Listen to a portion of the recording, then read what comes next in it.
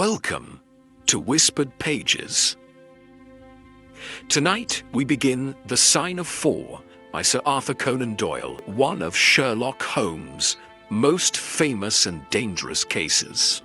This story will be told in 3 parts, released in order, exactly as it unfolds. Settle in, and let us begin.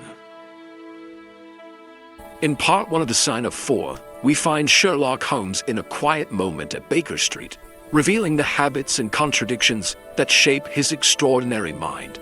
Dr. Watson watches with growing concern as Holmes indulges in a dangerous practice, exposing the tension between his brilliant intellect and his reckless need for stimulation. Their routine is interrupted by the arrival of Miss Merrymore Stan, a young woman burdened by a mystery that has followed her for years. Her father vanished without explanation, and in the time since, she has received valuable gifts from an unknown sender.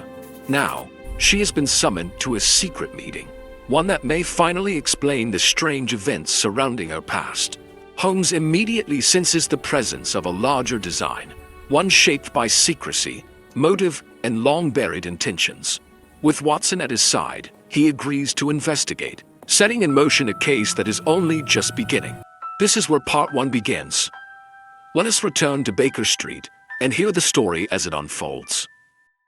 Chapter 1. The Science of Deduction. Sherlock Holmes took his bottle from the corner of the mantelpiece and his hypodermic syringe from its neat morocco case. With his long, white, nervous fingers he adjusted the delicate needle and rolled back his left shirt cuff. For some little time his eyes rested thoughtfully upon the sinewy forearm and wrist all dotted and scarred with innumerable puncture marks. Finally he thrust the sharp point home, pressed down the tiny piston, and sank back into the velvet-lined armchair with a long sigh of satisfaction. 3 times a day for many months I had witnessed this performance, but custom had not reconciled my mind to it. On the contrary, from day to day I had become more irritable at the sight, and my conscience swelled nightly within me at the thought that I had lacked the courage to protest. Again and again I had registered a vow that I should deliver my soul upon the subject, but there was that in the cool, nonchalant air of my companion which made him the last man with whom one would care to take anything approaching to a liberty. His great powers, his masterly manner, and the experience which I had had of his many extraordinary qualities, all made me diffident and backward in crossing him. Yet upon that afternoon, whether it was the bone which I had taken with my lunch, or the additional exasperation produced by the extreme deliberation of his manner, I suddenly felt that I could hold out no longer. "Which is it today?" I asked, "morphine or cocaine?" He raised his eyes languidly from the old black-letter volume which he had opened. "It is cocaine," he said, "a 7% solution. Would you care to try it? Break time equals 0. 25s /. No, indeed," I answered brusquely. "My constitution has not got over the Afghan campaign yet. I cannot afford to throw any extra strain upon it." He smiled at my vehemence. "Perhaps you are right, Watson," he said. "I suppose that its influence is physically a bad one. I find it, however, so transcendently stimulating and clarifying to the mind that its secondary action is a matter of small moment." "But consider," I said earnestly. "Count the cost. Your brain may, as you say, be roused and excited, but it is a pathological and morbid process which involves increased tissue change and may at last leave a permanent weakness. You know, too, what a black reaction comes upon you. Surely the game is hardly worth the candle. Why should you, for a mere passing pleasure, risk the loss of those great powers with which you have been endowed? Remember that I speak not only as one comrade to another, but as a medical man to one for whose constitution he is to some extent answerable." He did not seem offended. On the contrary, he put his fingertips together and leaned his elbows on the arms of his chair, like one who has a relish for conversation. "My mind," he said, "rebels at stagnation. Give me problems, give me work, give me the most abstruse cryptogram or the most intricate analysis, and I am in my own proper atmosphere. I can dispense then with artificial stimulants. But I abhor the dull routine of existence. I crave for mental exaltation. That is why I have chosen my own particular profession, or rather created it, for I am the only one in the world. The only unofficial detective, I said, raising my eyebrows. The only unofficial consulting detective, he answered. I am the last and highest court of appeal and detection. When Gregson or Lestrade or Athelney Jones are out of their depths, which, by the way, is their normal state, the matter is laid before me. I examine the data, as an expert, and pronounce a specialist's opinion. I claim no credit in such cases. My name figures in no newspaper. The work itself, the pleasure of finding a field for my peculiar powers, is my highest reward. But you have yourself had some experience of my methods of work in the Jefferson Hope case. Yes, indeed, said I cordially. I was never so struck by anything in my life. I even embodied it in a small brochure with the somewhat fantastic title of A Study in Scarlet. He shook his head sadly. I glanced over it, said he. Honestly, I cannot congratulate you upon it. Detection is, or ought to be, an exact science, and should be treated in the same cold and unemotional manner. You have attempted to tinge it with romanticism, which produces much the same effect as if you worked a love story or an elopement into the fifth proposition of Euclid. But the romance was there, I remonstrated. I could not tamper with the facts. Some facts should be suppressed, or at least a just sense of proportion should be observed in treating them. The only point in the case which deserved mention was the curious analytical reasoning from effects to causes by which I succeeded in unraveling it. I was annoyed at this criticism of a work which had been specially designed to please him. I confess, too, that I was irritated by the egotism which seemed to demand that every line of my pamphlet should be devoted to his own special doings. More than once during the years that I had lived with him in Baker Street, I had observed that a small vanity underlay my companion's quiet and didactic manner. I made no remark, however, but sat nursing my wounded leg. I had a Jezile bullet through it some time before, and, though it did not prevent me from walking, it ached wearily at every change of the weather. My practice has extended recently to the continent, said Holmes, after a while, filling up his old briar-root pipe. I was consulted last week by François Le Villard, who, as you probably know, has come rather to the front lately in the French detective service. He has all the Celtic power of quick intuition, but he is deficient in the wide range of exact knowledge which is essential to the higher developments of his art. The case was concerned with a will and possessed some features of interest. I was able to refer him to two parallel cases, the one at Riga in 1857 and the other at St. Louis in 1871, which have suggested to him the true solution. Here is the letter which I had this morning acknowledging my assistance. He tossed over, as he spoke, a crumpled sheet of foreign notepaper. I glanced my eyes down it, catching a profusion of notes of admiration, with stray magnifiques, coups de maître, and tours de force, all testifying to the ardent admiration of the Frenchman. He speaks as a pupil to his master, said I. Oh, he rates my assistance too highly, said Sherlock Holmes, lightly. He has considerable gifts himself. He possesses 2 out of the 3 qualities necessary for the ideal detective. He has the power of observation and that of deduction. He is only wanting in knowledge, and that may come in time. He is now translating my small works into French. Your works? Oh, didn't you know? He cried, laughing. Yes, I have been guilty of several monographs. They are all upon technical subjects. Here, for example, is one upon the distinction between the ashes of the various tobaccos. In it I enumerate 140 forms of cigar dash, cigarette dash, and pipe tobacco, with colored plates illustrating the difference in the ash. It is a point which is continually turning up in criminal trials, and which is sometimes of supreme importance as a clue. If you can say definitely, for example, that some murder has been done by a man who was smoking an Indian lunka, it obviously narrows your field of search. To the trained eye there is as much difference between the black ash of a trichinopoly and the white fluff of bird's eye as there is between a cabbage and a potato. You have an extraordinary genius for minutiae, I remarked. I appreciate their importance. Here is my monograph upon the tracing of footsteps, with some remarks upon the uses of plaster of Paris as a preserver of impresses. Here, too, is a curious little work upon the influence of a trade upon the form of the hand, with lithotypes of the hands of slaters, sailors, cork cutters, compositors, weavers, and diamond polishers. That is a matter of great practical interest to the scientific detective, especially in cases of unclaimed bodies or in discovering the antecedents of criminals. But I weary you with my hobby. Not at all, I answered earnestly. It is of the greatest interest to me, especially since I have had the opportunity of observing your practical application of it. But you spoke just now of observation and deduction. Surely the one to some extent implies the other. Why, hardly, he answered, leaning back luxuriously in his armchair and sending up thick blue wreaths from his pipe.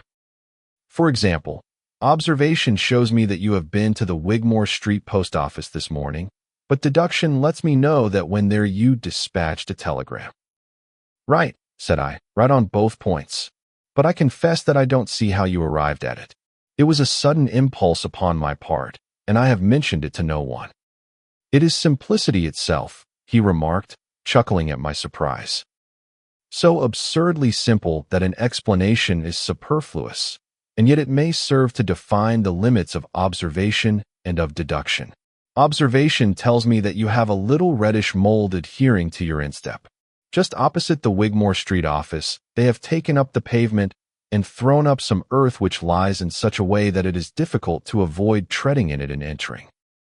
The earth is of this peculiar reddish tint which is found, as far as I know, nowhere else in the neighborhood. So much is observation. The rest is deduction. How, then, did you deduce the telegram? Why, of course I knew that you had not written a letter, since I sat opposite to you all morning. I see also in your open desk there that you have a sheet of stamps and a thick bundle of postcards. What could you go into the post office for, then, but to send a wire? Eliminate all other factors, and the one which remains must be the truth. In this case it certainly is so, I replied, after a little thought. The thing, however, is, as you say, of the simplest. Would you think me impertinent if I were to put your theories to a more severe test? On the contrary, he answered, it would prevent me from taking a second dose of cocaine.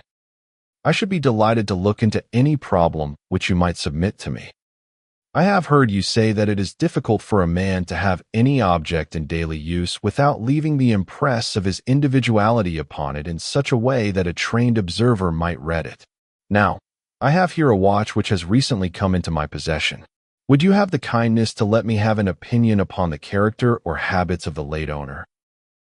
I handed him over the watch with some slight feeling of amusement in my heart, for the test was, as I thought, an impossible one, and I intended it as a lesson against the somewhat dogmatic tone which he occasionally assumed. He balanced the watch in his hand, gazed hard at the dial, opened the back, and examined the works, first with his naked eyes and then with a powerful convex lens. I could hardly keep from smiling at his crestfallen face when he finally snapped the case to and handed it back. There are hardly any data, he remarked. The watch has been recently cleaned, which robs me of my most suggestive facts. You are right, I answered. It was cleaned before being sent to me. In my heart, I accused my companion of putting forward a most lame and impotent excuse to cover his failure. What data could he expect from an uncleaned watch? Though unsatisfactory, my research has not been entirely barren, he observed, staring up at the ceiling with dreamy, lackluster eyes. Subject to your correction, I should judge that the watch belonged to your elder brother, who inherited it from your father. That you gather, no doubt, from the H.W. upon the back. Quite so. The W suggests your own name. The date of the watch is nearly 50 years back, and the initials are as old as the watch, so it was made for the last generation. Jewelry usually descends to the eldest son, and he is most likely to have the same name as the father. Your father has, if I remember right, been dead many years. It has, therefore, been in the hands of your eldest brother. Right, so far, said I. Anything else? He was a man of untidy habits. Very untidy and careless. He was left with good prospects, but he threw away his chances, lived for some time in poverty with occasional short intervals of prosperity, and finally, taking to drink, he died. That is all I can gather. I sprang from my chair and limped impatiently about the room with considerable bitterness in my heart. This is unworthy of you, Holmes, I said. I could not have believed that you would have descended to this. You have made inquiries into the history of my unhappy brother, and you now pretend to deduce this knowledge in some fanciful way. You cannot expect me to believe that you have read all this from his old watch. It is unkind, and, to speak plainly, has a touch of charlatanism in it. My dear doctor, said he, kindly, pray accept my apologies. Viewing the matter as an abstract problem, I had forgotten how personal and painful a thing it might be to you. I assure you, however, that I never even knew that you had a brother until you handed me the watch. Then how in the name of all that is wonderful did you get these facts? They are absolutely correct in every particular. Ah, that is good luck. I could only say what was the balance of probability. I did not at all expect to be so accurate. But it was not mere guesswork. No, I never guess. It is a shocking habit, destructive to the logical faculty. What seems strange to you is only so because you do not follow my train of thought or observe the small facts upon which large inferences may depend. For example, I began by stating that your brother was careless. When you observe the lower part of that watch case, you notice that it is not only dinted in 2 places, but it is cut and marked all over from the habit of keeping other hard objects, such as coins or keys, in the same pocket. Surely it is no great feat to assume that a man who treats a 50-guinea watch so cavalierly must be a careless man. Neither is it a very far-fetched inference that a man who inherits one article of such value is pretty well provided for in other respects. I nodded, to show that I followed his reasoning. It is very customary for pawnbrokers in England, when they take a watch, to scratch the number of the ticket with a pinpoint upon the inside of the case. It is more handy than a label, as there is no risk of the number being lost or transposed. There are no less than 4 such numbers visible to my lens on the inside of this case. Inference, that your brother was often at low water. Secondary inference, that he had occasional bursts of prosperity, or he could not have redeemed the pledge. Finally, I ask you to look at the inner plate, which contains the keyhole. Look at the thousands of scratches all round the hole, marks where the key has slipped. What sober man's key could have scored those grooves? But you will never see a drunkard's watch without them. He wins it at night, and he leaves these traces of his unsteady hand. Where is the mystery in all this? It is as clear as daylight, I answered. I regret the injustice which I did you. I should have had more faith in your marvelous faculty. May I ask whether you have any professional inquiry on foot at present? None. Hence the cocaine. I cannot live without brain work. What else is there to live for? Stand at the window here. Was ever such a dreary, dismal, and profitable world? See how the yellow fog swirls down the street and drifts across the dun-colored houses. What could be more hopelessly prosaic and material? What is the use of having powers, doctor, when one has no field upon which to exert them? Crime is commonplace, existence is commonplace, and no qualities save those which are commonplace have any function upon earth. I had opened my mouth to reply to this tirade, when with a crisp knock our landlady entered, bearing a card upon the brass salver. "A young lady for you, sir," she said, addressing my companion. "Miss Mary Morstan," he read. I have no recollection of the name. Ask the young lady to step up, Mrs. Hudson. Don't go, doctor. I should prefer that you remain. Chapter 2. The Statement of the Case. Miss Morstan entered the room with a firm step and an outward composure of manner. She was a blonde young lady, small, dainty, well-gloved, and dressed in the most perfect taste. There was, however, a plainness and simplicity about her costume which bore with it a suggestion of limited means. The dress was a somber grayish beige, untrimmed and unbraided, and she wore a small turban of the same dull hue, relieved only by a suspicion of white feather in the side. Her face had neither regularity of feature nor beauty of complexion, but her expression was sweet and amiable, and her large blue eyes were singularly spiritual and sympathetic. In an experience of women which extends over many nations and 3 separate continents, I have never looked upon a face which gave a clearer promise of a refined and sensitive nature. I could not but observe that as she took the seat which Sherlock Holmes placed for her, her lip trembled, her hand quivered, and she showed every sign of intense inward agitation. "I have come to you, Mr. Holmes," she said, "because you once enabled my employer, Mrs. Cecil Forrester, to unravel a little domestic complication. She was much impressed by your kindness and skill." "Mrs. Cecil Forrester," he repeated thoughtfully. "I believe that I was of some slight service to her. The case, however, as I remember it, was a very simple one." "She did not think so, but at least you cannot say the same of mine. I can hardly imagine anything more strange, more utterly inexplicable, than the situation in which I find myself." Holmes rubbed his hands, and his eyes glistened. He leaned forward in his chair with an expression of extraordinary concentration upon his clear-cut, hawk-like features. "State your case," said he, in brisk, business tones. I felt that my position was an embarrassing one. "You will, I am sure, excuse me," I said, rising from my chair. To my surprise, the young lady held up her gloved hand to detain me. "If your friend," she said, "would be good enough to stop, he might be of inestimable service to me." I relapsed into my chair. "Briefly," she continued, "the facts are these. My father was an officer in an Indian regiment who sent me home when I was quite a child. My mother was dead, and I had no relative in England. I was placed, however, in a comfortable boarding establishment at Edinburgh, and there I remained until I was 17 years of age.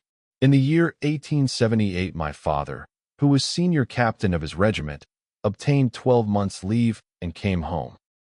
He telegraphed to me from London that he had arrived all safe, and directed me to come down at once, giving the Langham Hotel as his address.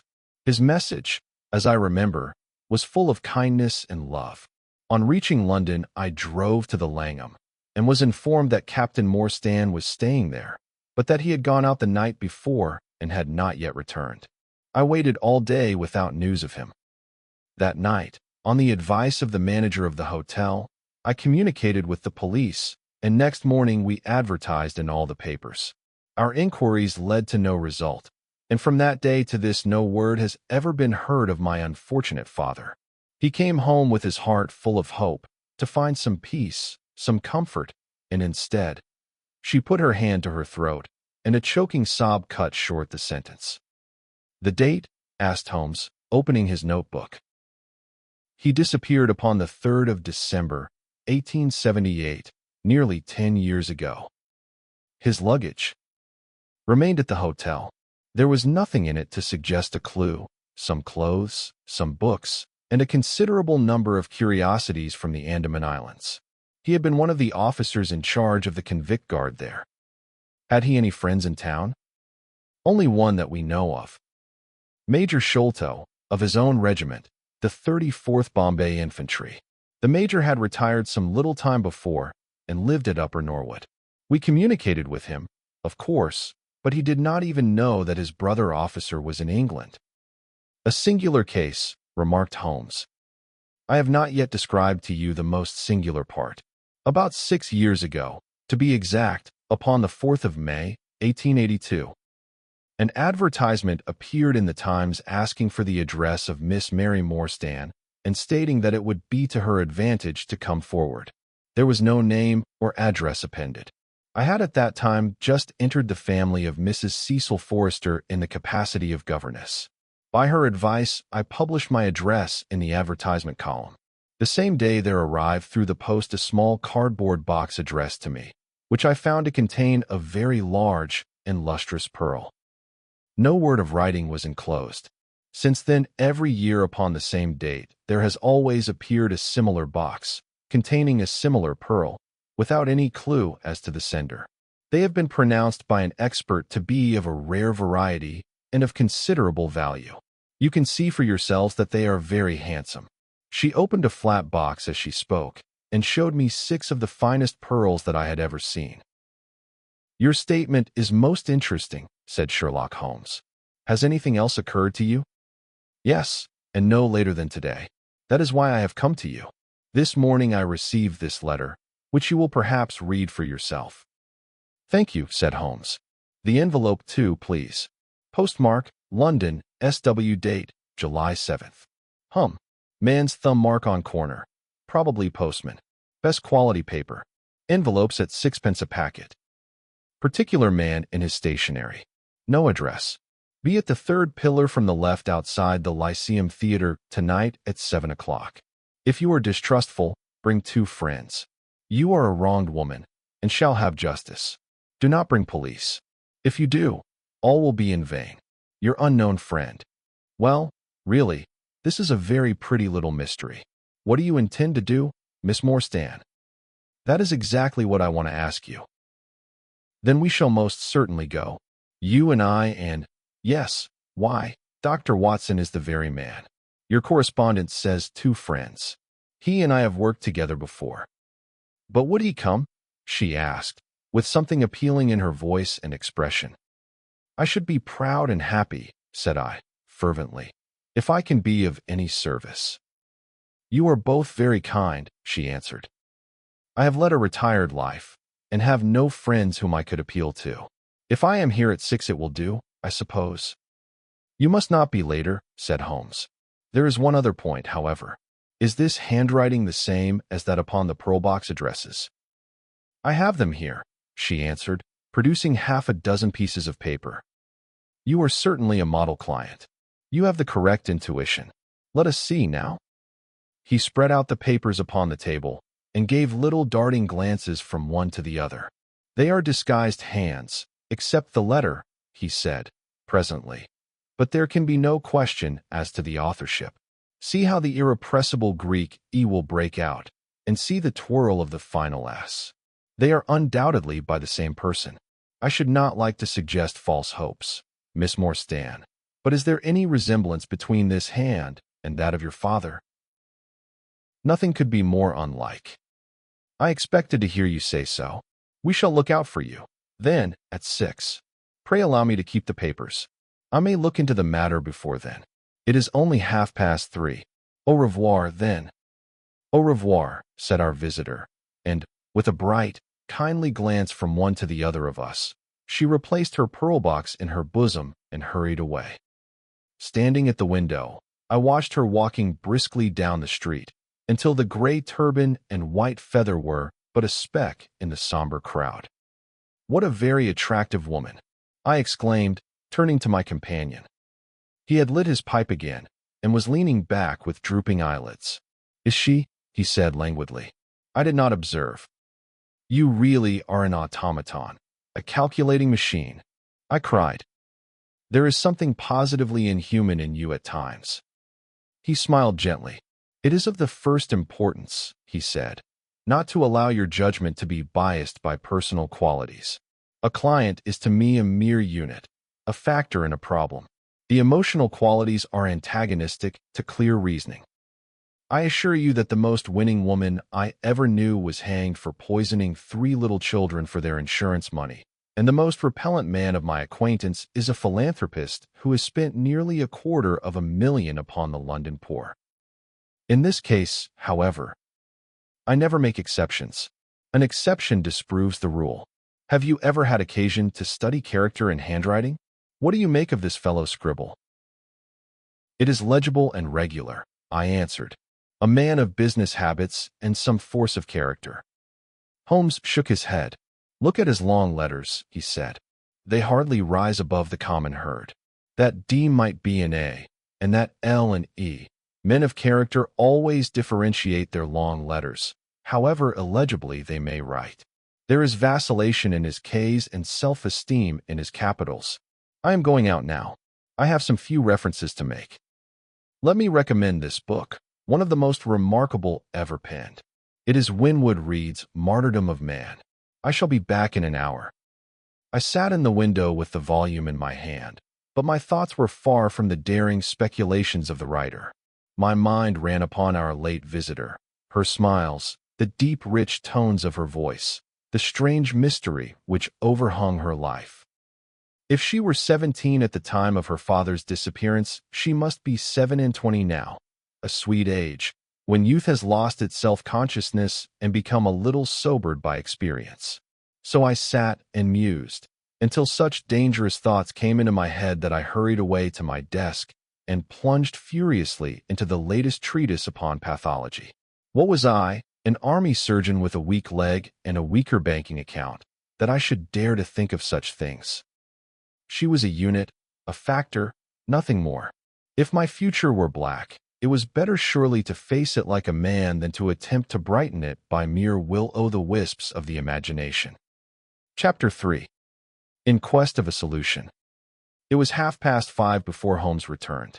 He was bright, eager, and in excellent spirits, a mood which in his case alternated with fits of the blackest depression. "There is no great mystery in this matter," he said, taking the cup of tea which I had poured out for him.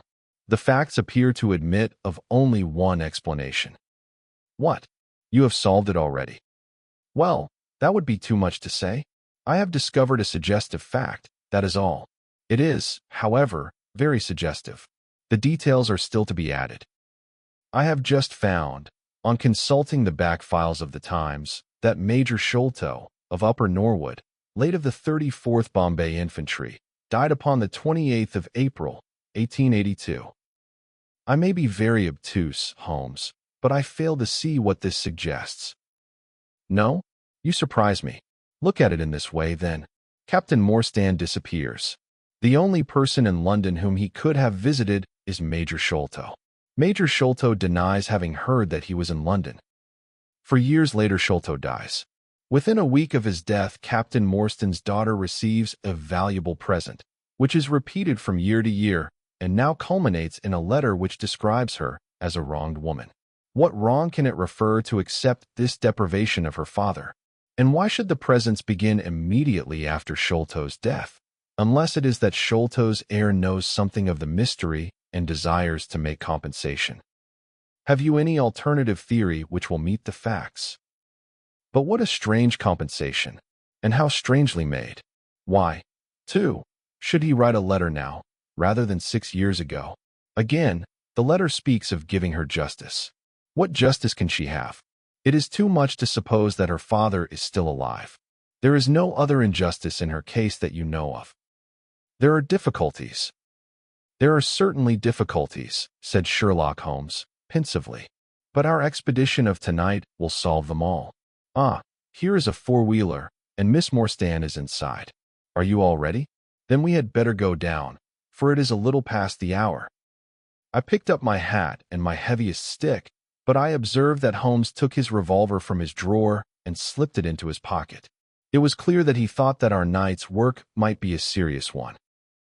Miss Morstan was muffled in a dark cloak, and her sensitive face was composed, but pale. She must have been more than woman if she did not feel some uneasiness at the strange enterprise upon which we were embarking. Yet her self-control was perfect, and she readily answered the few additional questions which Sherlock Holmes put to her. Major Sholto was a very particular friend of Papa's, she said. His letters were full of allusions to the Major. He and Papa were in command of the troops at the Andaman Islands, so they were thrown a great deal together. By the way, a curious paper was found in Papa's desk which no one could understand. I don't suppose that it is of the slightest importance, but I thought you might care to see it, so I brought it with me. It is here. Holmes unfolded the paper carefully and smoothed it out upon his knee. He then very methodically examined it all over with his double lens. "It is paper of native Indian manufacture," he remarked. "It has at some time been pinned to a board. The diagram upon it appears to be a plan of part of a large building with numerous halls, corridors, and passages. At one point is a small cross done in red ink, and above it is 3.37 from left in faded pencil writing. In the left-hand corner is a curious hieroglyphic like 4 crosses in a line with their arms touching. Beside it is written, in very rough and coarse characters, the sign of the 4, Jonathan Small, Muhammad Singh, Abdullah Khan, Dost Akbar. No, I confess that I do not see how this bears upon the matter. Yet it is evidently a document of importance. It has been kept carefully in a pocketbook, for the one side is as clean as the other. It was in his pocketbook that we found it. Preserve it carefully, then, Miss Morstan, for it may prove to be of use to us. I begin to suspect that this matter may turn out to be much deeper and more subtle than I at first supposed. I must reconsider my ideas. He leaned back in the cab, and I could see by his drawn brow and his vacant eye that he was thinking intently. Miss Morstan and I chatted in an undertone about our present expedition and its possible outcome, but our companion maintained his impenetrable reserve until the end of our journey. It was a September evening, and not yet 7 o'clock, but the day had been a dreary one, and a dense drizzly fog lay low upon the great city. Mud-colored clouds drooped sadly over the muddy streets. Down the Strand the lamps were but misty splotches of diffused light, which threw a feeble, circular glimmer upon the slimy pavement. The yellow glare from the shop windows streamed out into the steamy, vaporous air, and threw a murky, shifting radiance across the crowded thoroughfare. There was, to my mind, something eerie and ghost-like in the endless procession of faces which flitted across these narrow bars of light, sad faces and glad, haggard and merry. Like all humankind, they flitted from the gloom into the light, and so back into the gloom once more. I am not subject to impressions, but the dull, heavy evening, with the strange business upon which we were engaged, combined to make me nervous and depressed. I could see from Miss Morstan's manner that she was suffering from the same feeling. Holmes alone could rise superior to petty influences. He held his open notebook upon his knee, and from time to time he jotted down figures and memoranda in the light of his pocket lantern. At the Lyceum Theater, the crowds were already thick at the side entrances. In front, a continuous stream of hansoms and four-wheelers were rattling up, discharging their cargoes of shirt-fronted men and beshawled, beady-amonded women. We had hardly reached the third pillar, which was our rendezvous, before a small, dark, brisk man in the dress of a coachman accosted us. "Are you the parties who come with Miss Morstan?" he asked. "I am Miss Morstan, and these 2 gentlemen are my friends," said she. He bent a pair of wonderfully penetrating and questioning eyes upon us. "You will excuse me, miss," he said with a certain dogged manner, "but I was to ask you to give me your word that neither of your companions is a police officer." "I give you my word on that," she answered. He gave a shrill whistle, on which a street Arab led across a four-wheeler and opened the door. The man who had addressed us mounted to the box, while we took our places inside. We had hardly done so before the driver whipped up his horse, and we plunged away at a furious pace through the foggy streets. The situation was a curious one. We were driving to an unknown place, on an unknown errand. Yet our invitation was either a complete hoax, which was an inconceivable hypothesis, or else we had good reason to think that important issues might hang upon our journey. Miss Morstan's demeanor was as resolute and collected as ever. I endeavored to cheer and amuse her by reminiscences of my adventures in Afghanistan. But, to tell the truth, I was myself so excited at our situation and so curious as to our destination that my stories were slightly involved. To this day she declares that I told her one moving anecdote as to how a musket looked into my tent at the dead of night, and how I fired a double-barreled tiger cub at it. At first I had some idea as to the direction in which we were driving. But soon, what with our pace, the fog, and my own limited knowledge of London, I lost my bearings and knew nothing, save that we seemed to be going a very long way. Sherlock Holmes was never at fault, however, and he muttered the names as the cab rattled through squares and in and out by tortuous by-streets. "Rochester Row," said he. "Now Vincent Square. Now we come out on the Vauxhall Bridge Road. We are making for the Surrey side, apparently. Yes, I thought so. Now we are on the bridge. You can catch glimpses of the river." We did indeed get a fleeting view of a stretch of the Thames with the lamps shining upon the broad, silent water, but our cab dashed on, and was soon involved in a labyrinth of streets upon the other side. "Wordsworth Road," said my companion. "Priory Road, Larkhall Lane, Stockwell Place, Robert Street, Cold Harbor Lane." Our quest does not appear to take us to very fashionable regions. We had, indeed, reached a questionable and forbidding neighborhood. Long lines of dull brick houses were only relieved by the coarse glare and tawdry brilliancy of public houses at the corner. Then came rows of two-storied villas, each with a fronting of miniature garden, and then again interminable lines of new staring brick buildings. The monster tentacles which the giant city was throwing out into the country. At last the cab drew up at the third house in a new terrace. None of the other houses were inhabited, and that at which we stopped was as dark as its neighbors, save for a single glimmer in the kitchen window. On our knocking, however, the door was instantly thrown open by a Hindu servant clad in a yellow turban, white loose-fitting clothes, and a yellow sash.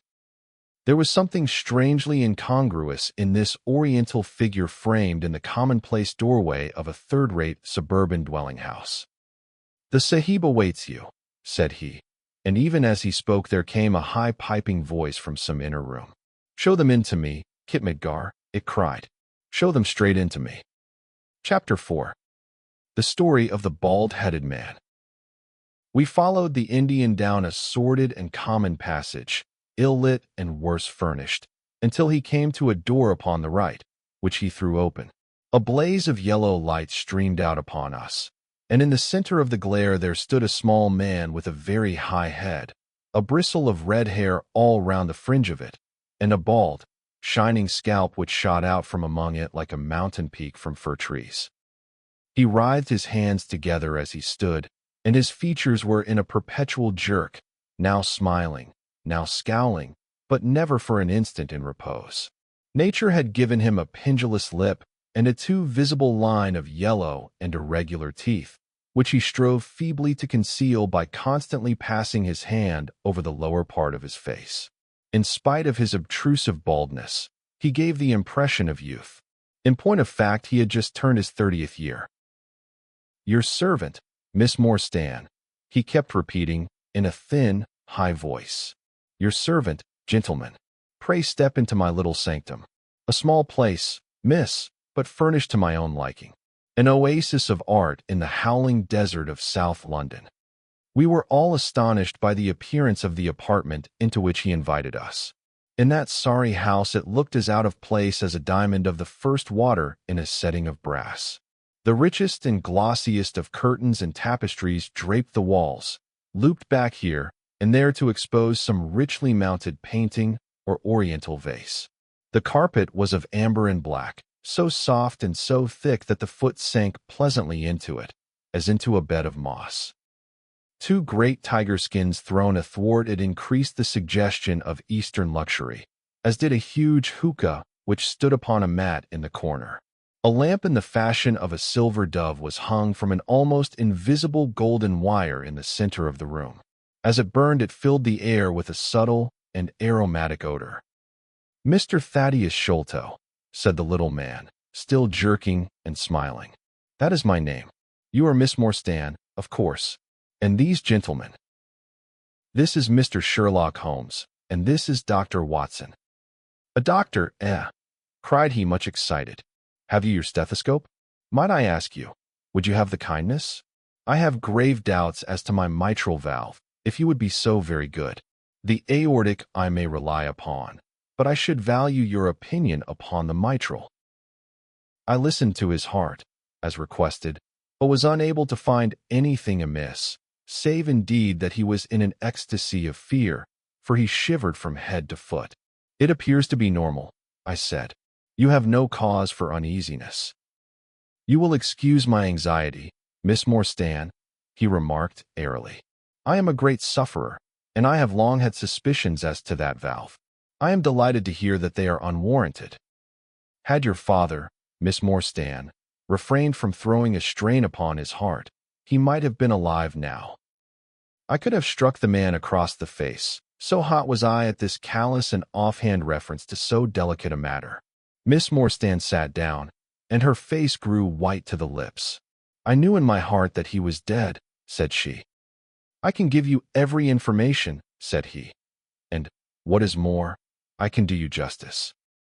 And I will, too, whatever Brother Bartholomew may say.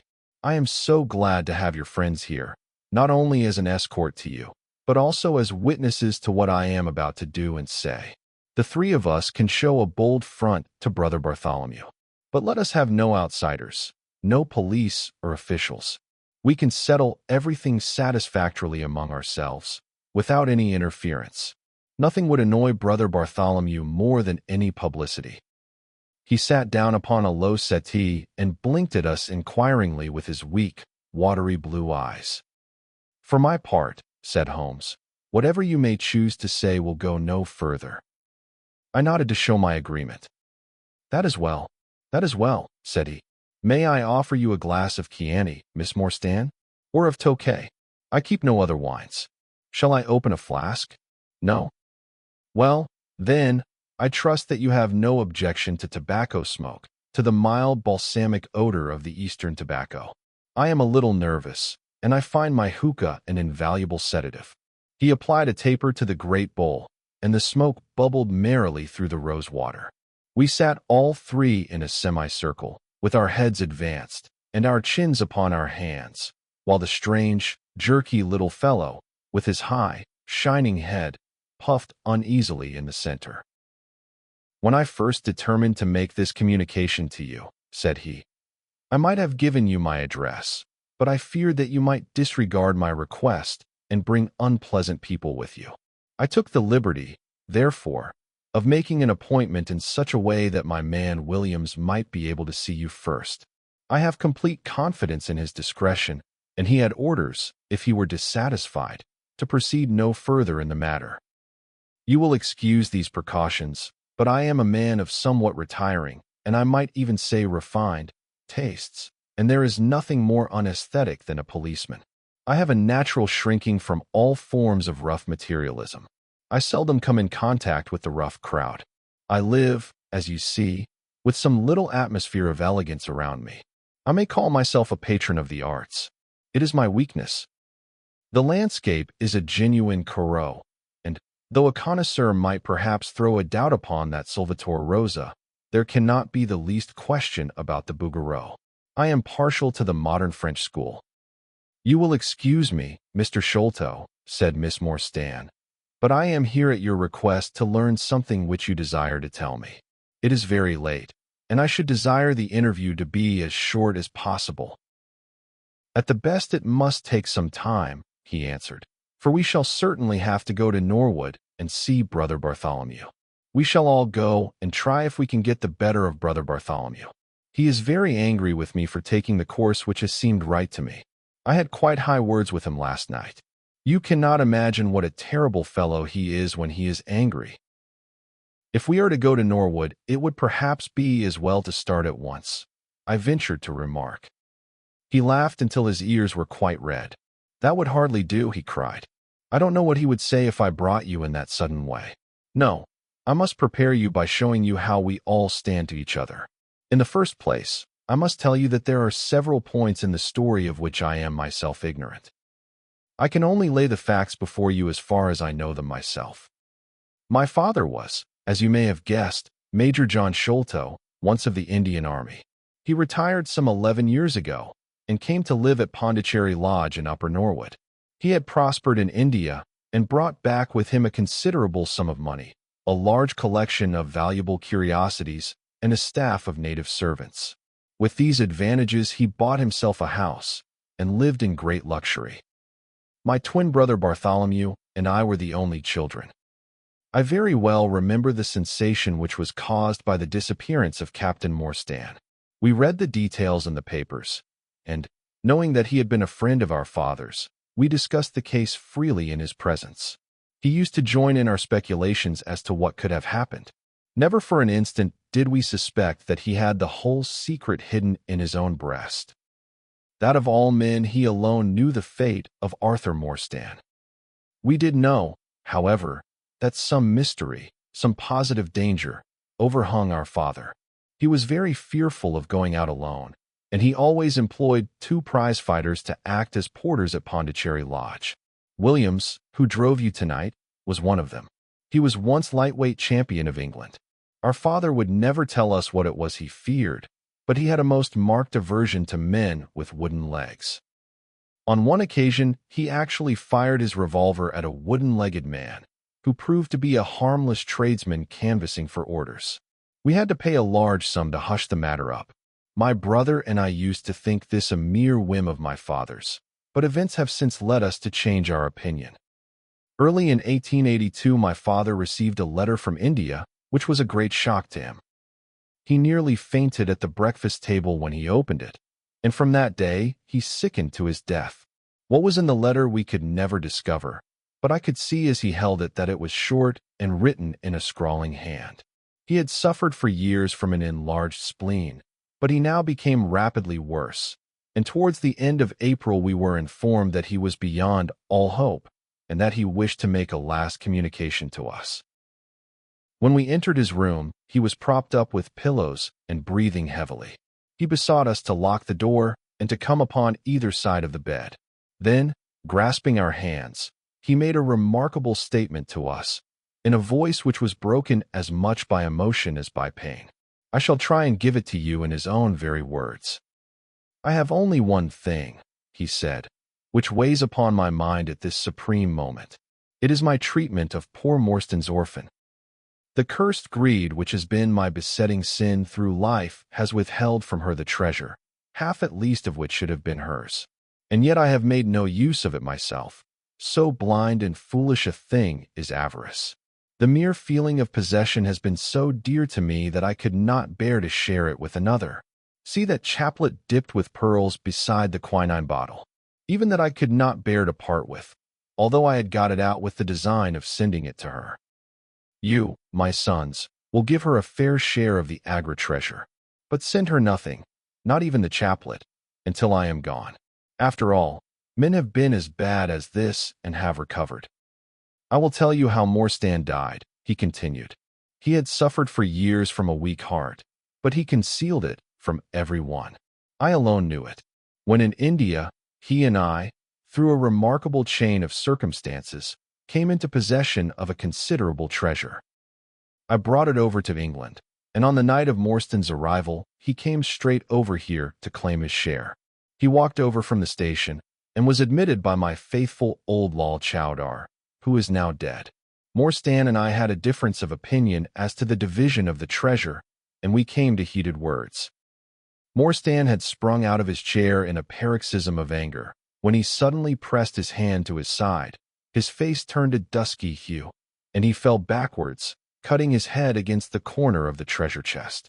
When I stooped over him, I found, to my horror, that he was dead. For a long time I sat half distracted, wondering what I should do. My first impulse was, of course, to call for assistance. But I could not but recognize that there was every chance that I would be accused of his murder. His death at the moment of a quarrel and the gash in his head would be black against me. Again, an official inquiry could not be made without bringing out some facts about the treasure, which I was particularly anxious to keep secret. He had told me that no soul upon earth knew where he had gone. There seemed to be no necessity why any soul ever should know. I was still pondering over the matter, when, looking up, I saw my servant, Lal Chowdar, in the doorway. He stole in and bolted the door behind him. "Do not fear, Sahib," he said. "No one need know that you have killed him. Let us hide him away, and who is the wiser?" "I did not kill him," said I. Lal Chowdar shook his head and smiled. "I heard it all, Sahib," said he. "I heard you quarrel, and I heard the blow. But my lips are sealed. All are asleep in the house. Let us put him away together." That was enough to decide me. If my own servant could not believe my innocence, How could I hope to make it good before 12 foolish tradesmen in a jury box? Lal Chowdar and I disposed of the body that night, and within a few days the London papers were full of the mysterious disappearance of Captain Morstan. You will see from what I say that I can hardly be blamed in the matter. My fault lies in the fact that we concealed not only the body, but also the treasure, and that I have clung to Morstan's share as well as to my own. I wish you, therefore, to make restitution. Put your ears down to my mouth. The treasure is hidden in. At this instant a horrible change came over his expression. His eyes stared wildly, his jaw dropped, and he yelled, in a voice which I can never forget, "Keep him out! For Christ's sake, keep him out!" We both stared round at the window behind us upon which his gaze was fixed. A face was looking in at us out of the darkness. We could see the whitening of the nose where it was pressed against the glass. It was a bearded, hairy face, with wild, cruel eyes and an expression of concentrated malevolence. My brother and I rushed towards the window, but the man was gone. When we returned to my father, his head had dropped and his pulse had ceased to beat. We searched the garden that night, but found no sign of the intruder, save that just under the window a single footmark was visible in the flower bed. But for that one trace, we might have thought that our imaginations had conjured up that wild, fierce face. We soon, however, had another and a more striking proof that there were secret agencies at work all round us. The window of my father's room was found open in the morning. His cupboards and boxes had been rifled, and upon his chest was fixed a torn piece of paper, with the words "The Sign of the Four" scrawled across it. What the phrase meant, or who our secret visitor may have been, we never knew. As far as we can judge, none of my father's property had been actually stolen, though everything had been turned out. My brother and I naturally associated this peculiar incident with the fear which haunted my father during his life, but it is still a complete mystery to us. The little man stopped to relight his hookah and puffed thoughtfully for a few moments. We had all sat absorbed, listening to his extraordinary narrative.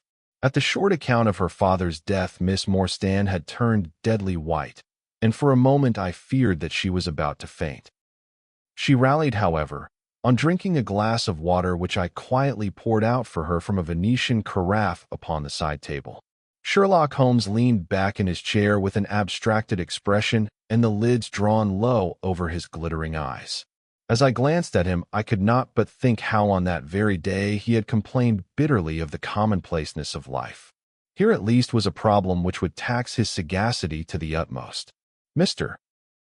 Thaddeus Sholto looked from one to the other of us with an obvious pride at the effect which his story had produced, and then continued between the puffs of his overgrown pipe.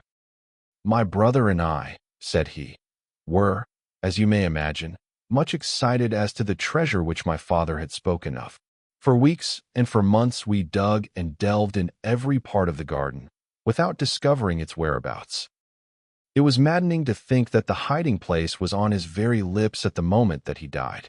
We could judge the splendor of the missing riches by the chaplet which he had taken out. Over this chaplet my brother Bartholomew and I had some little discussion.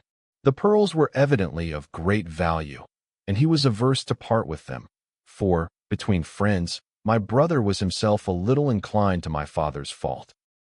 He thought, too, that if we parted with the chaplet it might give rise to gossip and finally bring us into trouble. It was all that I could do to persuade him to let me find out Miss Morstan's address and send her a detached pearl at fixed intervals, so that at least she might never feel destitute. "It was a kindly thought," said our companion, earnestly. "It was extremely good of you." The little man waved his hand deprecatingly. "We were your trustees," he said. "That was the view which I took of it, though Brother Bartholomew could not altogether see it in that light. We had plenty of money ourselves. I desired no more. Besides, it would have been such bad taste to have treated a young lady in so scurvy a fashion. Le mauvais gout me no crime. The French have a very neat way of putting these things. Our difference of opinion on this subject went so far that I thought it best to set up rooms for myself. So I left Pondicherry Lodge, taking the old Kitmutgar and Williams with me. Yesterday, however, I learned that an event of extreme importance has occurred. The treasure has been discovered. I instantly communicated with Miss Morstan, and it only remains for us to drive out to Norwood and demand our share. I explained my views last night to Brother Bartholomew, so we shall be expected, if not welcome, visitors. Mr. Thaddeus Sholto ceased, and sat twitching on his luxurious settee. We all remained silent, with our thoughts upon the new development which the mysterious business had taken. Holmes was the first to spring to his feet. "You have done well, sir, from first to last," said he. "It is possible that we may be able to make you some small return by throwing some light upon that which is still dark to you. But, as Miss Morstan remarked just now, it is late, and we had best put the matter through without delay." Our new acquaintance very deliberately coiled up the tube of his hookah and produced from behind a curtain a very long befrogged topcoat with astrakhan collar and cuffs. This he buttoned tightly up, in spite of the extreme closeness of the night, and finished his attire by putting on a rabbit-skin cap with hanging lappets which covered the ears, so that no part of him was visible save his mobile and peaky face. "My health is somewhat fragile," he remarked, as he led the way down the passage. "I am compelled to be a valetudinarian." Our cab was awaiting us outside, and our program was evidently prearranged, for the driver started off at once at a rapid pace. Thaddeus Sholto talked incessantly, in a voice which rose high above the rattle of the wheels. "Bartholomew is a clever fellow," said he. "How do you think he found out where the treasure was? He had come to the conclusion that it was somewhere indoors. So he worked out all the cubic space of the house and made measurements everywhere, so that not 1 inch should be unaccounted for. Among other things, he found that the height of the building was 74 feet, but on adding together the heights of all the separate rooms and making every allowance for the space between, which he ascertained by borings, he could not bring the total to more than 70 feet. There were 4 feet unaccounted for. These could only be at the top of the building. He knocked a hole, therefore, in the lath and plaster ceiling of the highest room, and there, sure enough, he came upon another little garret above it, which had been sealed up and was known to no one. In the center stood the treasure chest, resting upon 2 rafters. He lowered it through the hole, and there it lies. He computes the value of the jewels at not less than £500,000. At the mention of this gigantic sum, we all stared at one another open-eyed. Miss Morstan, could we secure her rights, would change from a needy governess to the richest heiress in England. Surely it was the place of a loyal friend to rejoice at such news. Yet I am ashamed to say that selfishness took me by the soul, and that my heart turned as heavy as lead within me. I stammered out some few halting words of congratulation, and then sat downcast, with my head drooped, deaf to the babble of our new acquaintance. He was clearly a confirmed hypochondriac, and I was dreamily conscious that he was pouring forth interminable trains of symptoms, and imploring information as to the composition and action of innumerable quack nostrums, some of which he bore about in a leather case in his pocket. I trust that he may not remember any of the answers which I gave him that night. Holmes declares that he overheard me caution him against the great danger of taking more than 2 drops of castor oil, while I recommended strychnine in large doses as a sedative. However that may be, I was certainly relieved when our cab pulled up with a jerk and the coachman sprang down to open the door. "This, Miss Morstan, is Pondicherry Lodge," said Mr. Thaddeus Sholto, as he handed her out.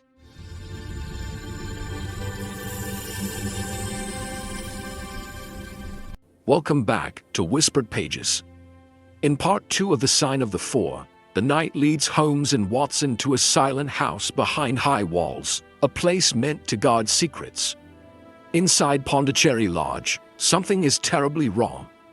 A window shows no light, a door is locked from within, and from the darkness, a frightened woman's cry breaks the stillness. What follows is not a chase, but a discovery. A room sealed against intrusion, a body seated in silence, and a single message left behind, the sign of the four. As Holmes begins his examination, every detail matters. A poisoned thorn, footprints where no one should stand, and a mystery that grows darker the closer it is examined. If these stories speak to you, please like the video and subscribe to Whispered Pages. Now, let's begin the reading. Chapter 5. The Tragedy of Pondicherry Lodge. It was nearly 11 o'clock when we reached this final stage of our night's adventures. We had left the damp fog of the great city behind us, and the night was fairly fine. A warm wind blew from the westward, and heavy clouds moved slowly across the sky, with half a moon peeping occasionally through the rifts.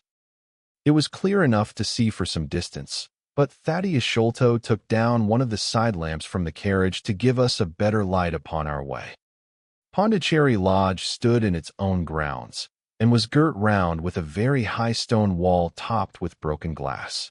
A single narrow iron-clamped door formed the only means of entrance. On this our guide knocked with a peculiar postman-like rat-tat. "Who is there?" cried a gruff voice from within. "It is I, McMurdo. You surely know my knock by this time." There was a grumbling sound and a clanking and jarring of keys. The door swung heavily back, and a short, deep-chested man stood in the opening, with the yellow light of the lantern shining upon his protruded face and twinkling distrustful eyes. "That you, Mr. Thaddeus? But who are the others?" "I had no orders about them from the master." "No, McMurdo. You surprise me. I told my brother last night that I should bring some friends. He ain't been out of his room today, Mr. Thaddeus, and I have no orders. You know very well that I must stick to regulations. I can let you in, but your friends must just stop where they are." This was an unexpected obstacle. Thaddeus Sholto looked about him in a perplexed and helpless manner. "This is too bad of you, McMurdo," he said. "If I guarantee them, that is enough for you. There is the young lady, too. She cannot wait on the public road at this hour." "Very sorry, Mr. Thaddeus," said the porter inexorably. "Folk may be friends o' yours, and yet no friends o' the master's. He pays me well to do my duty, and my duty I'll do. I don't know none o' your friends." "Oh, yes you do, McMurdo," cried Sherlock Holmes genially. "I don't think you can have forgotten me. Don't you remember the amateur who fought 3 rounds with you at Allison's rooms on the night of your benefit 4 years back?" "Not Mr. Sherlock Holmes," roared the prize-fighter. "God's truth, how could I have mistook you? If instead o' standing there so quiet you had just stepped up and given me that cross hit of yours under the jaw, I'd ha' known you without a question. Ah, you're one that has wasted your gifts, you have. You might have aimed high, if you had joined the fancy. You see, Watson, if all else fails me, I have still one of the scientific professions open to me," said Holmes, laughing. "Our friend won't keep us out in the cold now, I am sure." "In you come, sir, in you come, you and your friends," he answered. "Very sorry, Mr. Thaddeus, but orders are very strict. Had to be certain of your friends before I let them in."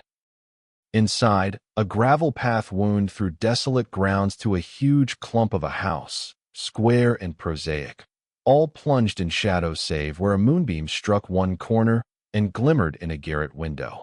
The vast size of the building, with its gloom and its deathly silence, struck a chill to the heart. Even Thaddeus Sholto seemed ill at ease, and the lantern quivered and rattled in his hand. "I cannot understand it," he said. "There must be some mistake. I distinctly told Bartholomew that we should be here, and yet there is no light in his window. I do not know what to make of it." "Does he always guard the premises in this way?" asked Holmes. "Yes, he has followed my father's custom. He was the favorite son, you know, and I sometimes think that my father may have told him more than he ever told me. That is Bartholomew's window up there where the moonshine strikes. It is quite bright, but there is no light from within, I think." "None," said Holmes, "but I see the glint of a light in that little window beside the door." "Ah, that is the housekeeper's room. That is where old Mrs. Bernstone sits. She can tell us all about it. But perhaps you would not mind waiting here for a minute or two, for if we all go in together, and she has no word of our coming, she may be alarmed. But hush! What is that?" He held up the lantern, and his hand shook until the circles of light flickered and wavered all round us. Miss Morstan seized my wrist, and we all stood with thumping hearts, straining our ears. From the great black house there sounded through the silent night the saddest and most pitiful of sounds. The shrill, broken whimpering of a frightened woman. "It is Mrs. Bernstone," said Sholto. "She is the only woman in the house. Wait here.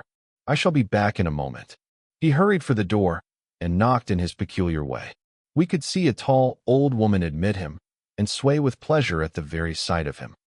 "Oh, Mr. Thaddeus, sir, I am so glad you have come. I am so glad you have come, Mr. Thaddeus, sir." We heard her reiterated rejoicings until the door was closed and her voice died away into a muffled monotone. Our guide had left us the lantern. Holmes swung it slowly round and peered keenly at the house and at the great rubbish heaps which cumbered the grounds. Miss Morstan and I stood together, and her hand was in mine. A wondrous subtle thing is love, for here were we two who had never seen each other before that day, between whom no word or even look of affection had ever passed, and yet now in an hour of trouble our hands instinctively sought for each other. I have marveled at it since, but at the time it seemed the most natural thing that I should go out to her so, and, as she has often told me, there was in her also the instinct to turn to me for comfort and protection. So we stood hand in hand, like two children, and there was peace in our hearts for all the dark things that surrounded us. "What a strange place," she said, looking round. "It looks as though all the moles in England had been let loose in it. I have seen something of the sort on the side of a hill near Ballarat, where the prospectors had been at work." "And from the same cause," said Holmes. "These are the traces of the treasure-seekers. You must remember that they were 6 years looking for it. No wonder that the grounds look like a gravel pit." At that moment the door of the house burst open, and Thaddeus Sholto came running out, with his hands thrown forward and terror in his eyes. "There is something amiss with Bartholomew," he cried. "I am frightened. My nerves cannot stand it." He was, indeed, half blubbering with fear, and his twitching, feeble face peeping out from the great astrakhan collar had the helpless, appealing expression of a terrified child. "Come into the house," said Holmes, in his crisp, firm way. "Yes, do," pleaded Thaddeus Sholto. "I really do not feel equal to giving directions." We all followed him into the housekeeper's room, which stood upon the left-hand side of the passage. The old woman was pacing up and down with a scared look and restless picking fingers, but the sight of Miss Morstan appeared to have a soothing effect upon her. "God bless your sweet, calm face," she cried, with an hysterical sob. "It does me good to see you. Oh, but I have been sorely tried this day." Our companion patted her thin, work-worn hand, and murmured some few words of kindly, womanly comfort, which brought the color back into the other's bloodless cheeks. "Master has locked himself in and will not answer me," she explained. "All day I have waited to hear from him, for he often likes to be alone. But an hour ago I feared that something was amiss, so I went up and peeped through the keyhole. You must go up, Mr. Thaddeus. You must go up and look for yourself. I have seen Mr. Bartholomew Sholto in joy and in sorrow for 10 long years, but I never saw him with such a face on him as that." Sherlock Holmes took the lamp and led the way, for Thaddeus Sholto's teeth were chattering in his head. So shaken was he that I had to pass my hand under his arm as we went up the stairs, for his knees were trembling under him. Twice as we ascended, Holmes whipped his lens out of his pocket and carefully examined marks which appeared to me to be mere shapeless smudges of dust upon the cocoanut matting which served as a stair carpet.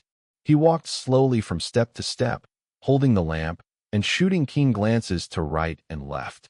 Miss Morstan had remained behind with the frightened housekeeper. The third flight of stairs ended in a straight passage of some length, with a great picture in Indian tapestry upon the right of it, and 3 doors upon the left. Holmes advanced along it in the same slow and methodical way, while we kept close at his heels, with our long black shadows streaming backwards down the corridor. The third door was that which we were seeking. Holmes knocked without receiving any answer, and then tried to turn the handle and force it open. It was locked on the inside, however, and by a broad and powerful bolt, as we could see when we set our lamp up against it. The key being turned, however, the hole was not entirely closed. Sherlock Holmes bent down to it, and instantly rose again with a sharp intaking of the breath. "There is something devilish in this, Watson," said he, more moved than I had ever before seen him. "What do you make of it?" I stooped to the hole, and recoiled in horror. Moonlight was streaming into the room, and it was bright with a vague and shifty radiance.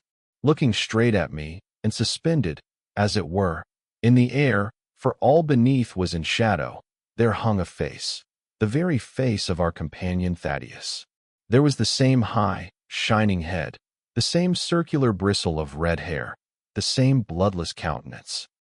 The features were set, however, in a horrible smile, a fixed and unnatural grin, which in that still and moonlit room was more jarring to the nerves than any scowl or contortion. So like was the face to that of our little friend that I looked round at him to make sure that he was indeed with us. Then I recalled to mind that he had mentioned to us that his brother and he were twins. "This is terrible," I said to Holmes. "What is to be done?" "The door must come down," he answered, and, springing against it, he put all his weight upon the lock. It creaked and groaned, but did not yield. Together we flung ourselves upon it once more, and this time it gave way with a sudden snap, and we found ourselves within Bartholomew Sholto's chamber. It appeared to have been fitted up as a chemical laboratory. A double line of glass-stoppered bottles was drawn up upon the wall opposite the door, and the table was littered over with Bunsen burners, test tubes, and retorts. In the corners stood carboys of acid in wicker baskets. One of these appeared to leak or to have been broken, for a stream of dark-colored liquid had trickled out from it, and the air was heavy with a peculiarly pungent, tar-like odor. A set of steps stood at one side of the room, in the midst of a litter of lath and plaster, and above them there was an opening in the ceiling large enough for a man to pass through. At the foot of the steps a long coil of rope was thrown carelessly together. By the table, in a wooden armchair, the master of the house was seated all in a heap, with his head sunk upon his left shoulder, and that ghastly, inscrutable smile upon his face. He was stiff and cold, and had clearly been dead many hours.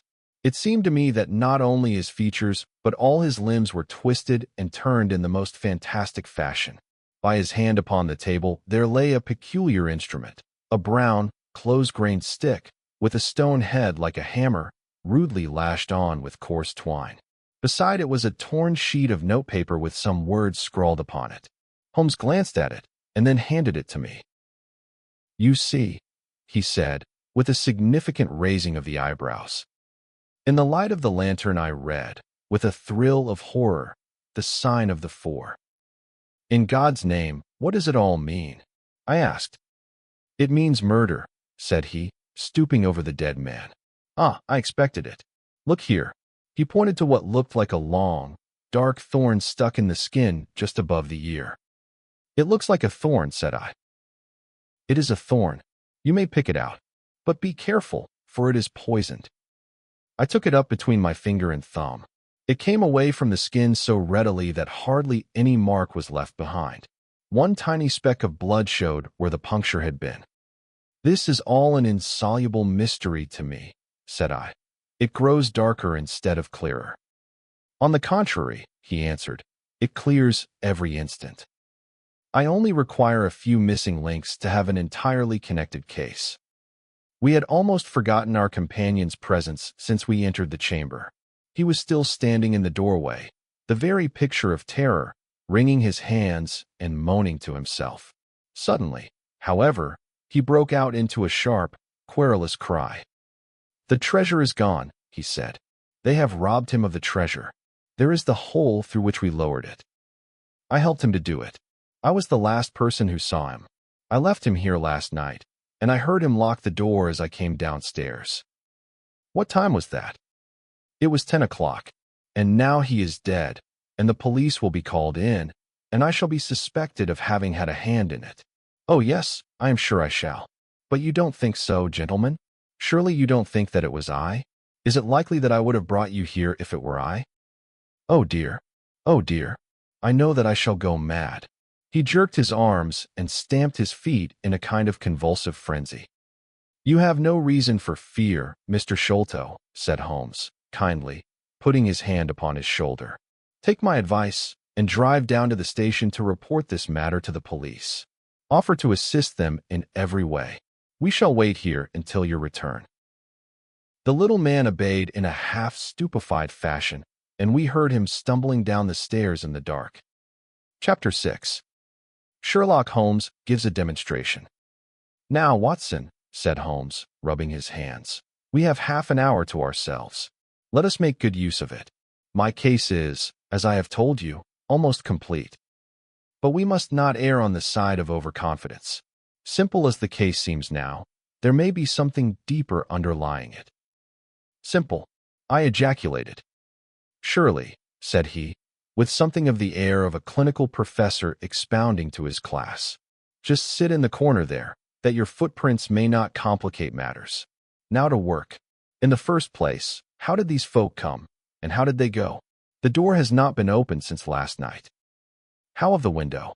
He carried the lamp across to it, muttering his observations aloud the while, but addressing them to himself rather than to me. "Window is snibbed on the inner side. Framework is solid. No hinges at the side. Let us open it. No water pipe near. Roof quite out of reach. Yet a man has mounted by the window. It rained a little last night. Here is the print of a foot in mold upon the sill. And here is a circular muddy mark, and here again upon the floor, and here again by the table. See here, Watson. This is really a very pretty demonstration." I looked at the round, well-defined muddy discs. "This is not a footmark," said I. "It is something much more valuable to us. It is the impression of a wooden stump. You see here on the sill is the boot mark, a heavy boot with the broad metal heel, and beside it is the mark of the timber toe. It is the wooden-legged man." "Quite so, but there has been someone else, a very able and efficient ally. Could you scale that wall, Doctor?" I looked out of the open window. The moon still shone brightly on that angle of the house.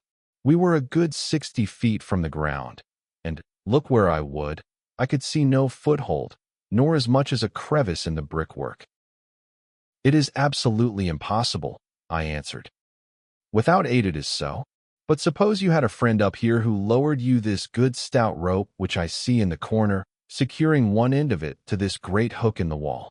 Then, I think, if you were an active man, you might swarm up, wooden leg and all. You would depart, of course, in the same fashion, and your ally would draw up the rope, untie it from the hook, shut the window, snib it on the inside, and get away in the way that he originally came. As a minor point it may be noted," he continued, fingering the rope, "that our wooden-legged friend, though a fair climber, was not a professional sailor. His hands were far from horny. My lens discloses more than one blood mark, especially towards the end of the rope, from which I gather that he slipped down with such velocity that he took the skin off his hand." "This is all very well," said I, "but the thing becomes more unintelligible than ever. How about this mysterious ally? How came he into the room?" "Yes, the ally," repeated Holmes, pensively. "There are features of interest about this ally. He lifts the case from the regions of the commonplace. I fancy that this ally breaks fresh ground in the annals of crime in this country, though parallel cases suggest themselves from India, and, if my memory serves me, from Senegambia." "How came he, then?" I reiterated. "The door is locked. The window is inaccessible. Was it through the chimney?" "The grate is much too small," he answered. "I had already considered that possibility." "How then?" I persisted.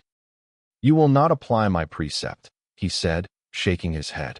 "How often have I said to you that when you have eliminated the impossible, whatever remains, however improbable, must be the truth. We know that he did not come through the door, the window, or the chimney. We also know that he could not have been concealed in the room, as there is no concealment possible. Whence, then, did he come?" "He came through the hole in the roof," I cried. "Of course he did. He must have done so. If you will have the kindness to hold the lamp for me, we shall now extend our researches to the room above, the secret room in which the treasure was found." He mounted the steps, and, seizing a rafter with either hand, he swung himself up into the garret. Then, lying on his face, he reached down for the lamp and held it while I followed him. The chamber in which we found ourselves was about 10 feet one way and 6 the other. The floor was formed by the rafters, with thin lath plaster between, so that in walking one had to step from beam to beam. The roof ran up to an apex, and was evidently the inner shell of the true roof of the house. There was no furniture of any sort, and the accumulated dust of years lay thick upon the floor. "Here you are, you see," said Sherlock Holmes, putting his hand against the sloping wall. "This is a trapdoor which leads out onto the roof. I can press it back, and here is the roof itself, sloping at a gentle angle. This, then, is the way by which number 1 entered. Let us see if we can find any other traces of his individuality." He held down the lamp to the floor, and as he did so I saw for the second time that night a startled, surprised look come over his face. For myself, as I followed his gaze, my skin was cold under my clothes. The floor was covered thickly with the prints of a naked foot, clear, well-defined, perfectly formed, but scarce half the size of those of an ordinary man. "Holmes," I said, in a whisper, "a child has done the horrid thing." He had recovered his self-possession in an instant. "I was staggered for the moment," he said, "but the thing is quite natural. My memory failed me, or I should have been able to foretell it. There is nothing more to be learned here. Let us go down." "What is your theory, then, as to those footmarks?" I asked, eagerly, when we had regained the lower room once more. "My dear Watson, try a little analysis yourself," said he, with a touch of impatience. "You know my methods. Apply them, and it will be instructive to compare results." "I cannot conceive anything which will cover the facts," I answered. "It will be clear enough to you soon," he said, in an offhand way. "I think that there is nothing else of importance here, but I will look." He whipped out his lens and a tape measure, and hurried about the room on his knees, measuring, comparing, examining, with his long thin nose only a few inches from the planks, and his beady eyes gleaming and deep-set like those of a bird. So swift, silent, and furtive were his movements, like those of a trained bloodhound picking out a scent, that I could not but think what a terrible criminal he would have made had he turned his energy and sagacity against the law, instead of exerting them in its defense. As he hunted about, he kept muttering to himself, and finally he broke out into a loud crow of delight. "We are certainly in luck," said he. "We ought to have very little trouble now. Number 1 has had the misfortune to tread in the creosote. You can see the outline of the edge of his small foot here at the side of this evil-smelling mess. The carboy has been cracked, you see, and the stuff has leaked out." "What then?" I asked. "Why, we have got him, that's all," said he. "I know a dog that would follow that scent to the world's end. If a pack can track a trailed herring across a shire, how far can a specially trained hound follow so pungent a smell as this? It sounds like a sum in the rule of 3. The answer should give us but hello, here are the accredited representatives of the law." Heavy steps and the clamor of loud voices were audible from below, and the hall door shut with a loud crash. "Before they come," said Holmes, "just put your hand here on this poor fellow's arm, and here on his leg. What do you feel?" "The muscles are as hard as a board," I answered. "Quite so. They are in a state of extreme contraction, far exceeding the usual rigor mortis. Coupled with this distortion of the face, this Hippocratic smile, or risus sardonicus, as the old writers called it, what conclusion would it suggest to your mind? Break time equals 0. 25s / death from some powerful vegetable alkaloid," I answered, "some strychnine-like substance which would produce tetanus." That was the idea which occurred to me the instant I saw the drawn muscles of the face. On getting into the room, I at once looked for the means by which the poison had entered the system. As you saw, I discovered a thorn which had been driven or shot with no great force into the scalp. You observe that the part struck was that which would be turned towards the hole in the ceiling if the man were erect in his chair. Now examine the thorn." I took it up gingerly and held it in the light of the lantern. It was long, sharp, and black, with a glazed look near the point as though some gummy substance had dried upon it. The blunt end had been trimmed and rounded off with a knife. "Is that an English thorn?" he asked. "Break time equals 0. 25s/. No, it certainly is not. With all these data, you should be able to draw some just inference. But here are the regulars, so the auxiliary forces may beat a retreat." As he spoke, the steps which had been coming nearer sounded loudly on the passage, and a very stout, portly man in a gray suit strode heavily into the room. He was red-faced, burly, and plethoric, with a pair of very small twinkling eyes which looked keenly out from between swollen and puffy pouches. He was closely followed by an inspector in uniform and by the still palpitating Thaddeus Sholto. "Here's a business," he cried, in a muffled, husky voice. "Here's a pretty business. But who are all these? Why, the house seems to be as full as a rabbit warren. I think you must recollect me, Mr. Athelney Jones," said Holmes quietly. "Why, of course I do," he wheezed. "It's Mr. Sherlock Holmes, the theorist. Remember you? I'll never forget how you lectured us all on causes and inferences and effects in the Bishopgate jewel case. It's true you set us on the right track, but you'll own now that it was more by good luck than good guidance. It was a piece of very simple reasoning. Oh, come now, come. Never be ashamed to own up. But what is all this? Bad business. Bad business. Stern facts here, no room for theories. How lucky that I happened to be out at Norwood over another case. I was at the station when the message arrived. What'd you think the man died of?" "Oh, this is hardly a case for me to theorize over," said Holmes, dryly. "No, no. Still, we can't deny that you hit the nail on the head sometimes. Dear me, door locked, I understand. Jewels worth $500,000 missing. How was the window?" "Fastened, but there are steps on the sill."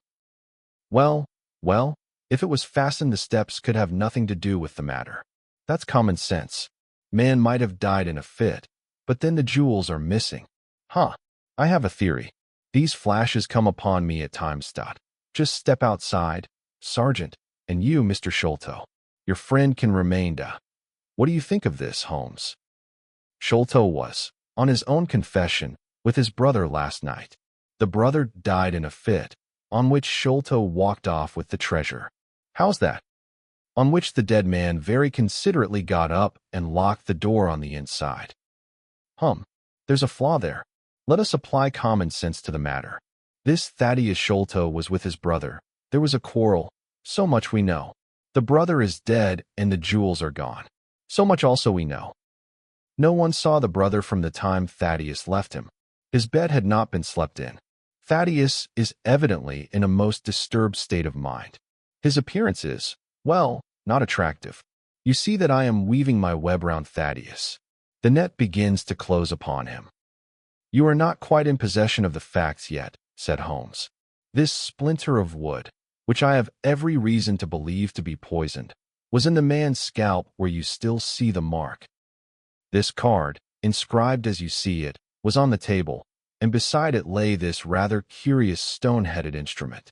How does all that fit into your theory?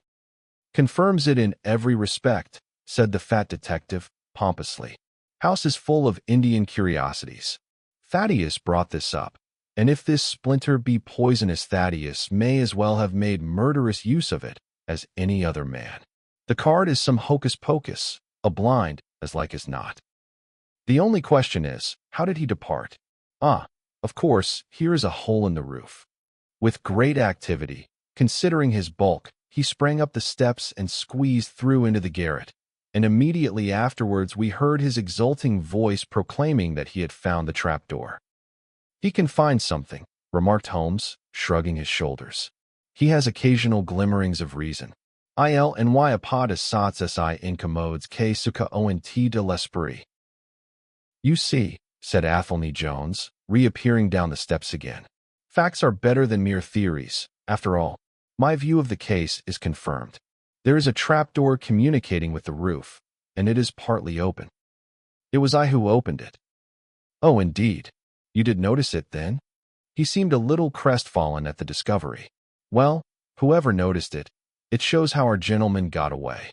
Inspector, break time equals 0. 25s/. Yes, sir, from the passage. Ask Mr. Sholto to step this way. Mr. Sholto, it is my duty to inform you that anything which you may say will be used against you. I arrest you in the Queen's name as being concerned in the death of your brother. There now, didn't I tell you? Cried the poor little man, throwing out his hands and looking from one to the other of us. Don't trouble yourself about it, Mr. Sholto, said Holmes. I think that I can engage to clear you of the charge. Don't promise too much, Mr. Theorist. Don't promise too much, snapped the detective. You may find it a harder matter than you think. Not only will I clear him, Mr. Jones, but I will make you a free present of the name and description of one of the 2 people who were in this room last night. His name, I have every reason to believe, is Jonathan Small. He is a poorly educated man, small, active, with his right leg off, and wearing a wooden stump which is worn away upon the inner side. His left boot has a coarse, square-toed sole with an iron band round the heel. He is a middle-aged man, much sunburned, and has been a convict. These few indications may be of some assistance to you, coupled with the fact that there is a good deal of skin missing from the palm of his hand. The other man. The other man? Asked Athelney Jones in a sneering voice, but impressed none the less, as I could easily see, by the precision of the other's manner. Is a rather curious person, said Sherlock Holmes, turning upon his heel. I hope before very long to be able to introduce you to the pair of them. A word with you, Watson. He led me out to the head of the stair. This unexpected occurrence, he said, has caused us rather to lose sight of the original purpose of our journey. I have just been thinking so, I answered. It is not right that Miss Morstan should remain in this stricken house. No, you must escort her home. She lives with Mrs. Cecil Forrester in Lower Camberwell, so it is not very far. I will wait for you here if you will drive out again. Or perhaps you are too tired. Break time equals 0. 25s/. By no means. I don't think I could rest until I know more of this fantastic business. I have seen something of the rough side of life, but I give you my word that this quick succession of strange surprises tonight has shaken my nerve completely. I should like, however, to see the matter through with you, now that I have got so far. Your presence will be of great service to me, he answered. We shall work the case out independently and leave this fellow Jones to exult over any mare's nest which he may choose to construct. When you have dropped Miss Morstan, I wish you to go on to number 3, Pinchin Lane, down near the water's edge at Lambeth. The 3rd house on the right-hand side is a bird stuffer's. Sherman is the name. You will see a weasel holding a young rabbit in the window. Knock old Sherman up and tell him, with my compliments, that I want Toby at once. You will bring Toby back in the cab with you. A dog, I suppose. Yes, a queer mongrel, with a most amazing power of scent. I would rather have Toby's help than that of the whole detective force of London. I shall bring him then, said I. It is 1 now. I ought to be back before 3, if I can get a fresh horse. And I, said Holmes, shall see what I can learn from Mrs. Bernstone, and from the Indian servant, who, Mr. Thaddeus tell me, sleeps in the next garret. Then I shall study the great Jones's methods and listen to his not too delicate sarcasms. Were sin gewont dast I mention Verhonen was sie nicht verstehen. Goethe is always pithy. Chapter 7. The Episode of the Barrel. The police had brought a cab with them, and in this I escorted Miss Morstan back to her home. After the angelic fashion of women, she had borne trouble with a calm face as long as there was someone weaker than herself to support, and I had found her bright and placid by the side of the frightened housekeeper. In the cab, however, she first turned faint, and then burst into a passion of weeping. So sorely had she been tried by the adventures of the night. She has told me since that she thought me cold and distant upon that journey. She little guessed the struggle within my breast, or the effort of self-restraint which held me back. My sympathies and my love went out to her, even as my hand had in the garden. I felt that years of the conventionalities of life could not teach me to know her sweet, brave nature as had this one day of strange experiences. Yet there were two thoughts which sealed the words of affection upon my lips. She was weak and helpless, shaken in mind and nerve. It was to take her at a disadvantage to obtrude love upon her at such a time. Worse still, she was rich. If Holmes's researches were successful, she would be an heiress. Was it fair, was it honorable, that a half-paced surgeon should take such advantage of an intimacy which chance had brought about? Might she not look upon me as a mere vulgar fortune-seeker? I could not bear to risk that such a thought should cross her mind. This Agra treasure intervened, like an impassable barrier between us. It was nearly 2 o'clock when we reached Mrs. Cecil Forrester's. The servants had retired hours ago, but Mrs. Forrester had been so interested by the strange message which Miss Morstan had received that she had sat up in the hope of her return. She opened the door herself, a middle-aged, graceful woman, and it gave me joy to see how tenderly her arms stole round the other's waist, and how motherly was the voice in which she greeted her. She was clearly no mere paid dependent, but an honored friend.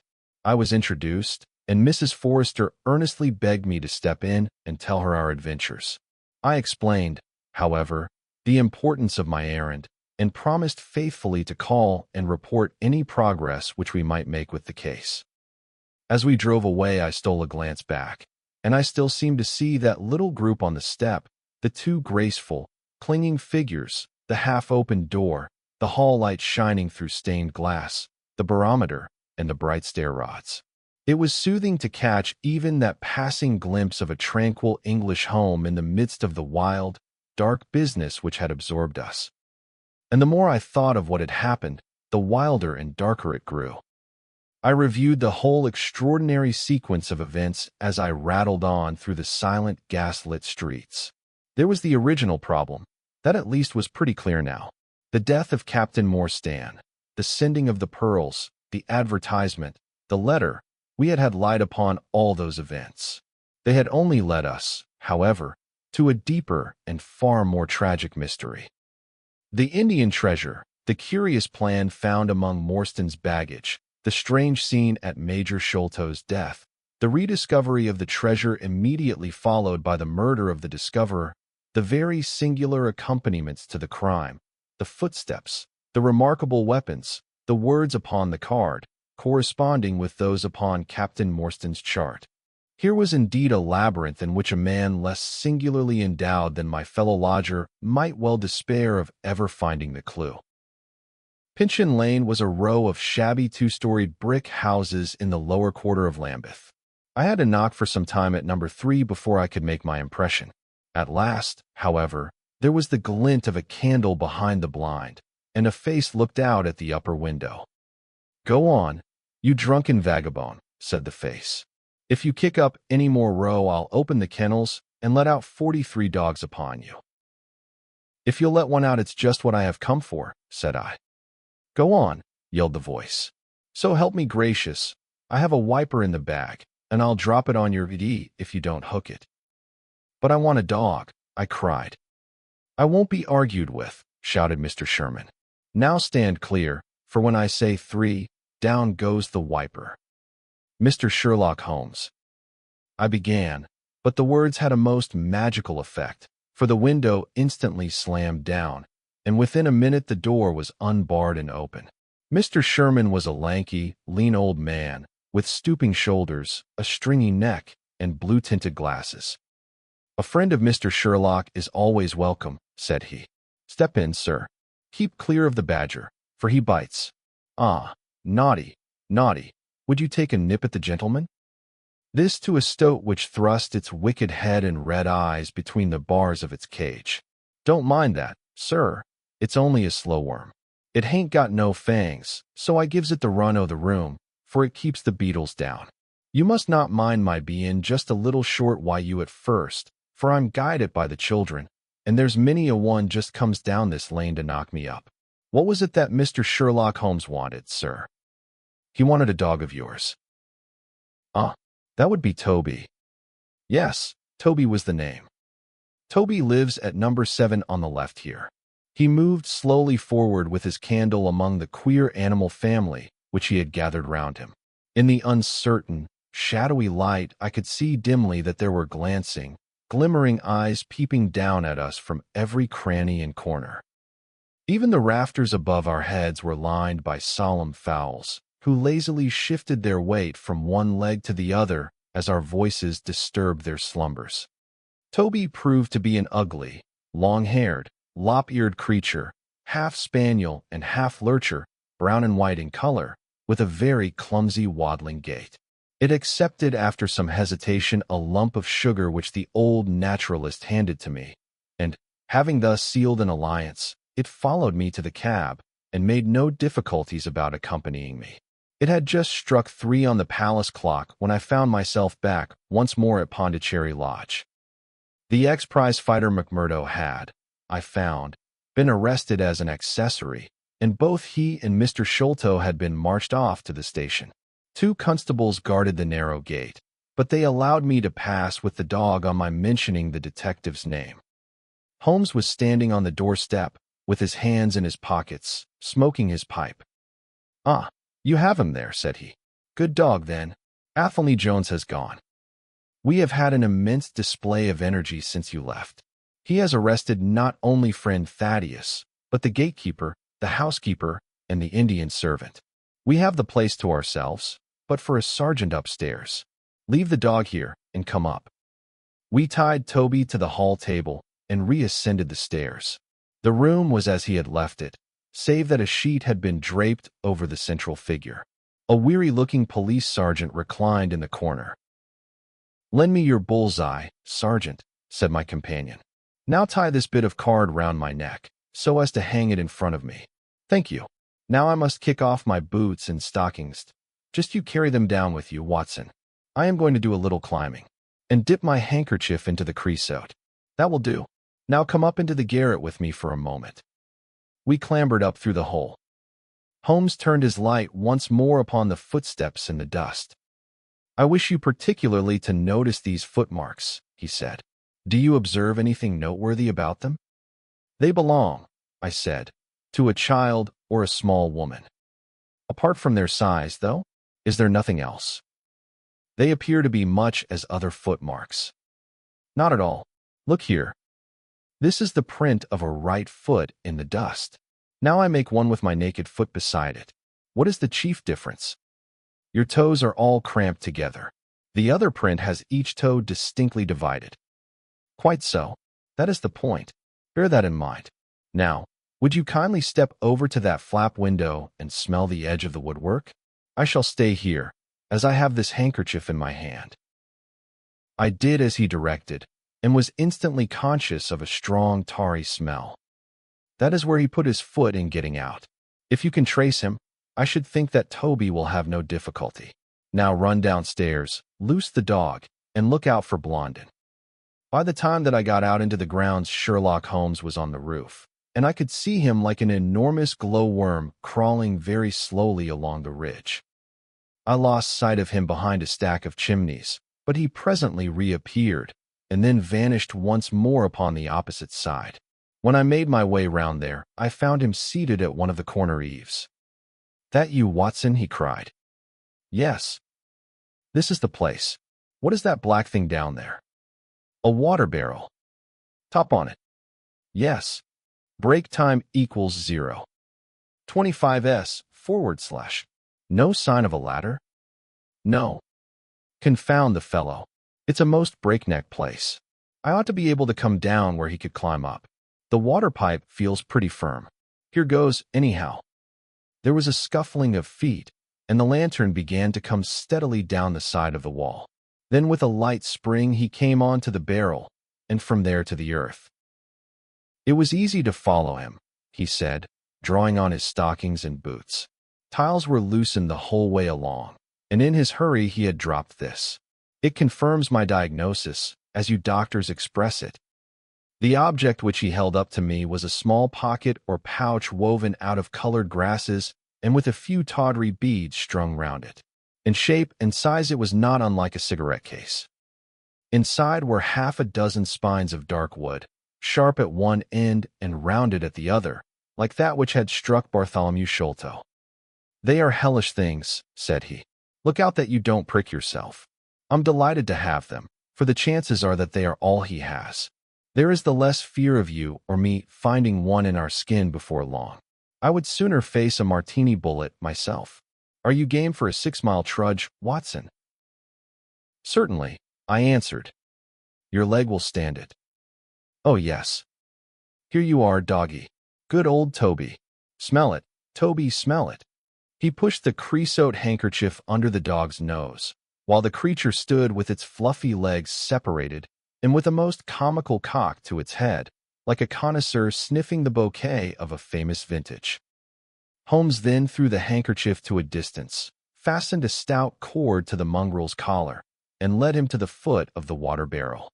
The creature instantly broke into a succession of high, tremulous yelps, and, with his nose on the ground, and his tail in the air, pattered off upon the trail at a pace which strained his leash and kept us at the top of our speed. The east had been gradually widening, and we could now see some distance in the cold gray light. The square, massive house, with its black, empty windows and high, bare walls, towered up, sad and forlorn, behind us. Our course led right across the grounds, in and out among the trenches and pits with which they were scarred and intersected. The whole place, with its scattered dirt heaps and ill-grown shrubs, had a blighted, ill-omened look which harmonized with the black tragedy which hung over it. On reaching the boundary wall, Toby ran along, whining eagerly, underneath its shadow, and stopped finally in a corner screened by a young beech. Where the two walls joined, several bricks had been loosened, and the crevices left were worn down and rounded upon the lower side, as though they had frequently been used as a ladder. Holmes clambered up, and, taking the dog from me, he dropped it over upon the other side. "There's the print of Woodenleg's hand," he remarked, as I mounted up beside him. "You see the slight smudge of blood upon the white plaster. What a lucky thing it is that we have had no very heavy rain since yesterday. The scent will lie upon the road in spite of their 28 hours' start." I confess that I had my doubts myself when I reflected upon the great traffic which had passed along the London road in the interval. My fears were soon appeased, however. Toby never hesitated or swerved, but waddled on in his peculiar rolling fashion. Clearly, the pungent smell of the creosote rose high above all other contending scents. "Do not imagine," said Holmes, "that I depend for my success in this case upon the mere chance of one of these fellows having put his foot in the chemical. I have knowledge now which would enable me to trace them in many different ways. This, however, is the readiest, and, since fortune has put it into our hands, I should be culpable if I neglected it. It has, however, prevented the case from becoming the pretty little intellectual problem which it at one time promised to be.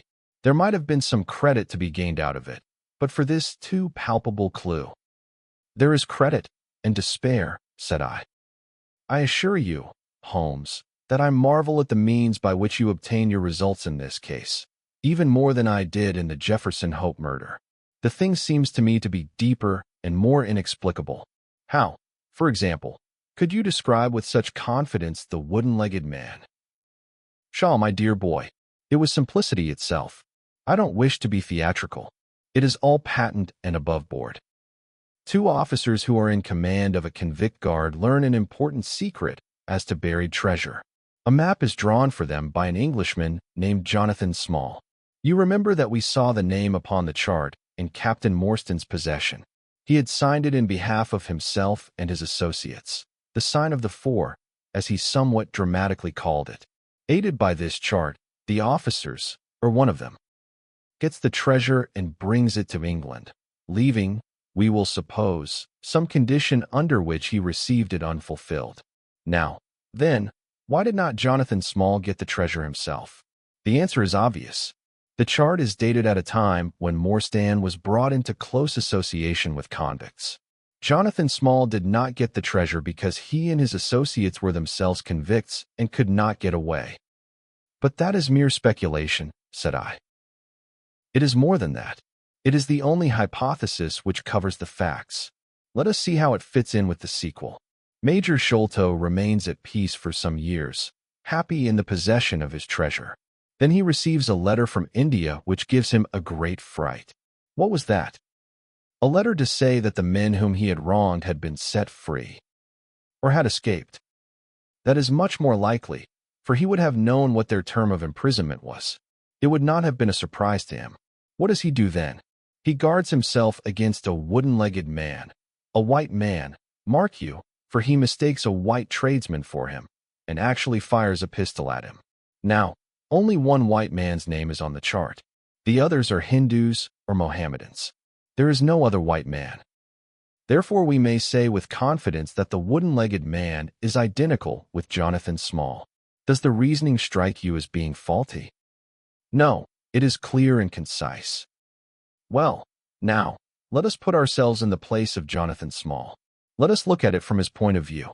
He comes to England with the double idea of regaining what he would consider to be his rights, and of having his revenge upon the man who had wronged him. He found out where Sholto lived, and very possibly he established communications with someone inside the house. There is this butler, Lal Rao, whom we have not seen. Mrs. Bernstone gives him far from a good character. Small could not find out, however, where the treasure was hid, for no one ever knew, save the major and one faithful servant who had died. Suddenly Small learns that the major is on his deathbed. In a frenzy lest the secret of the treasure die with him, he runs the gauntlet of the guards, makes his way to the dying man's window, and is only deterred from entering by the presence of his two sons. Mad with hate, however, against the dead man, he enters the room that night, searches his private papers in the hope of discovering some memorandum relating to the treasure, and finally leaves a memento of his visit in the short inscription upon the card. He had doubtless planned beforehand that should he slay the major, he would leave some such record upon the body as a sign that it was not a common murder, but, from the point of view of the four associates, something in the nature of an act of justice. Whimsical and bizarre conceits of this kind are common enough in the annals of crime, and usually afford valuable indications as to the criminal. Do you follow all this? Very clearly. Now, what could Jonathan Small do? He could only continue to keep a secret watch upon the efforts made to find the treasure. Possibly he leaves England and only comes back at intervals. Then comes the discovery of the garret, and he is instantly informed of it. We again trace the presence of some confederate in the household.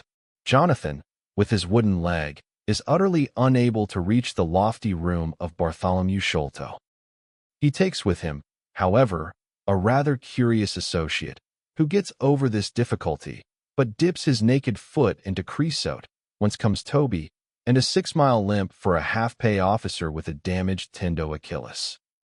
But it was the associate, and not Jonathan, who committed the crime. Quite so, and rather to Jonathan's disgust, to judge by the way he stamped about when he got into the room. He bore no grudge against Bartholomew Sholto, and would have preferred if he could have been simply bound and gagged. He did not wish to put his head in a halter. There was no help for it, however. The savage instincts of his companion had broken out, and the poison had done its work. So Jonathan Small left his record, lowered the treasure box to the ground, and followed it himself. That was the train of events as far as I can decipher them. Of course, as to his personal appearance, he must be middle-aged, and must be sunburned after serving his time in such an oven as the Andamans. His height is readily calculated from the length of his stride, and we know that he was bearded. His hairiness was the one point which impressed itself upon Thaddeus Sholto when he saw him at the window. I don't know that there is anything else. The associate? Ah, well, there is no great mystery in that. But you will know all about it soon enough. How sweet the morning air is. See how that one little cloud floats like a pink feather from some gigantic flamingo. Now the red rim of the sun pushes itself over the London cloud bank. It shines on a good many folk, but on none, I dare bet, who are on a stranger errand than you and I. How small we feel with our petty ambitions and strivings in the presence of the great elemental forces of nature. Are you well up in your gene, Paul? Break time equals 0. 25s / Fairly so. I worked back to him through Carlisle. That was like following the brook to the parent lake. He makes one curious but profound remark. It is that the chief proof of man's real greatness lies in his perception of his own smallness. It argues, you see, a power of comparison and of appreciation which is in itself a proof of nobility. There is much food for thought in Richter. You have not a pistol, have you? I have my stick. It is just possible that we may need something of the sort if we get to their lair. Jonathan, I shall leave to you. But if the other turns nasty, I shall shoot him dead. He took out his revolver as he spoke, and, having loaded 2 of the chambers, he put it back into the right-hand pocket of his jacket. We had during this time been following the guidance of Toby down the half-rural villa-lined roads which lead to the metropolis. Now, however, we were beginning to come among continuous streets, where laborers and dockmen were already astir, and slatternly women were taking down shutters and brushing doorsteps. At the square-topped corner public houses business was just beginning, and rough-looking men were emerging, rubbing their sleeves across their beards after their morning wet. Strange dogs sauntered up and stared wonderingly at us as we passed, but our inimitable Toby looked neither to the right nor to the left, but trotted onwards with his nose to the ground, and an occasional eager whine which spoke of a hot scent. We had traversed Streatham, Brixton, Camberwell, and now found ourselves in Kennington Lane, having borne away through the side streets to the east of the Oval. The men whom we pursued seemed to have taken a curiously zigzag road, with the idea probably of escaping observation. They had never kept to the main road if a parallel side street would serve their turn. At the foot of Kennington Lane they had edged away to the left through Bond Street and Miles Street. Where the latter street turns into Knight's Place, Toby ceased to advance, but began to run backwards and forwards with one ear cocked and the other drooping, the very picture of canine indecision. Then he waddled round in circles, looking up to us from time to time, as if to ask for sympathy in his embarrassment. "What the deuce is the matter with the dog?" growled Holmes. "They surely would not take a cab, or go off in a balloon." "Perhaps they stood here for some time," I suggested. It's all right. He's off again," said my companion, in a tone of relief. He was indeed off, for after sniffing round again, he suddenly made up his mind, and darted away with an energy and determination such as he had not yet shown. The scent appeared to be much hotter than before, for he had not even to put his nose on the ground, but tugged at his leash and tried to break into a run. I could see by the gleam in Holmes's eyes that he thought we were nearing the end of our journey.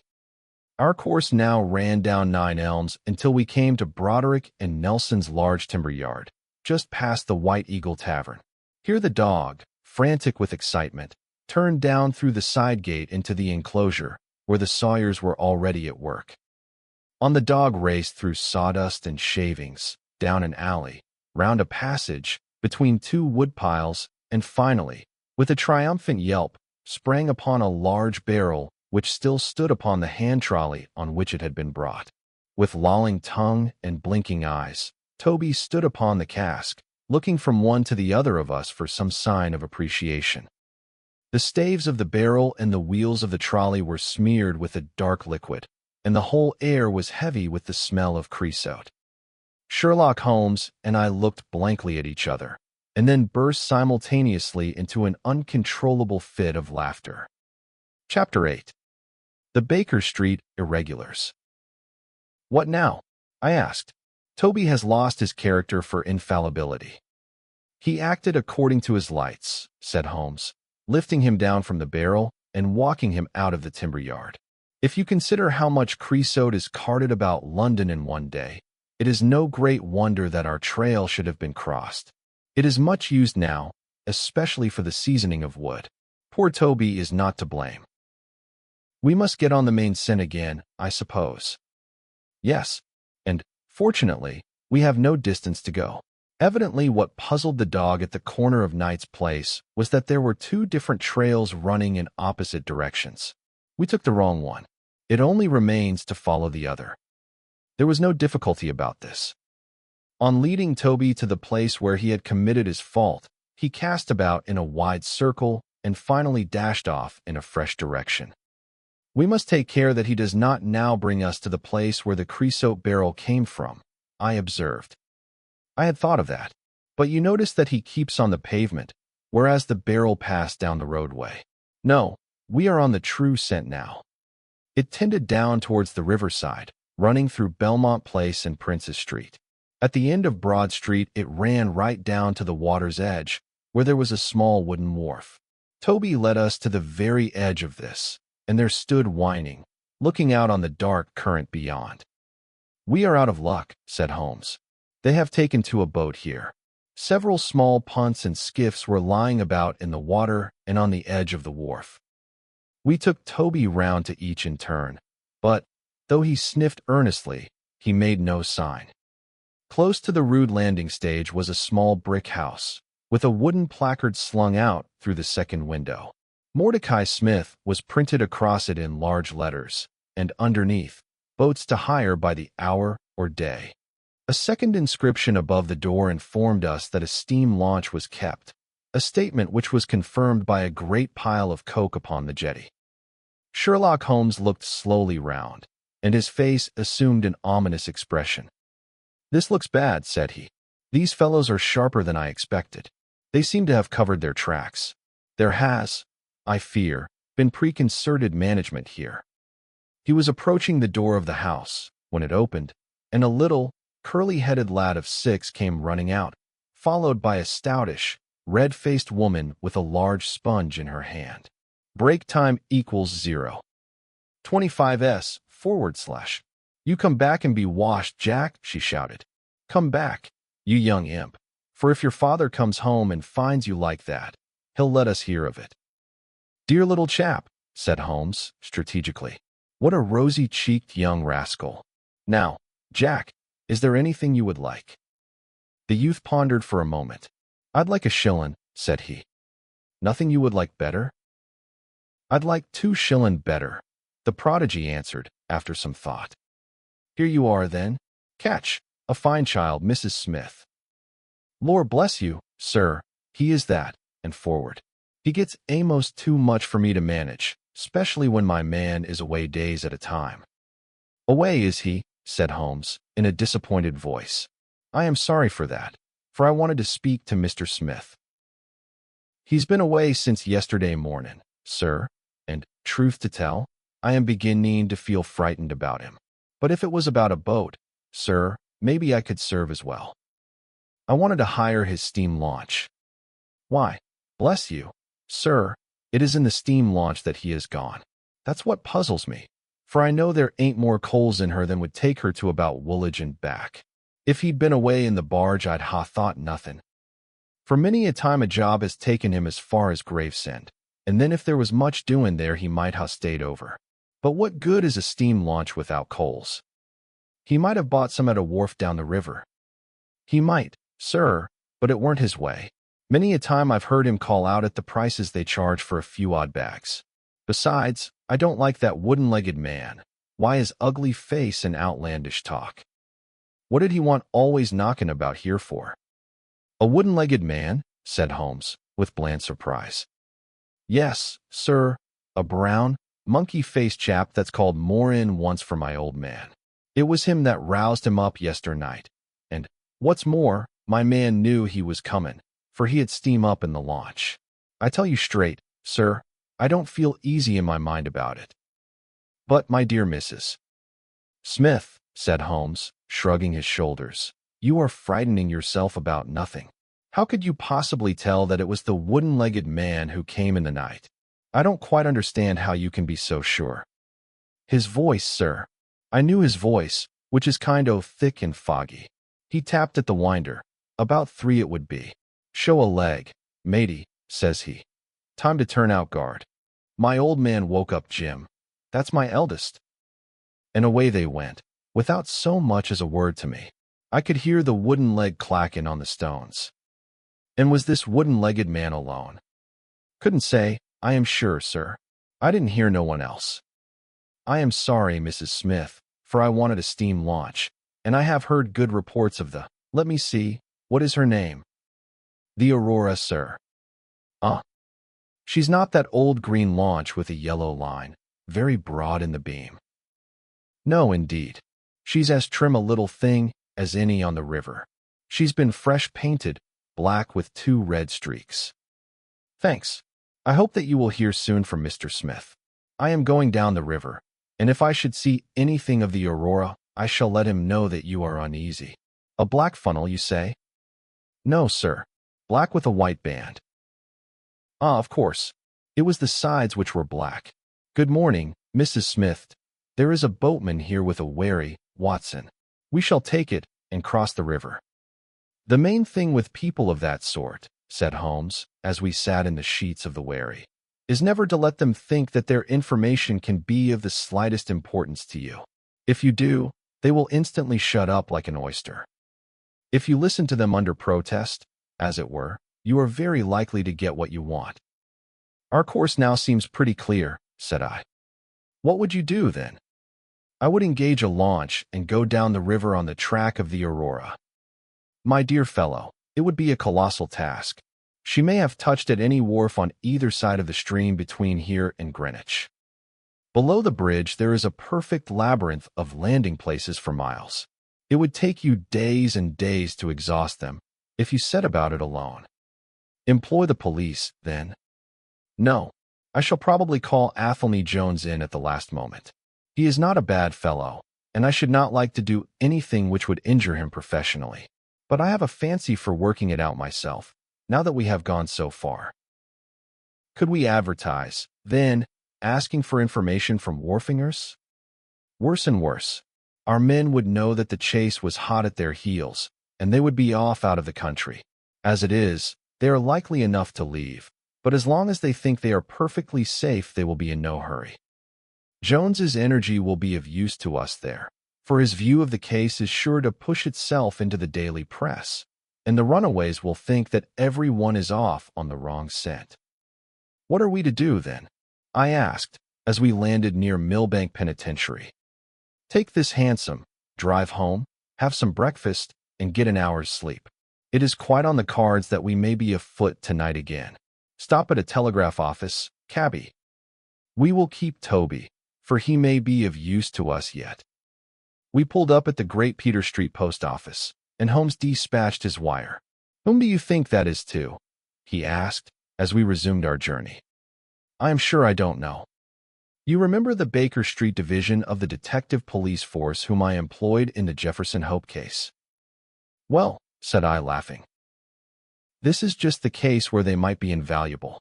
If they fail, I have other resources, but I shall try them first.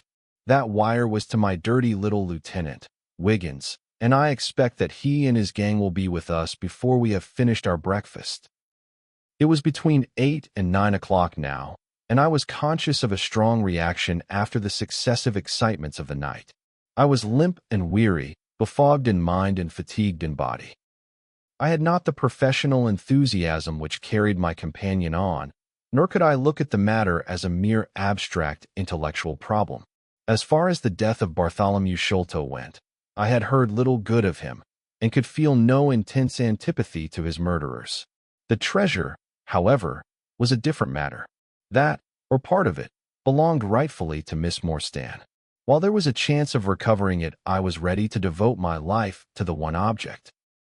True, if I found it, it would probably put her forever beyond my reach. Yet it would be a petty and selfish love which would be influenced by such a thought as that. If Holmes could work to find the criminals, I had a tenfold stronger reason to urge me on to find the treasure. A bath at Baker Street and a complete change freshened me up wonderfully. When I came down to our room, I found the breakfast laid and Holmes pouring out the coffee. Here it is, said he, laughing, and pointing to an open newspaper. The energetic Jones and the ubiquitous reporter have fixed it up between them. But you have had enough of the case. Better have your ham and eggs first. I took the paper from him and read the short notice, which was headed Mysterious Business at Upper Norwood. About 12 o'clock last night, said the Standard, Mr. Bartholomew Sholto, of Pondicherry Lodge, Upper Norwood, was found dead in his room under circumstances which point to foul play. As far as we can learn, no actual traces of violence were found upon Mr. Sholto's person, but a valuable collection of Indian gems which the deceased gentleman had inherited from his father has been carried off. The discovery was first made by Mr. Sherlock Holmes and Dr. Watson, who had called at the house with Mr. Thaddeus Sholto, brother of the deceased. By a singular piece of good fortune, Mr. Athelney Jones, the well-known member of the detective police force, happened to be at the Norwood police station and was on the ground within half an hour of the first alarm. His trained and experienced faculties were at once directed towards the detection of the criminals, with the gratifying result that the brother, Thaddeus Sholto, has already been arrested, together with the housekeeper, Mrs. Burnstone, an Indian butler named Lal Rao, and a porter or gatekeeper named McMurdo. It is quite certain that the thief or thieves were well acquainted with the house, for Mr. Jones's well-known technical knowledge and his powers of minute observation have enabled him to prove conclusively that the miscreants could not have entered by the door or by the window, but must have made their way across the roof of the building, and so through a trapdoor into a room which communicated with that in which the body was found. This fact, which has been very clearly made out, proves conclusively that it was no mere haphazard burglary. The prompt and energetic action of the officers of the law shows the great advantage of the presence on such occasions of a single vigorous and masterful mind. We cannot but think that it supplies an argument to those who would wish to see our detectives more decentralized, and so brought into closer and more effective touch with the cases which it is their duty to investigate. "Isn't it gorgeous?" said Holmes, grinning over his coffee cup. "What do you think of it?" "I think that we have had a close shave ourselves of being arrested for the crime." "So do I. I wouldn't answer for our safety now, if he should happen to have another of his attacks of energy." At this moment there was a loud ring at the bell, and I could hear Mrs. Hudson, our landlady, raising her voice in a wail of expostulation and dismay. "By heaven, Holmes," I said, half rising, "I believe that they are really after us." "No, it's not quite so bad as that. It is the unofficial force, the Baker Street irregulars." As he spoke, there came a swift pattering of naked feet upon the stairs, a clatter of high voices, and in rushed a dozen dirty and ragged little street Arabs. There was some show of discipline among them, despite their tumultuous entry, for they instantly drew up in line and stood facing us with expectant faces. One of their number, taller and older than the others, stood forward with an air of lounging superiority which was very funny in such a disreputable little scarecrow. "Got your message, sir," said he, and brought him on sharp. 3 bob and a tanner for tickets." "Here you are," said Holmes, producing some silver. "In future they can report to you, Wiggins, and you to me. I cannot have the house invaded in this way. However, it is just as well that you should all hear the instructions. I want to find the whereabouts of a steam launch called the Aurora, owner Mordecai Smith, black with 2 red streaks, funnel black with a white band. She is down the river somewhere. I want one boy to be at Mordecai Smith's landing stage opposite Millbank to say if the boat comes back. You must divide it out among yourselves, and do both banks thoroughly. Let me know the moment you have news. Is that all clear?" "Yes, governor," said Wiggins. "The old scale of pay, and a guinea to the boy who finds the boat. Here's a day in advance. Now off you go." He handed them a shilling each, and away they buzzed down the stairs, and I saw them a moment later streaming down the street. "If the launch is above water they will find her," said Holmes, as he rose from the table and lit his pipe. "They can go everywhere, see everything, overhear everyone. I expect to hear before evening that they have spotted her. In the meanwhile, we can do nothing but await results. We cannot pick up the broken trail until we find either the Aurora or Mr. Mordecai Smith. Toby could eat these scraps, I dare say. Are you going to bed, Holmes?" "No, I am not tired. I have a curious constitution. I never remember feeling tired by work, though idleness exhausts me completely. I am going to smoke and to think over this queer business to which my fair client has introduced us." If ever man had an easy task, this of ours ought to be. Wooden-legged men are not so common, but the other man must, I should think, be absolutely unique. That other man again. I have no wish to make a mystery of him, to you anyway, but you must have formed your own opinion. Now, do consider the data. Diminutive footmarks, toes never fettered by boots, naked feet, stone-headed wooden mace, great agility, small poisoned darts. What do you make of all this? A savage, I exclaimed. Perhaps one of those Indians who were the associates of Jonathan Small. Hardly that, said he.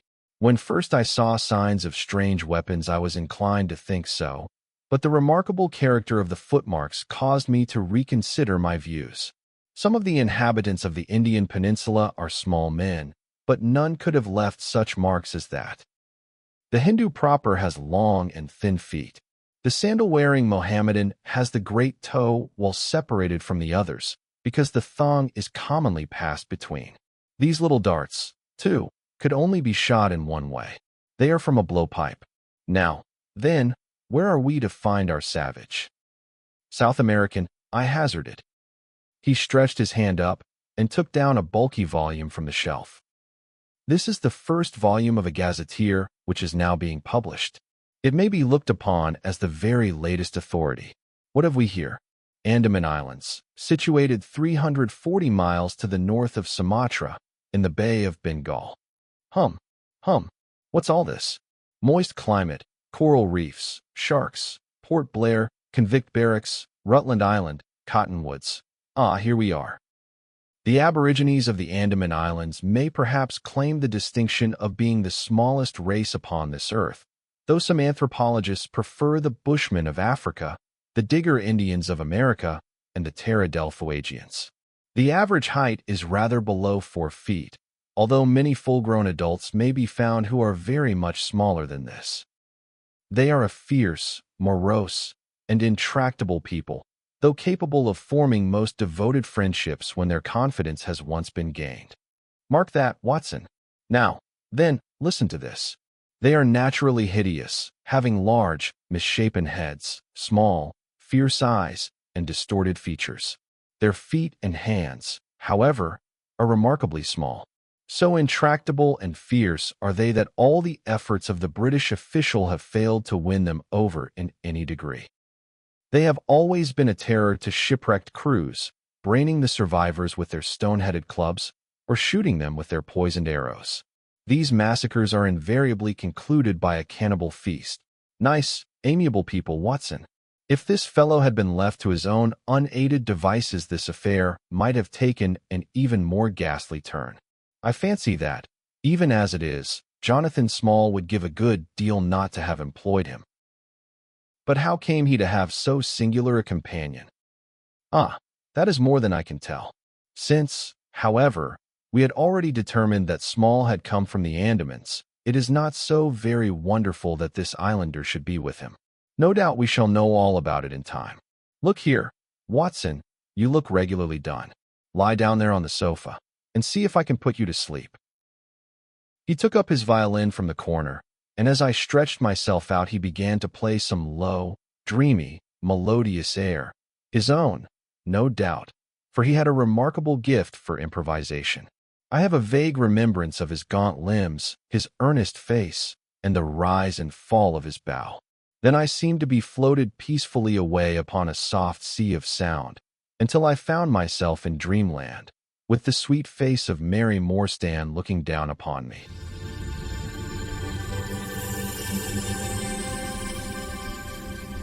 Welcome back to Whispered Pages. Tonight, in part 3 of The Sign of the Four, the investigation that is stalled in silence begins to move once more, as Sherlock Holmes refuses to accept that chance or misfortune has defeated a case built on reason and design. The trail has gone cold, the river offers no answers, and London seems determined to keep its secrets. Yet Holmes remains restless, turning every detail over in his mind until a single possibility begins to emerge. One that relies not on force, but on patience, disguise, and a carefully placed trap. What follows is no quiet deduction, but a sudden shift into motion, as the chase spills onto the dark waters of the Thames, engines roaring through the night, while hunter and hunted race toward an ending neither can avoid. This is the turning point of the mystery, where pursuit replaces theory, hidden truths rise to the surface, and the meaning of the sign of the four finally demands its reckoning. If these stories speak to you, please like the video and subscribe to Whispered Pages. Now, let's begin the reading. Chapter 9. A break in the chain. It was late in the afternoon before I woke, strengthened and refreshed. Sherlock Holmes still sat exactly as I had left him, save that he had laid aside his violin and was deep in a book. He looked across at me as I stirred, and I noticed that his face was dark and troubled. "You have slept soundly," he said. "I feared that our talk would wake you." "I heard nothing," I answered. "Have you had fresh news then?" "Unfortunately, no. I confess that I am surprised and disappointed. I expected something definite by this time. Wiggins has just been up to report. He says that no trace can be found of the launch. It is a provoking check, for every hour is of importance." "Can I do anything?" "I am perfectly fresh now, and quite ready for another night's outing." "No, we can do nothing. We can only wait. If we go ourselves, the message might come in our absence, and delay be caused. You can do what you will, but I must remain on guard. Then I shall run over to Camberwell and call upon Mrs. Cecil Forrester. She asked me to, yesterday." "On Mrs. Cecil Forrester?" asked Holmes, with the twinkle of a smile in his eyes. "Well, of course Miss Morstan too. They were anxious to hear what happened." "I would not tell them too much," said Holmes. "Women are never to be entirely trusted, not the best of them." I did not pause to argue over this atrocious sentiment. "I shall be back in an hour or two," I remarked. "All right. Good luck. But, I say, if you are crossing the river you may as well return Toby, for I don't think it is at all likely that we shall have any use for him now." I took our mongrel accordingly and left him, together with a half-sovereign, at the old naturalist's in Pinchin Lane. At Camberwell, I found Miss Morstan a little weary after her night's adventures, but very eager to hear the news. Mrs. Forrester, too, was full of curiosity. I told them all that we had done, suppressing, however, the more dreadful parts of the tragedy. Thus, although I spoke of Mr. Sholto's death, I said nothing of the exact manner and method of it. With all my omissions, however, there was enough to startle and amaze them. "It is a romance," cried Mrs. Forrester. "An injured lady, 500,000 in treasure, a black cannibal, and a wooden-legged ruffian. They take the place of the conventional dragon or wicked earl. And 2 knight-errants to the rescue," added Miss Morstan, with a bright glance at me. "Why, Mary, your fortune depends upon the issue of this search. I don't think that you are nearly excited enough. Just imagine what it must be to be so rich, and to have the world at your feet." It sent a little thrill of joy to my heart to notice that she showed no sign of elation at the prospect. On the contrary, she gave a toss of her proud head, as though the matter were one in which she took small interest. "It is for Mr. Thaddeus Sholto that I am anxious," she said. "Nothing else is of any consequence, but I think that he has behaved most kindly and honorably throughout. It is our duty to clear him of this dreadful and unfounded charge." It was evening before I left Camberwell, and quite dark by the time I reached home. My companion's book and pipe lay by his chair, but he had disappeared. I looked about in the hope of seeing a note, but there was none. "I suppose that Mr. Sherlock Holmes has gone out," I said to Mrs. Hudson as she came up to lower the blinds. "No, sir. He has gone to his room, sir. Do you know, sir," sinking her voice into an impressive whisper, "I am afraid for his health." "Why so, Mrs. Hudson?" "Well, he's that strange, sir. After you was gone he walked, up and down, until I was weary of the sound of his footstep. Then I heard him talking to himself and muttering, and every time the bell rang out he came on the stairhead, with 'What is that, Mrs. Hudson?' And now he has slammed off to his room, but I can hear him walking away the same as ever. I hope he's not going to be ill, sir." I ventured to say something to him about cooling medicine, But he turned on me, sir, with such a look that I don't know how ever I got out of the room. I don't think that you have any cause to be uneasy, Mrs. Hudson, I answered. I have seen him like this before. He has some small matter upon his mind, which makes him restless. I tried to speak lightly to our worthy landlady, but I was myself somewhat uneasy when through the long night I still from time to time heard the dull sound of his tread, and knew how his keen spirit was chafing against this involuntary inaction. At breakfast time he looked worn and haggard, with a little fleck of feverish color upon either cheek. "You are knocking yourself up, old man," I remarked. "I heard you marching about in the night." "No, I could not sleep," he answered. "This infernal problem is consuming me. It is too much to be balked by so petty an obstacle, when all else had been overcome. I know the men, the launch, everything, and yet I can get no news. I have set other agencies at work, and used every means at my disposal. The whole river has been searched on either side, but there is no news, nor has Mrs. Smith heard of her husband. I shall come to the conclusion soon that they have scuttled the craft, but there are objections to that, or that Mrs. Smith has put us on a wrong scent. No, I think that may be dismissed. I had inquiries made, and there is a launch of that description. Could it have gone up the river? I have considered that possibility too, and there is a search party who will work up as far as Richmond. If no news comes today, I shall start off myself tomorrow, and go for the men rather than the boat. But surely, we shall hear something." We did not, however. Not a word came to us either from Wiggins or from the other agencies. There were articles in most of the papers upon the Norwood tragedy. They all appeared to be rather hostile to the unfortunate Thaddeus Sholto. No fresh details were to be found, however, in any of them, save that an inquest was to be held upon the following day. I walked over to Camberwell in the evening to report our ill success to the ladies, and on my return I found Holmes dejected and somewhat morose. He would hardly reply to my questions, and busied himself all evening in an abstruse chemical analysis which involved much heating of retorts and distilling of vapors, ending at last in a smell which fairly drove me out of the apartment. Up to the small hours of the morning, I could hear the clinking of his test tubes, which told me that he was still engaged in his malodorous experiment. In the early dawn, I woke with a start, and was surprised to find him standing by my bedside, clad in a rude sailor dress with a pea jacket and a coarse red scarf round his neck. "I am off down the river, Watson," said he. "I have been turning it over in my mind, and I can see only one way out of it. It is worth trying, at all events." "Surely I can come with you then," said I. "No. You can be much more useful if you will remain here as my representative. I am loath to go, for it is quite on the cards that some message may come during the day, though Wiggins was despondent about it last night. I want you to open all notes and telegrams, and to act on your own judgment if any news should come. Can I rely upon you?" "Most certainly." "I am afraid that you will not be able to wire to me, for I can hardly tell yet where I may find myself. If I am in luck, however, I may not be gone so very long. I shall have news of some sort or other before I get back." I had heard nothing of him by breakfast time.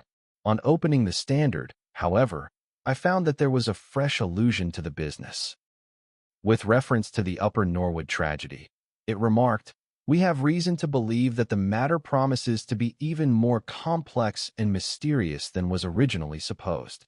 Fresh evidence has shown that it is quite impossible that Mr. Thaddeus Sholto could have been in any way concerned in the matter. He and the housekeeper, Mrs. Burnstone, were both released yesterday evening.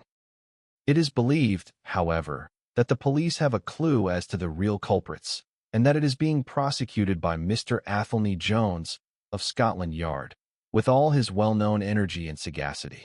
Further arrests may be expected at any moment." That is satisfactory so far as it goes, thought I. Friend Sholto is safe, at any rate. I wonder what the fresh clue may be, though it seems to be a stereotyped form whenever the police have made a blunder. Break time equals 0. 25s /. I tossed the paper down upon the table, But at that moment my eye caught an advertisement in the agony column. It ran in this way. Lost, whereas Mordecai Smith, boatman, and his son, Jim, left Smith's Wharf at or about 3 o'clock last Tuesday morning in the steam launch Aurora, black with 2 red stripes, funnel black with a white band. The sum of £5 will be paid to anyone who can give information to Mrs. Smith at Smith's Wharf or at 221B, Baker Street, as to the whereabouts of the said Mordecai Smith and the launch Aurora. This was clearly Holmes's doing. The Baker Street address was enough to prove that. It struck me as rather ingenious, because it might be read by the fugitives without their seeing in it more than the natural anxiety of a wife for her missing husband. It was a long day. Every time that a knock came to the door, or a sharp step passed in the street, I imagined that it was either Holmes returning or an answer to his advertisement. I tried to read, but my thoughts would wander off to our strange quest and to the ill-assorted and villainous pair whom we were pursuing. Could there be, I wondered, some radical flaw in my companion's reasoning? Might he be suffering from some huge self-deception? Was it not possible that his nimble and speculative mind had built up this wild theory upon faulty premises? I had never known him to be wrong, and yet the keenest reasoner may occasionally be deceived. He was likely, I thought, to fall into error through the over-refinement of his logic, his preference for a subtle and bizarre explanation when a plainer and more commonplace one lay ready to his hand. Yet, on the other hand, I had myself seen the evidence, and I had heard the reasons for his deductions. When I looked back on the long chain of curious circumstances, many of them trivial in themselves, but all tending in the same direction, I could not disguise from myself that even if Holmes's explanation were incorrect, the true theory must be equally outre and startling. At 3 o'clock in the afternoon, there was a loud peal at the bell, an authoritative voice in the hall, and, to my surprise, no less a person than Mr. Athelney Jones was shown up to me. Very different was he, however, from the brusque and masterful professor of common sense who had taken over the case so confidently at Upper Norwood.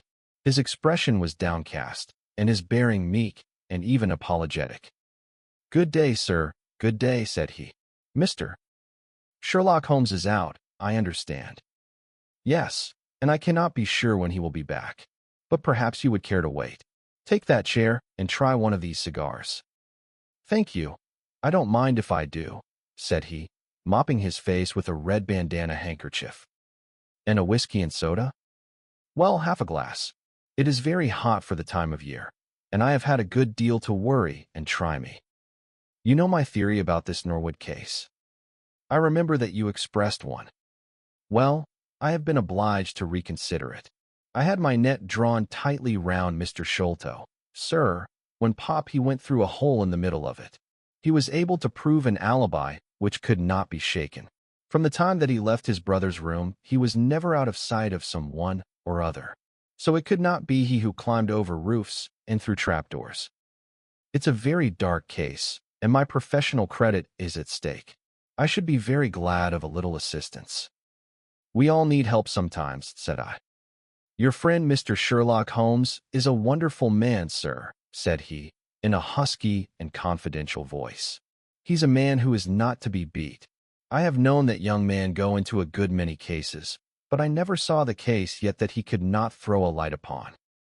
He is irregular in his methods, and a little quick perhaps in jumping at theories, but, on the whole, I think he would have made a most promising officer, and I don't care who knows it. I have had a wire from him this morning, by which I understand that he has got some clue to this Sholto business. Here is the message." He took the telegram out of his pocket and handed it to me. It was dated from Poplar at 12 o'clock. "Go to Baker Street at once," it said. "If I have not returned, wait for me. I am close on the track of the Sholto gang. You can come with us tonight if you want to be in at the finish." "This sounds well. He has evidently picked up the scent again," said I. "Ah, then he has been at fault too," exclaimed Jones, with evident satisfaction. "Even the best of us are thrown off sometimes. Of course this may prove to be a false alarm, but it is my duty as an officer of the law to allow no chance to slip. But there is someone at the door. Perhaps this is he. A heavy step was heard ascending the stair, with a great wheezing and rattling as from a man who was sorely put to it for breath.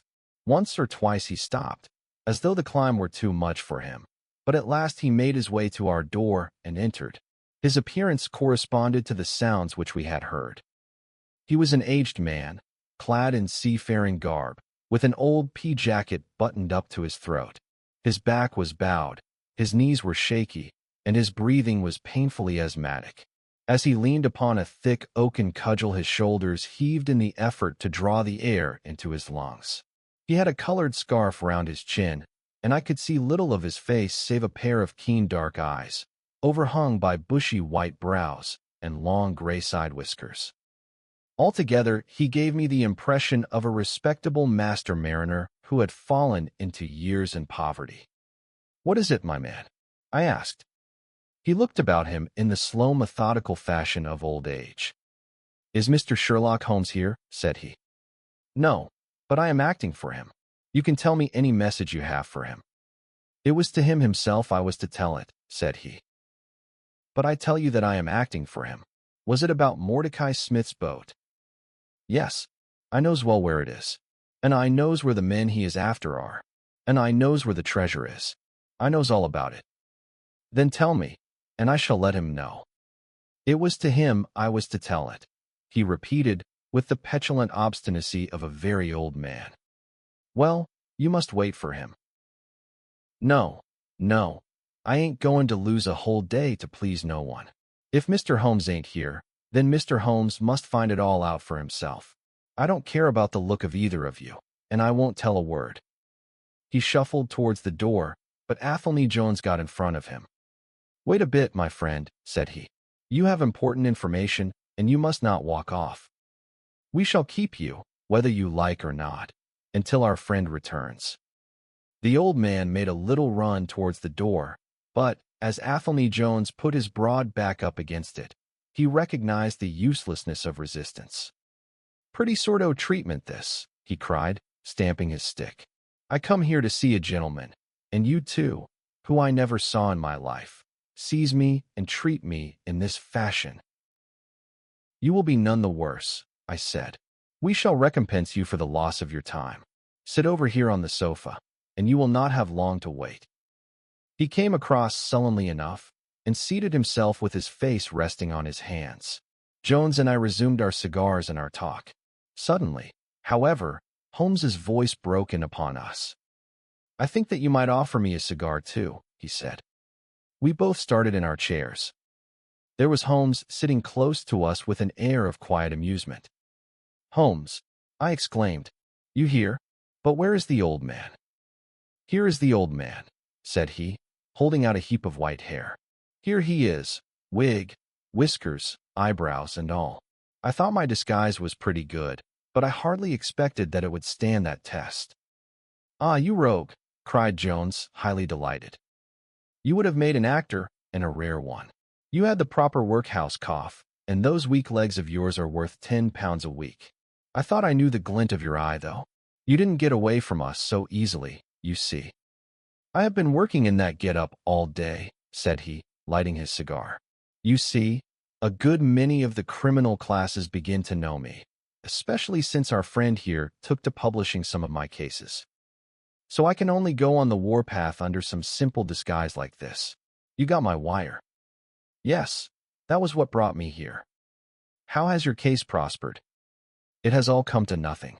I have had to release 2 of my prisoners, and there is no evidence against the other 2. "Never mind. We shall give you 2 others in the place of them, but you must put yourself under my orders.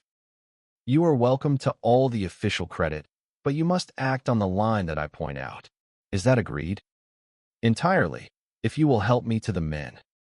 "Well, then, in the first place I shall want a fast police boat, a steam launch, to be at the Westminster Stairs at 7 o'clock. "That is easily managed. There is always one about there, but I can step across the road and telephone to make sure. "Then I shall want 2 stanch men, in case of resistance. There will be 2 or 3 in the boat. What else?" When we secure the men, we shall get the treasure. I think that it would be a pleasure to my friend here to take the box round to the young lady to whom half of it rightfully belongs. Let her be the first to open it. Watson? It would be a great pleasure to me. Rather an irregular proceeding, said Jones, shaking his head. However, the whole thing is irregular, and I suppose we must wink at it. The treasure must afterwards be handed over to the authorities until after the official investigation. Certainly, that is easily managed. One other point. I should much like to have a few details about this matter from the lips of Jonathan Small himself. You know I like to work the detail of my cases out. There is no objection to my having an unofficial interview with him, either here in my rooms or elsewhere, as long as he is efficiently guarded. Well, you are master of the situation. I have had no proof yet of the existence of this Jonathan Small. However, if you can catch him, I don't see how I can refuse you an interview with him. That is understood, then? Perfectly. Is there anything else? Only that I insist upon your dining with us. It will be ready in half an hour. I have oysters and a brace of grouse, with something a little choice in white wines. Watson, you have never yet recognized my merits as a housekeeper. Chapter 10. The End of the Islander. Our meal was a merry one. Holmes could talk exceedingly well when he chose, and that night he did choose. He appeared to be in a state of nervous exaltation. I have never known him so brilliant. He spoke on a quick succession of subjects, on miracle plays, on medieval pottery, on Stradivarius violins, on the Buddhism of Ceylon, and on the warships of the future, handling each as though he had made a special study of it. His bright humor marked the reaction from his black depression of the preceding days. Athelney Jones proved to be a sociable soul in his hours of relaxation, and faced his dinner with the air of a bon vivant. For myself, I felt elated at the thought that we were nearing the end of our task, and I caught something of Holmes's gaiety. None of us alluded during dinner to the cause which had brought us together. When the cloth was cleared, Holmes glanced at his watch and filled up 3 glasses with port. "One bumper," said he, "to the success of our little expedition. And now it is high time we were off. Have you a pistol, Watson?" "I have my old service revolver in my desk." "You had best take it, then. It is well to be prepared. I see that the cab is at the door. I ordered it for 6:30. It was a little past 7 before we reached the Westminster Wharf and found our launch awaiting us. Holmes eyed it critically. "Is there anything to mark it as a police boat?" "Yes, that green lamp at the side." "Then take it off." The small change was made. We stepped on board, and the ropes were cast off. Jones, Holmes, and I sat in the stern. There was 1 man at the rudder, 1 to tend the engines, and 2 burly police inspectors forward. "Where to?" asked Jones. "To the Tower. Tell them to stop opposite Jacobson's yard." Our craft was evidently a very fast one. We shot past the long lines of loaded barges as though they were stationary. Holmes smiled with satisfaction as we overhauled a river steamer and left her behind us. "We ought to be able to catch anything on the river," he said. "Well, hardly that, but there are not many launches to beat us. We shall have to catch the Aurora, and she has a name for being a clipper. I will tell you how the land lies, Watson. You recollect how annoyed I was at being balked by so small a thing?" "Yes." "Well, I gave my mind a thorough rest by plunging into a chemical analysis. One of our greatest statesmen has said that a change of work is the best rest. So it is. When I had succeeded in dissolving the hydrocarbon which I was at work at, I came back to our problem of the Sholtos and thought the whole matter out again. My boys had been up the river and down the river without result. The launch was not at any landing stage or wharf, nor had it returned.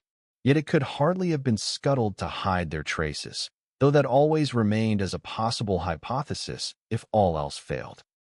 I knew this man Small had a certain degree of low cunning, but I did not think him capable of anything in the nature of delicate finesse. That is usually a product of higher education. I then reflected that since he had certainly been in London some time, as we had evidence that he maintained a continual watch over Pondicherry Lodge, He could hardly leave at a moment's notice, but would need some little time, if it were only a day, to arrange his affairs. That was the balance of probability, at any rate. "It seems to me to be a little weak," said I. "It is more probable that he had arranged his affairs before ever he set out upon his expedition." "No, I hardly think so. This lair of his would be too valuable a retreat in case of need for him to give it up until he was sure that he could do without it." But a second consideration struck me. Jonathan Small must have felt that the peculiar appearance of his companion, however much he may have top-coated him, would give rise to gossip, and possibly be associated with this Norwood tragedy. He was quite sharp enough to see that. They had started from their headquarters under cover of darkness, and he would wish to get back before it was broad light. Now, it was past 3 o'clock, according to Mrs. Smith, when they got the boat. It would be quite bright, and people would be about in an hour or so. Therefore, I argued, they did not go very far. They paid Smith well to hold his tongue, reserved his launch for the final escape, and hurried to their lodgings with the treasure box. In a couple of nights, when they had time to see what view the papers took, and whether there was any suspicion, they would make their way under cover of darkness to some ship at Gravesend or in the Downs, where no doubt they had already arranged for passages to America or the colonies. But the launch? They could not have taken that to their lodgings. Quite so. I argued that the launch must be no great way off, in spite of its invisibility. I then put myself in the place of Small, and looked at it as a man of his capacity would. He would probably consider that to send back the launch or to keep it at a wharf would make pursuit easy if the police did happen to get on his track. How, then, could he conceal the launch and yet have her at hand when wanted? I wondered what I should do myself if I were in his shoes. I could only think of one way of doing it. I might hand the launch over to some boat builder or repairer with directions to make a trifling change in her. She would then be removed to his shed or yard, and so be effectually concealed, while at the same time I could have her at a few hours' notice. That seems simple enough. It is just these very simple things which are extremely liable to be overlooked. However, I determined to act on the idea. I started at once in this harmless seaman's rig and inquired at all the yards down the river. I drew blank at 15, but at the 16th, Jacobson's, I learned that the Aurora had been handed over to them 2 days ago by a wooden-legged man, with some trivial directions as to her rudder. "There ain't naught amiss with her rudder," said the foreman. "There she lies, with the red streaks." At that moment who should come down but Mordecai Smith, the missing owner? He was rather the worse for liquor. I should not, of course, have known him, but he bellowed out his name and the name of his launch. "I want her tonight at 8 o'clock, said he. 8 o'clock sharp, mind, for I have 2 gentlemen who won't be kept waiting." They had evidently paid him well, for he was very flush of money, chucking shillings about to the men. I followed him some distance, but he subsided into an alehouse. So I went back to the yard, and happening to pick up one of my boys on the way, I stationed him as a sentry over the launch. He is to stand at water's edge and wave his handkerchief to us when they start. We shall be lying off in the stream, and it will be a strange thing if we do not take men, treasure, and all. "You have planned it all very neatly, whether they are the right men or not," said Jones. "But if the affair were in my hands, I should have had a body of police in Jacobson's yard, and arrested them when they came down. Which would have been never. This man Small is a pretty shrewd fellow. He would send a scout on ahead, and if anything made him suspicious, lie snug for another week." "But you might have stuck to Mordecai Smith, and so been led to their hiding place," said I. "In that case I should have wasted my day. I think that it is 100 to 1 against Smith knowing where they live. As long as he has liquor and good pay, why should he ask questions? They send him messages what to do. No, I thought over every possible course, and this is the best." While this conversation had been proceeding, we had been shooting the long series of bridges which span the Thames. As we passed the city, the last rays of the sun were gilding the cross upon the summit of St. Paul's. It was twilight before we reached the tower. "That is Jacobson's yard," said Holmes, pointing to a bristle of masts and rigging on the Surrey side. cruise gently up and down here under cover of this string of lighters. He took a pair of night glasses from his pocket and gazed some time at the shore. I see my sentry at his post, he remarked, but no sign of a handkerchief. Suppose we go downstream a short way and lie in wait for them, said Jones, eagerly. We were all eager by this time, even the policemen and stokers, who had a very vague idea of what was going forward. We have no right to take anything for granted, Holmes answered. It is certainly 10 to 1 that they go downstream, but we cannot be certain. From this point we can see the entrance of the yard, and they can hardly see us. It will be a clear night and plenty of light. We must stay where we are. See how the folks swarm over yonder in the gaslight. They are coming from work in the yard. Dirty-looking rascals, but I suppose everyone has some little immortal spark concealed about him. You would not think it, to look at them. There is no a priori probability about it. A strange enigma is man. Someone calls him a soul concealed in an animal, I suggested. Winwood Reade is good upon the subject, said Holmes. He remarks that, while the individual man is an insoluble puzzle, in the aggregate he becomes a mathematical certainty. You can, for example, never foretell what any one man will do, but you can say with precision what an average number will be up to. Individuals vary, but percentages remain constant. So says the statistician. But do I see a handkerchief? Surely there is a white flutter over yonder. Yes, it is your boy, I cried. I can see him plainly. And there is the Aurora, exclaimed Holmes, and going like the devil. Full speed ahead, engineer. Make after that launch with the yellow light. By heaven, I shall never forgive myself if she proves to have the heels of us. She had slipped unseen through the yard entrance and passed behind 2 or 3 small craft, so that she had fairly got her speed up before we saw her. Now she was flying down the stream, near in to the shore, going at a tremendous rate. Jones looked gravely at her and shook his head. She is very fast, he said. I doubt if we shall catch her. We must catch her, cried Holmes, between his teeth. Keep it on, stokers. Make her do all she can. If we burn the boat, we must have them. We were fairly after her now.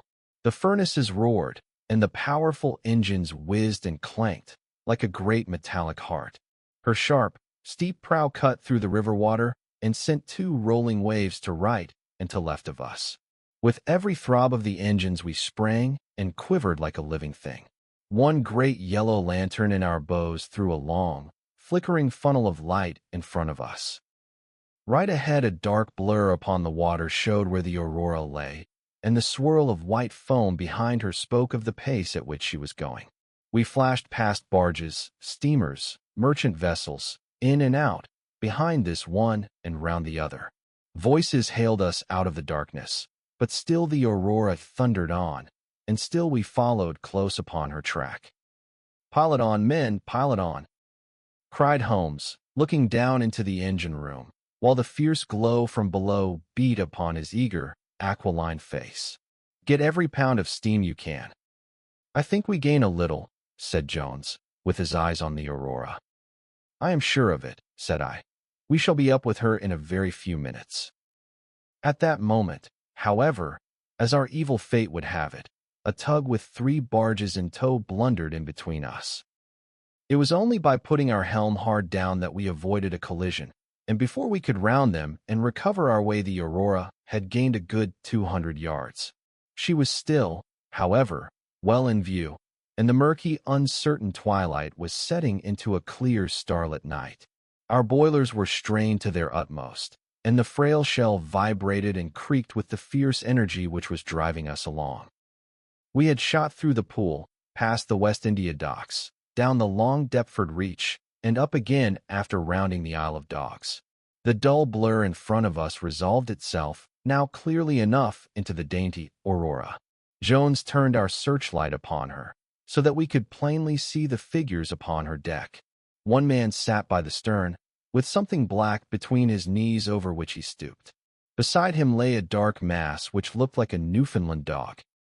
The boy held the tiller, while against the red glare of the furnace I could see old Smith, stripped to the waist, and shoveling coals for dear life. They may have had some doubt at first as to whether we were really pursuing them, but now as we followed every winding and turning which they took, there could no longer be any question about it. At Greenwich we were about 300 paces behind them. At Blackwell we could not have been more than 250. I have coursed many creatures in many countries during my checkered career, but never did sport give me such a wild thrill as this mad, flying manhunt down the Thames. Steadily we drew in upon them, yard by yard. In the silence of the night, we could hear the panting and clanking of their machinery. The man in the stern still crouched upon the deck, and his arms were moving as though he were busy, while every now and then he would look up and measure with a glance the distance which still separated us. Nearer we came, and nearer. Jones yelled to them to stop. We were not more than 4 boats' lengths behind them, both boats flying at a tremendous pace. It was a clear reach of the river, with Barking level upon one side and the melancholy Plumstead marshes upon the other. At our hail the man in the stern sprang up from the deck and shook his 2 clenched fists at us, cursing the while in a high, cracked voice. He was a good-sized, powerful man, and as he stood poising himself with legs astride, I could see that from the thigh downwards there was but a wooden stump upon the right side. At the sound of his strident, angry cries there was movement in the huddled bundle upon the deck. It straightened itself into a little black man, the smallest I have ever seen, with a great, misshapen head and a shock of tangled, disheveled hair. Holmes had already drawn his revolver, and I whipped out mine at the sight of this savage, distorted creature. He was wrapped in some sort of dark ulster or blanket, which left only his face exposed, but that face was enough to give a man a sleepless night. Never have I seen features so deeply marked with all bestiality and cruelty. His small eyes glowed and burned with a somber light, and his thick lips were writhed back from his teeth, which grinned and chattered at us with a half-animal fury. "Fire if he raises his hand," said Holmes quietly. We were within a boat's length by this time, and almost within touch of our quarry. I can see the 2 of them now as they stood, the white man with his legs far apart, shrieking out curses, and the unhallowed dwarf with his hideous face, and his strong yellow teeth gnashing at us in the light of our lantern. It was well that we had so clear a view of him. Even as we looked, he plucked out from under his covering a short, round piece of wood, like a school ruler, and clapped it to his lips. Our pistols rang out together. He whirled round, threw up his arms, and with a kind of choking cough fell sideways into the stream. I caught one glimpse of his venomous, menacing eyes amid the white swirl of the waters. At the same moment the wooden-legged man threw himself upon the rudder and put it hard down, so that his boat made straight in for the southern bank, while we shot past her stern, only clearing her by a few feet. We were round after her in an instant, but she was already nearly at the bank. It was a wild and desolate place, where the moon glimmered upon a wide expanse of marshland, with pools of stagnant water and beds of decaying vegetation. The launch with a dull thud ran up upon the mudbank, with her bow in the air and her stern flush with the water. The fugitive sprang out, but his stump instantly sank its whole length into the sodden soil. In vain he struggled and writhed. Not one step could he possibly take either forwards or backwards. He yelled in impotent rage and kicked frantically into the mud with his other foot, but his struggles only bored his wooden pin the deeper into the sticky bank. When we brought our launch alongside, he was so firmly anchored that it was only by throwing the end of a rope over his shoulders that we were able to haul him out and to drag him, like some evil fish, over our side. The 2 Smiths, father and son, sat sullenly in their launch, but came aboard meekly enough when commanded. The Aurora herself we hauled off and made fast to our stern. A solid iron chest of Indian workmanship stood upon the deck. This, there could be no question, was the same that had contained the ill-omened treasure of the Sholtos. There was no key, but it was of considerable weight, so we transferred it carefully to our own little cabin. As we steamed slowly upstream again, we flashed our searchlight in every direction, but there was no sign of the islander. Somewhere in the dark ooze at the bottom of the Thames lie the bones of that strange visitor to our shores. "See here," said Holmes, pointing to the wooden hatchway. We were hardly quick enough with our pistols. There, sure enough, just behind where we had been standing, stuck one of those murderous darts which we knew so well. It must have whizzed between us at the instant that we fired. Holmes smiled at it and shrugged his shoulders in his easy fashion, but I confess that it turned me sick to think of the horrible death which had passed so close to us that night. Chapter 11. The Great Agra Treasure. Our captive sat in the cabin opposite to the iron box which he had done so much and waited so long to gain. He was a sunburned, reckless-eyed fellow, with a network of lines and wrinkles all over his mahogany features, which told of a hard, open-air life. There was a singular prominence about his bearded chin which marked a man who was not to be easily turned from his purpose. His age may have been 50 or thereabouts, for his black, curly hair was thickly shot with gray.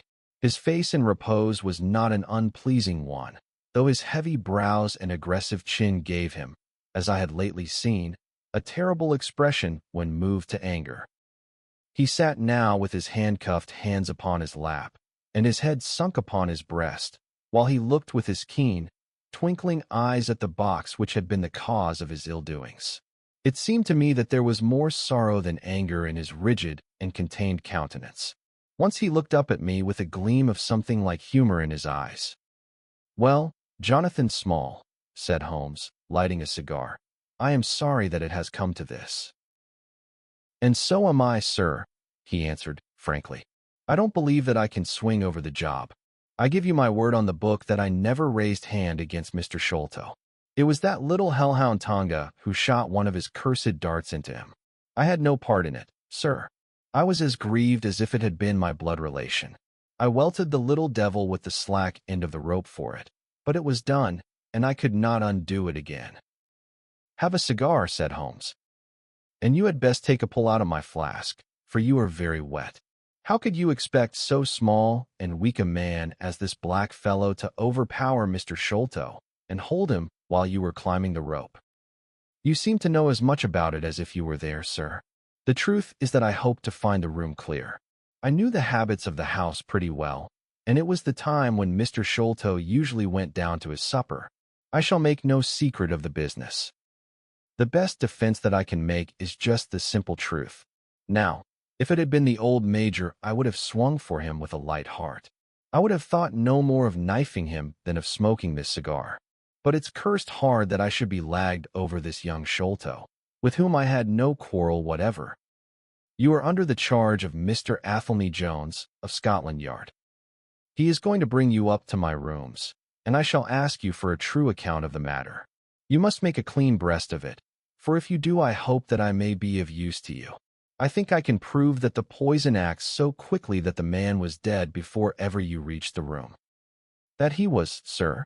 I never got such a turn in my life as when I saw him grinning at me with his head on his shoulder as I climbed through the window. It fairly shook me, sir. I'd have half killed Tonga for it if he had not scrambled off. That was how he came to leave his club, and some of his darts too, as he tells me, which I dare say helped to put you on our track. Though how you kept on it is more than I can tell. I don't feel no malice against you for it. But it does seem a queer thing," he added, with a bitter smile, "that I who have a fair claim to nigh upon $500,000 of money should spend the first half of my life building a breakwater in the Andamans, and am like to spend the other half digging drains at Dartmoor. It was an evil day for me when first I clapped eyes upon the merchant Achmet and had to do with the Agra treasure, which never brought anything but a curse yet upon the man who owned it. To him it brought murder. To Major Sholto it brought fear and guilt. To me it has meant slavery for life." At this moment Athelney Jones thrust his broad face and heavy shoulders into the tiny cabin. "Quite a family party," he remarked. "I think I shall have a pull at that flask, Holmes. Well, I think we may all congratulate each other. Pity we didn't take the other alive, but there was no choice. I say, Holmes, you must confess that you cut it rather fine. It was all we could do to overhaul her." "All is well that ends well," said Holmes.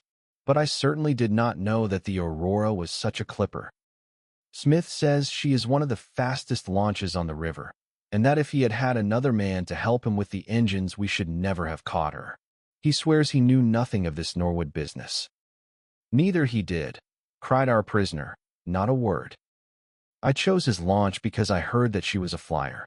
We told him nothing, but we paid him well, and he was to get something handsome if we reached our vessel, the Esmeralda, at Gravesend, outward bound for the Brazils. Well, if he has done no wrong, we shall see that no wrong comes to him. If we are pretty quick in catching our men, we are not so quick in condemning them.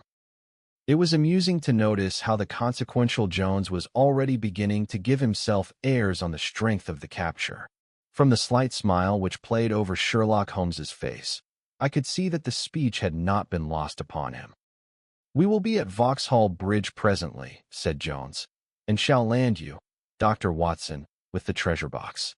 I need hardly tell you that I am taking a very grave responsibility upon myself in doing this. It is most irregular. But of course an agreement is an agreement. I must, however, as a matter of duty, send an inspector with you, since you have so valuable a charge. You will drive, no doubt." "Yes, I shall drive." "It is a pity there is no key, that we may make an inventory first. You will have to break it open. Where is the key, my man?" "At the bottom of the river," said Small, shortly. "Hum. There was no use your giving this unnecessary trouble. We have had work enough already through you. However, Doctor, I need not warn you to be careful. Bring the box back with you to the Baker Street rooms. You will find us there, on our way to the station." They landed me at Vauxhall, with my heavy iron box, and with a bluff, genial inspector as my companion. A quarter of an hour's drive brought us to Mrs. Cecil Forrester's. The servant seemed surprised at so late a visitor. Mrs. Cecil Forrester was out for the evening, she explained, and likely to be very late. Miss Morstan, however, was in the drawing-room, so to the drawing-room I went, box in hand, leaving the obliging inspector in the cab. She was seated by the open window, dressed in some sort of white diaphanous material, with a little touch of scarlet at the neck and waist. The soft light of a shaded lamp fell upon her as she leaned back in the basket chair, playing over her sweet, grave face, and tinting with a dull, metallic sparkle the rich coils of her luxuriant hair. One white arm and hand drooped over the side of the chair, and her whole pose and figure spoke of an absorbing melancholy. At the sound of my footfall she sprang to her feet, however, and a bright flush of surprise and of pleasure colored her pale cheeks. "I heard a cab drive up," she said. "I thought that Mrs. Forrester had come back very early, but I never dreamed that it might be you. What news have you brought me?"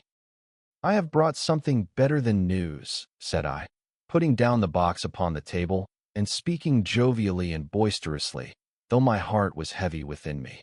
"I have brought you something which is worth all the news in the world. I have brought you a fortune."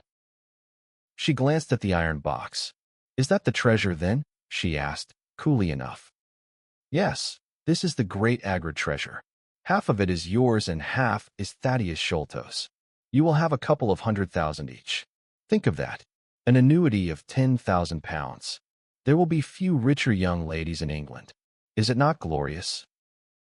I think that I must have been rather overacting my delight, and that she detected a hollow ring in my congratulations, for I saw her eyebrows rise a little, and she glanced at me curiously.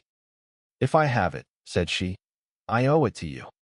"No, no," I answered, "not to me, but to my friend Sherlock Holmes.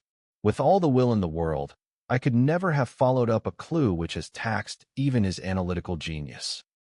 As it was, we very nearly lost it at the last moment." "Pray sit down and tell me all about it, Dr. Watson," said she. I narrated briefly what had occurred since I had seen her last, Holmes's new method of search, the discovery of the Aurora, the appearance of Athelney Jones, our expedition in the evening, and the wild chase down the Thames. She listened with parted lips and shining eyes to my recital of our adventures. When I spoke of the dart which had so narrowly missed us, she turned so white that I feared that she was about to faint. "It is nothing," she said, as I hastened to pour her out some water. "I am all right again. It was a shock to me to hear that I had placed my friends in such horrible peril. That is all over, I answered. It was nothing. I will tell you no more gloomy details. Let us turn to something brighter. There is the treasure. What could be brighter than that? I got leave to bring it with me, thinking that it would interest you to be the first to see it. It would be of the greatest interest to me, she said. There was no eagerness in her voice, however. It had struck her, doubtless, that it might seem ungracious upon her part to be indifferent to a prize which had cost so much to win. What a pretty box, she said, stooping over it. This is Indian work, I suppose? Yes, it is Benares metal work. And so heavy, she exclaimed, trying to raise it. The box alone must be of some value. Where's the key? Small threw it into the Thames, I answered. I must borrow Mrs. Forster's poker. There was in the front a thick and broad hasp, wrought in the image of a sitting Buddha. Under this I thrust the end of the poker and twisted it outward as a lever. The hasp sprang open with a loud snap. With trembling fingers I flung back the lid. We both stood gazing in astonishment. The box was empty. No wonder that it was heavy. The ironwork was 2/3 of an inch thick all round. It was massive, well made, and solid, like a chest constructed to carry things of great price, but not one shred or crumb of metal or jewelry lay within it. It was absolutely and completely empty. The treasure is lost, said Miss Morstan, calmly. As I listened to the words and realized what they meant, a great shadow seemed to pass from my soul. I did not know how this Agra treasure had weighed me down, until now that it was finally removed. It was selfish, no doubt, disloyal, wrong, but I could realize nothing save that the golden barrier was gone from between us. Thank God, I ejaculated from my very heart. She looked at me with a quick, questioning smile. Why do you say that? She asked. Because you are within my reach again, I said, taking her hand. She did not withdraw it. Because I love you, Mary, as truly as ever a man loved a woman. Because this treasure, these riches, sealed my lips. Now that they are gone, I can tell you how I love you. That is why I said, thank God. Then I say, thank God, too, she whispered, as I drew her to my side. Whoever had lost a treasure, I knew that night that I had gained one. Chapter 12. The Strange Story of Jonathan Small. A very patient man was that inspector in the cab, for it was a weary time before I rejoined him. His face clouded over when I showed him the empty box. There goes the reward, said he gloomily. Where there is no money, there is no pay. This night's work would have been worth a tenner each to Sam Brown and me if the treasure had been there. Mr. Thaddeus Sholto is a rich man, I said. He will see that you are rewarded, treasure or no. The inspector shook his head despondently, however. It's a bad job, he repeated, and so Mr. Athelney Jones will think. His forecast proved to be correct, for the detective looked blank enough when I got to Baker Street and showed him the empty box. They had only just arrived, Holmes, the prisoner, and he, for they had changed their plans so far as to report themselves at a station upon the way. My companion lounged in his armchair with his usual listless expression, while Small sat stolidly opposite to him with his wooden leg cocked over his sound one. As I exhibited the empty box, he leaned back in his chair and laughed aloud. This is your doing, Small, said Athelney Jones angrily. Yes, I have put it away where you shall never lay hand upon it, he cried exultantly. It is my treasure. And if I can't have the loot, I'll take darn good care that no one else does. I tell you that no living man has any right to it, unless it is 3 men who are in the Andaman convict barracks and myself. I know now that I cannot have the use of it, and I know that they cannot. I have acted all through for them as much as for myself. It's been the sign of 4 with us always.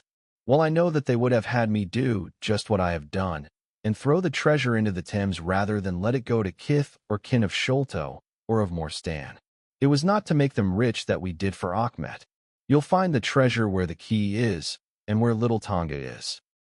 When I saw that your launch must catch us, I put the loot away in a safe place. There are no rupees for you this journey. "You are deceiving us, Small," said Athelney Jones, sternly. "If you had wished to throw the treasure into the Thames, it would have been easier for you to have thrown box and all." "Easier for me to throw, and easier for you to recover," he answered, with a shrewd, sidelong look. "The man that was clever enough to hunt me down is clever enough to pick an iron box from the bottom of a river. Now that they are scattered over 5 miles or so, it may be a harder job. It went to my heart to do it, though. I was half mad when you came up with us. However, there's no good grieving over it. I've had ups in my life, and I've had downs, but I've learned not to cry over spilled milk." "This is a very serious matter, Small," said the detective. "If you had helped justice, instead of thwarting it in this way, you would have had a better chance at your trial." "Justice," snarled the ex-convict. "A pretty justice. Whose loot is this, if it is not ours? Where is the justice that I should give it up to those who have never earned it? Look how I have earned it. 20 long years in that fever-ridden swamp, all day at work under the mangrove tree, all night chained up in the filthy convict huts, bitten by mosquitoes, racked with ague, bullied by every cursed black-faced policeman who loved to take it out of a white man. That was how I earned the Agra treasure.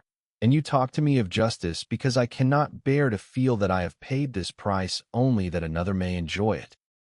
I would rather swing a score of times, or have one of Tonga's darts in my hide, than live in a convict cell and feel that another man is at his ease in a palace with the money that should be mine." Small had dropped his mask of stoicism, and all this came out in a wild whirl of words, while his eyes blazed and the handcuffs clanked together with the impassioned movement of his hands. I could understand, as I saw the fury and the passion of the man, that it was no groundless or unnatural terror which had possessed Major Sholto when he first learned that the injured convict was upon his track. "You forget that we know nothing of all this," said Holmes quietly. "We have not heard your story, and we cannot tell how far justice may originally have been on your side." "Well, sir, you have been very fair-spoken to me, though I can see that I have you to thank that I have these bracelets upon my wrists. Still, I bear no grudge for that. It is all fair and above board. If you want to hear my story, I have no wish to hold it back. What I say to you is God's truth, every word of it. Thank you. You can put the glass beside me here, and I'll put my lips to it if I am dry. I am a Worcestershire man myself, born near Pershore. I dare say you would find a heap of Smalls living there now if you were to look. I have often thought of taking a look round there, but the truth is that I was never much of a credit to the family, and I doubt if they would be so very glad to see me. They were all steady, chapel-going folk, small farmers, well known and respected over the countryside, while I was always a bit of a rover. At last, however, when I was about 18, I gave them no more trouble, for I got into a mess over a girl, and could only get out of it again by taking the Queen's shilling and joining the 3rd Buffs, which was just starting for India. I wasn't destined to do much soldiering, however. I had just got past the goose step and learned to handle my musket when I was fool enough to go swimming in the Ganges. Luckily for me, my company's sergeant, John Holder, was in the water at the same time, and he was one of the finest swimmers in the service. A crocodile took me, just as I was halfway across, and nipped off my right leg as clean as a surgeon could have done it, just above the knee. What with the shock and the loss of blood, I fainted, and should have drowned if Holder had not caught hold of me and paddled for the bank. I was 5 months in hospital over it, and when at last I was able to limp out of it with this timber toe strapped to my stump, I found myself invalid out of the army and unfitted for any active occupation. I was, as you can imagine, pretty down on my luck at this time, for I was a useless cripple though not yet in my 20th year. However, my misfortune soon proved to be a blessing in disguise. A man named Abel White, who had come out there as an indigo planter, wanted an overseer to look after his coolies and keep them up to their work. He happened to be a friend of our colonel's, who had taken an interest in me since the accident. To make a long story short, the colonel recommended me strongly for the post, and, as the work was mostly to be done on horseback, my leg was no great obstacle, for I had enough knee left to keep good grip on the saddle. What I had to do was to ride over the plantation to keep an eye on the men as they worked, and to report the idlers. The pay was fair, I had comfortable quarters, and altogether I was content to spend the remainder of my life in indigo planting. Mr. Abel White was a kind man, and he would often drop into my little shanty and smoke a pipe with me, for white folk out there feel their hearts warm to each other as they never do here at home. Well, I was never in Luxway long. Suddenly, without a note of warning, the Great Mutiny broke upon us. 1 month India lay as still and peaceful, to all appearance, as Surrey or Kent.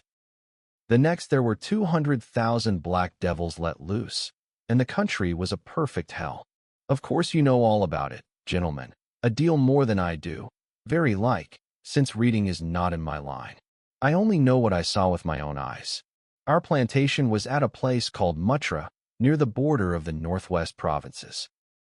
Night after night the whole sky was alight with the burning bungalows, and day after day we had small companies of Europeans passing through our estate with their wives and children, on their way to Agra, where were the nearest troops.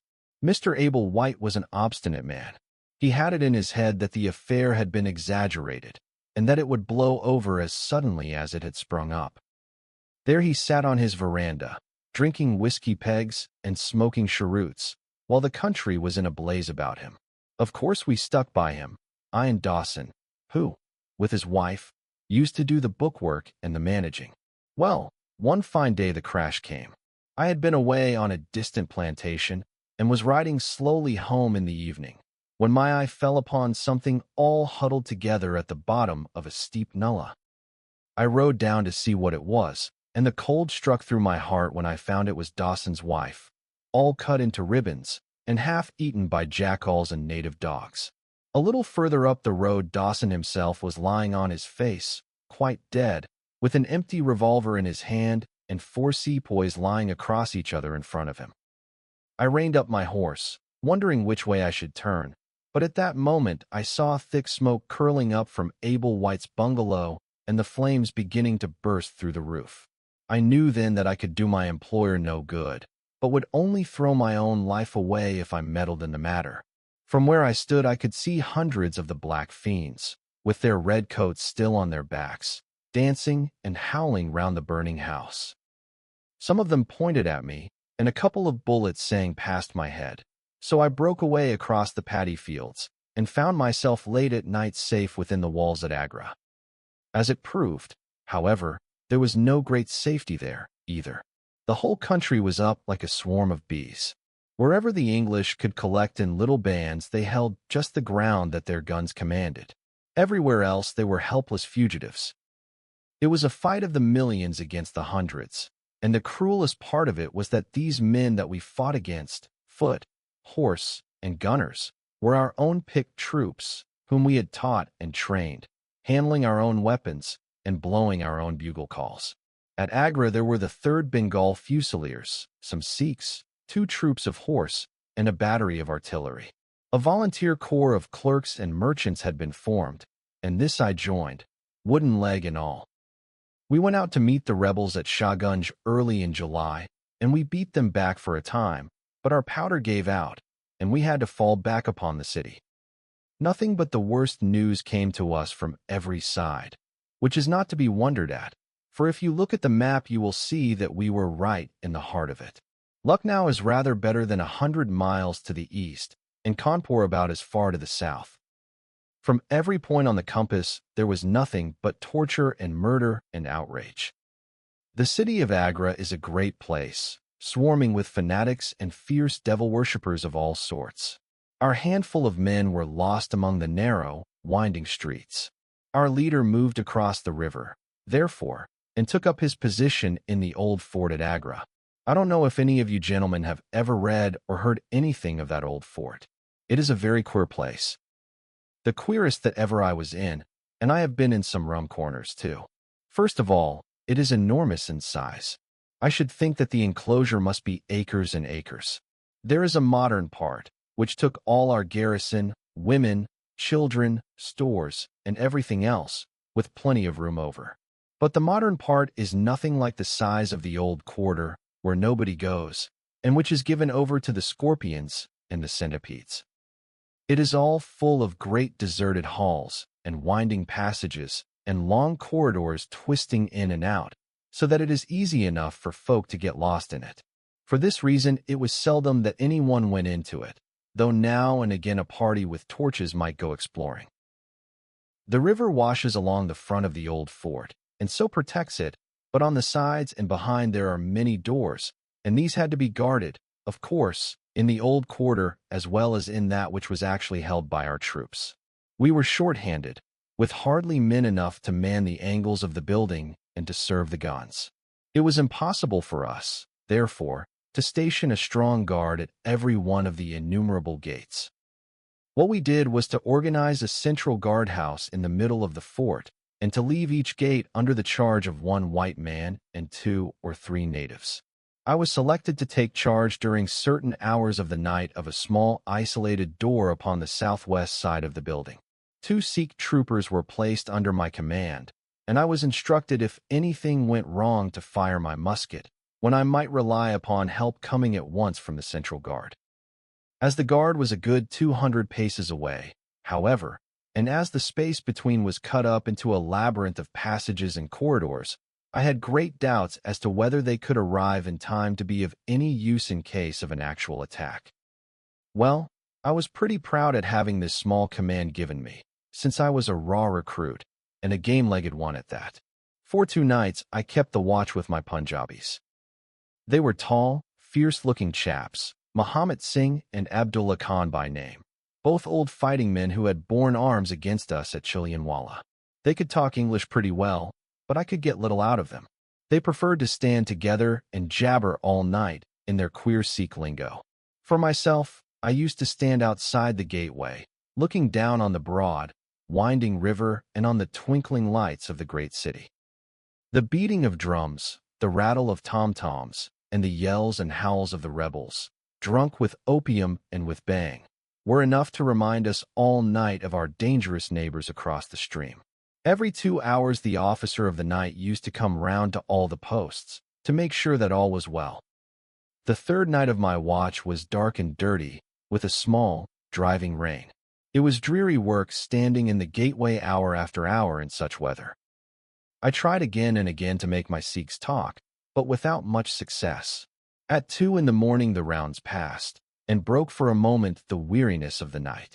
Finding that my companions would not be led into conversation, I took out my pipe and laid down my musket to strike the match.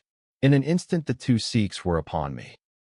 One of them snatched my firelock up and leveled it at my head, while the other held a great knife to my throat and swore between his teeth that he would plunge it into me if I moved a step. My first thought was that these fellows were in league with the rebels, and that this was the beginning of an assault. If our door were in the hands of the sepoys, the place must fall, and the women and children be treated as they were in Cawnpore. Maybe you gentlemen think that I am just making out a case for myself, but I give you my word that when I thought of that, though I felt the point of the knife at my throat, I opened my mouth with the intention of giving a scream, if it was my last one, which might alarm the main guard. The man who held me seemed to know my thoughts, for, even as I braced myself to it, he whispered, "Don't make a noise. The fort is safe enough. There are no rebel dogs on this side of the river." There was the ring of truth in what he said, and I knew that if I raised my voice I was a dead man. I could read it in the fellow's brown eyes. I waited, therefore, in silence, to see what it was that they wanted from me. "Listen to me, Sahib," said the taller and fiercer of the pair, the one whom they called Abdullah Khan. "You must either be with us now, or you must be silenced forever. The thing is too great a one for us to hesitate. Either you are heart and soul with us on your oath on the cross of the Christians, or your body this night shall be thrown into the ditch, and we shall pass over to our brothers in the rebel army. There is no middle way. Which is it to be, death or life? We can only give you 3 minutes to decide, for the time is passing, and all must be done before the rounds come again." "How can I decide?" said I. "You have not told me what you want of me. But I tell you now that if it is anything against the safety of the fort, I will have no truck with it. So you can drive home your knife, and welcome." "It is nothing against the fort," said he. We only ask you to do that which your countrymen come to this land for. We ask you to be rich. If you will be one of us this night, we will swear to you upon the naked knife, and by the threefold oath which no Sikh was ever known to break, that you shall have your fair share of the loot. A quarter of the treasure shall be yours. We can say no fairer. But what is the treasure, then? I asked. I am as ready to be rich as you can be, if you will but show me how it can be done. You will swear, then, said he, by the bones of your father, by the honor of your mother, by the cross of your faith, to raise no hand and speak no word against us, either now or afterwards. I will swear it, I answered, provided that the fort is not endangered. Then my comrade and I will swear that you shall have a quarter of the treasure, which shall be equally divided among the four of us. There are but three, said I. No, Dost Akbar must have his share. We can tell the tale to you while we await them. Do you stand at the gate, Muhammad Singh, and give notice of their coming? The thing stands thus, Sahib, and I tell it to you because I know that an oath is binding upon a Ferengi, and that we may trust you. Had you been a lying Hindu, though you had sworn by all the gods in their false temples, your blood would have been upon the knife, and your body in the water. But the Sikh knows the Englishman, and the Englishman knows the Sikh. Hearken, then, to what I have to say. There is a Raja in the northern provinces who has much wealth, though his lands are small. Much has come to him from his father, and more still he has set by himself, for he is of a low nature and hoards his gold rather than spend it. When the troubles broke out, he would be friends both with the lion and the tiger, with the sepoy and with the company's Raj. Soon, however, it seemed to him that the white men's day was come, for through all the land he could hear of nothing but of their death and their overthrow. Yet, being a careful man, he made such plans that, come what might, half at least of his treasure should be left to him. That which was in gold and silver he kept by him in the vaults of his palace, but the most precious stones and the choicest pearls that he had he put in an iron box, and sent it by a trusty servant who, under the guise of a merchant, should take it to the fort at Agra, there to lie until the land is at peace. Thus, if the rebels won, he would have his money, but if the company conquered, his jewels would be saved to him. Having thus divided his hoard, he threw himself into the cause of the sepoys, since they were strong upon his borders. By doing this, mark you, Sahib, his property becomes the due of those who have been true to their salt. This pretended merchant, who travels under the name of Ahmed, is now in the city of Agra, and desires to gain his way into the fort. He has with him as traveling companion my foster brother Dost Akbar, who knows his secret. Dost Akbar has promised this night to lead him to a side postern of the fort, and has chosen this one for his purpose. Here he will come presently, and here he will find Muhammad Singh and myself awaiting him. The place is lonely, and none shall know of his coming. The world shall know of the merchant Ahmed no more, but the great treasure of the Raja shall be divided among us. What say you to it, Sahib? In Worcestershire the life of a man seems a great and a sacred thing, but it is very different when there is fire and blood all round you, and you have been used to meeting death at every turn. Whether Ahmed the merchant lived or died was a thing as light as air to me, but at the talk about the treasure my heart turned to it, and I thought of what I might do in the old country with it, and how my folk would stare when they saw their ill-well coming back with his pockets full of gold moidores. I had, therefore, already made up my mind. Abdullah Khan, however, thinking that I hesitated, pressed the matter more closely. Consider, Sahib, said he, that if this man is taken by the commandant, he will be hung or shot, and his jewels taken by the government, so that no man will be a rupee the better for them. Now, since we do the taking of him, why should we not do the rest as well? The jewels will be as well with us as in the company's coffers. There will be enough to make every one of us rich men and great chiefs. No one can know about the matter, for here we are cut off from all men. What could be better for the purpose? Say again, then, Sahib, whether you are with us, or if we must look upon you as an enemy. I am with you heart and soul, said I. It is well, he answered, handing me back my firelock. You see that we trust you, for your word, like ours, is not to be broken. We have now only to wait for my brother and the merchant. Does your brother know, then, of what you will do? I asked. The plan is his. He has devised it. We will go to the gate and share the watch with Mohammed Singh. The rain was still falling steadily, for it was just the beginning of the wet season. Brown, heavy clouds were drifting across the sky, and it was hard to see more than a stone cast. A deep moat lay in front of our door, but the water was in places nearly dried up, and it could easily be crossed. It was strange to me to be standing there with those two wild Punjabis waiting for the man who was coming to his death. Suddenly my eye caught the glint of a shaded lantern at the other side of the moat. It vanished among the mound heaps, and then appeared again coming slowly in our direction. Here they are, I exclaimed. You will challenge him, Sahib, as usual, whispered Abdullah. Give him no cause for fear. Send us in with him, and we shall do the rest while you stay here on guard. Have the lantern ready to uncover, that we may be sure that it is indeed the man. The light had flickered onwards, now stopping and now advancing, until I could see two dark figures upon the other side of the moat. I let them scramble down the sloping bank, splash through the mire, and climb halfway up to the gate before I challenged them. Who goes there? Said I, in a subdued voice. Friends, came the answer. I uncovered my lantern and threw a flood of light upon them. The first was an enormous Sikh, with a black beard which swept nearly down to his cummerbund. Outside of a show, I have never seen so tall a man.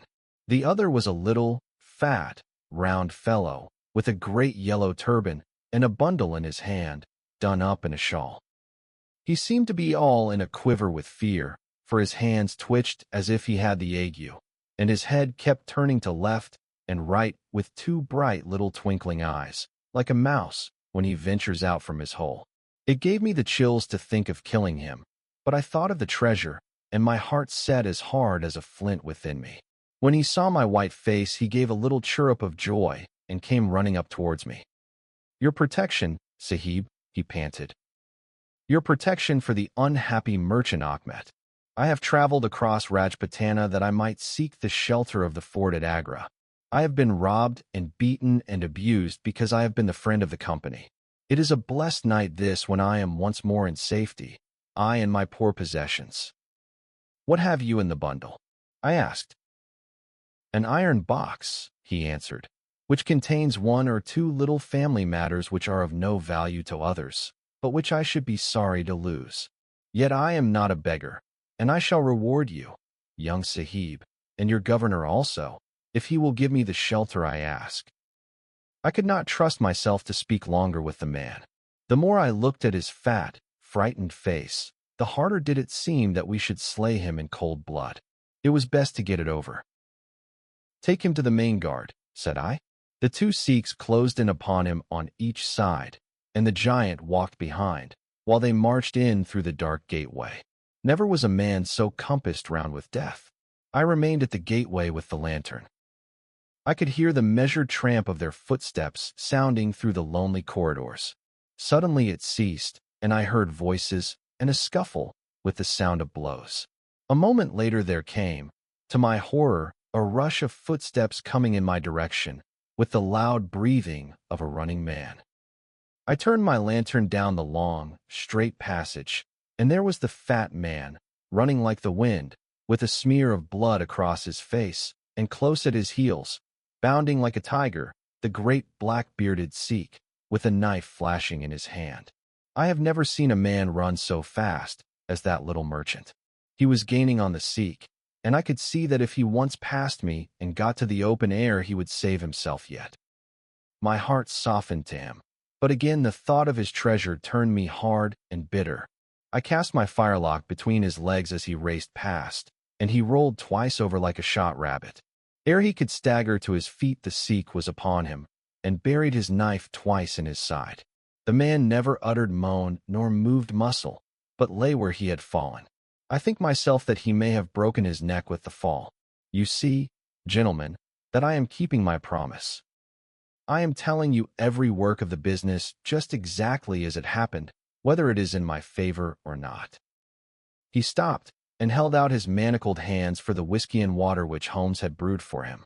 For myself, I confess that I had now conceived the utmost horror of the man, not only for this cold-blooded business in which he had been concerned, but even more for the somewhat flippant and careless way in which he narrated it. Whatever punishment was in store for him, I felt that he might expect no sympathy from me. Sherlock Holmes and Jones sat with their hands upon their knees, deeply interested in the story, but with the same disgust written upon their faces. He may have observed it, for there was a touch of defiance in his voice and manner as he proceeded. "It was all very bad, no doubt," said he.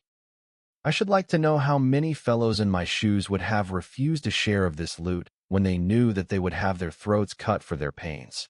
Besides, it was my life or his when once he was in the fort. If he had got out, the whole business would come to light, and I should have been court-martialed and shot as likely as not, for people were not very lenient at a time like that." "Go on with your story," said Holmes shortly. "Well, we carried him in, Abdullah, Akbar, and I. A fine weight he was, too, for all that he was so short. Muhammad Singh was left to guard the door. We took him to a place which the Sikhs had already prepared. It was some distance off, where a winding passage leads to a great empty hall, the brick walls of which were all crumbling to pieces. The earth floor had sunk in at one place, making a natural grave, so we left Ahmet the merchant there, having first covered him over with loose bricks. This done, we all went back to the treasure. It lay where he had dropped it when he was first attacked. The box was the same which now lies open upon your table. A key was hung by a silken cord to that carved handle upon the top. We opened it, and the light of the lantern gleamed upon a collection of gems such as I have read of and thought about when I was a little lad at Pershore. It was blinding to look upon them. When we had feasted our eyes, we took them all out and made a list of them. There were 143 diamonds of the first water, including one which has been called, I believe, the Great Mogul, and is said to be the second largest stone in existence. Then there were 97 very fine emeralds and 170 rubies, some of which, however, were small. There were 40 carbuncles, 210 sapphires, 61 agates, and a great quantity of beryls, onyxes, cat's eyes, turquoises, and other stones, the very names of which I did not know at the time, though I have become more familiar with them since. Besides this, there were nearly 300 very fine pearls, 12 of which were set in a gold coronet. By the way, these last had been taken out of the chest and were not there when I recovered it. After we had counted our treasures, we put them back into the chest and carried them to the gateway to show them to Muhammad Singh. Then we solemnly renewed our oath to stand by each other and be true to our secret. We agreed to conceal our loot in a safe place until the country should be at peace again, and then to divide it equally among ourselves. There was no use dividing it at present, for if gems of such value were found upon us it would cause suspicion, and there was no privacy in the fort nor any place where we could keep them. We carried the box, therefore, into the same hall where we had buried the body, and there, under certain bricks in the best preserved wall, we made a hollow and put our treasure. We made careful note of the place, and next day I drew 4 plans, one for each of us, and put the sign of the 4 of us at the bottom, for we had sworn that we should each always act for all, so that none might take advantage. That is an oath that I can put my hand to my heart and swear that I have never broken. Well, there's no use my telling you, gentlemen, what came of the Indian Mutiny. After Wilson took Delhi and Sir Colin relieved Lucknow, the back of the business was broken. Fresh troops came pouring in, and Nana Sahib made himself scarce over the frontier.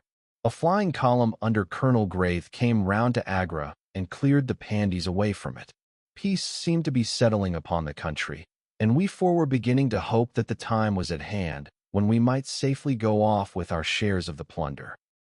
In a moment, however, our hopes were shattered by our being arrested as the murderers of Ahmet. It came about in this way. When the Rajah put his jewels into the hands of Ahmet, he did it because he knew that he was a trusty man. They are suspicious folk in the East, however. So what does this Raja do but take a second, even more trusty servant and set him to play the spy upon the first? This second man was ordered never to let Achmet out of his sight, and he followed him like his shadow. He went after him that night and saw him pass through the doorway. Of course, he thought he had taken refuge in the fort and applied for admission there himself next day, but could find no trace of Achmet. This seemed to him so strange that he spoke about it to a sergeant of guides, who brought it to the ears of the commandant.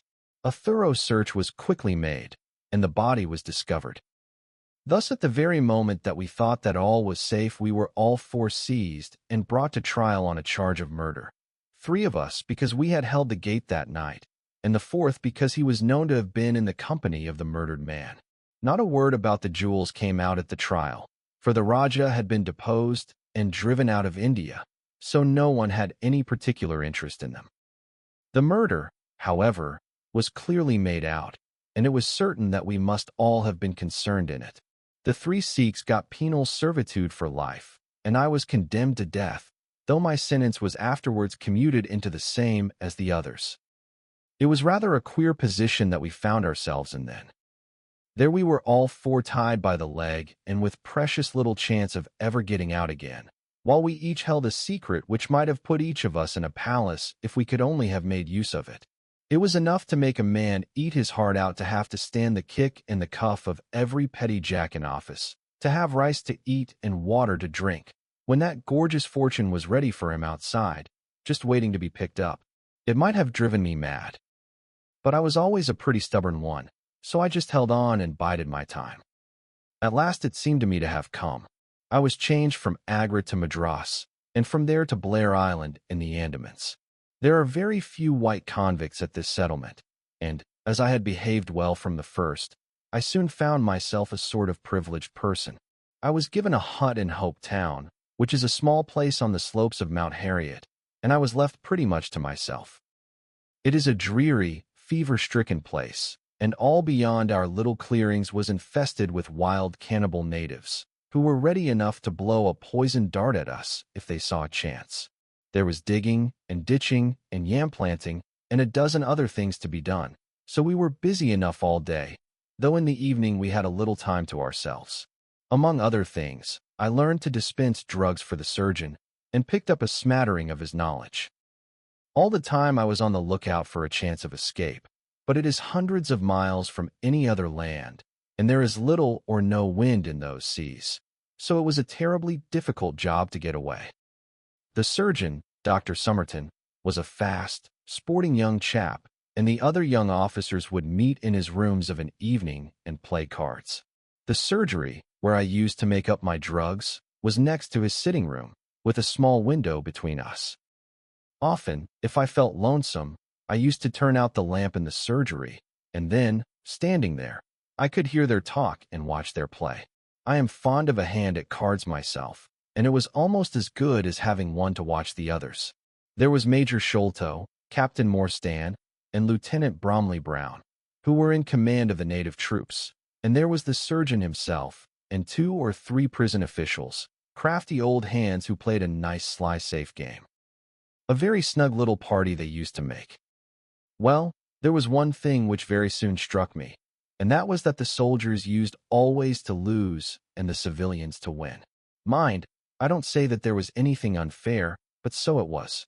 These prison chaps had done little else than play cards ever since they had been at the Andamans, and they knew each other's game to a point, while the others just played to pass the time and threw their cards down anyhow. Night after night the soldiers got up poorer men, and the poorer they got the more keen they were to play. Major Sholto was the hardest hit. He used to pay in notes and gold at first, but soon it came to notes of hand, and for big sums.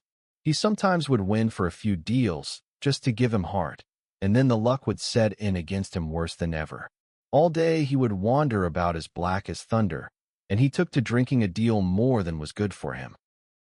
One night, he lost even more heavily than usual. I was sitting in my hut when he and Captain Morstan came stumbling along on the way to their quarters. They were bosom friends, those 2, and never far apart. The major was raving about his losses. "It's all up, Morstan," he was saying as they passed my hut. "I shall have to send in my papers. I am a ruined man." "Nonsense, old chap," said the other, slapping him upon the shoulder.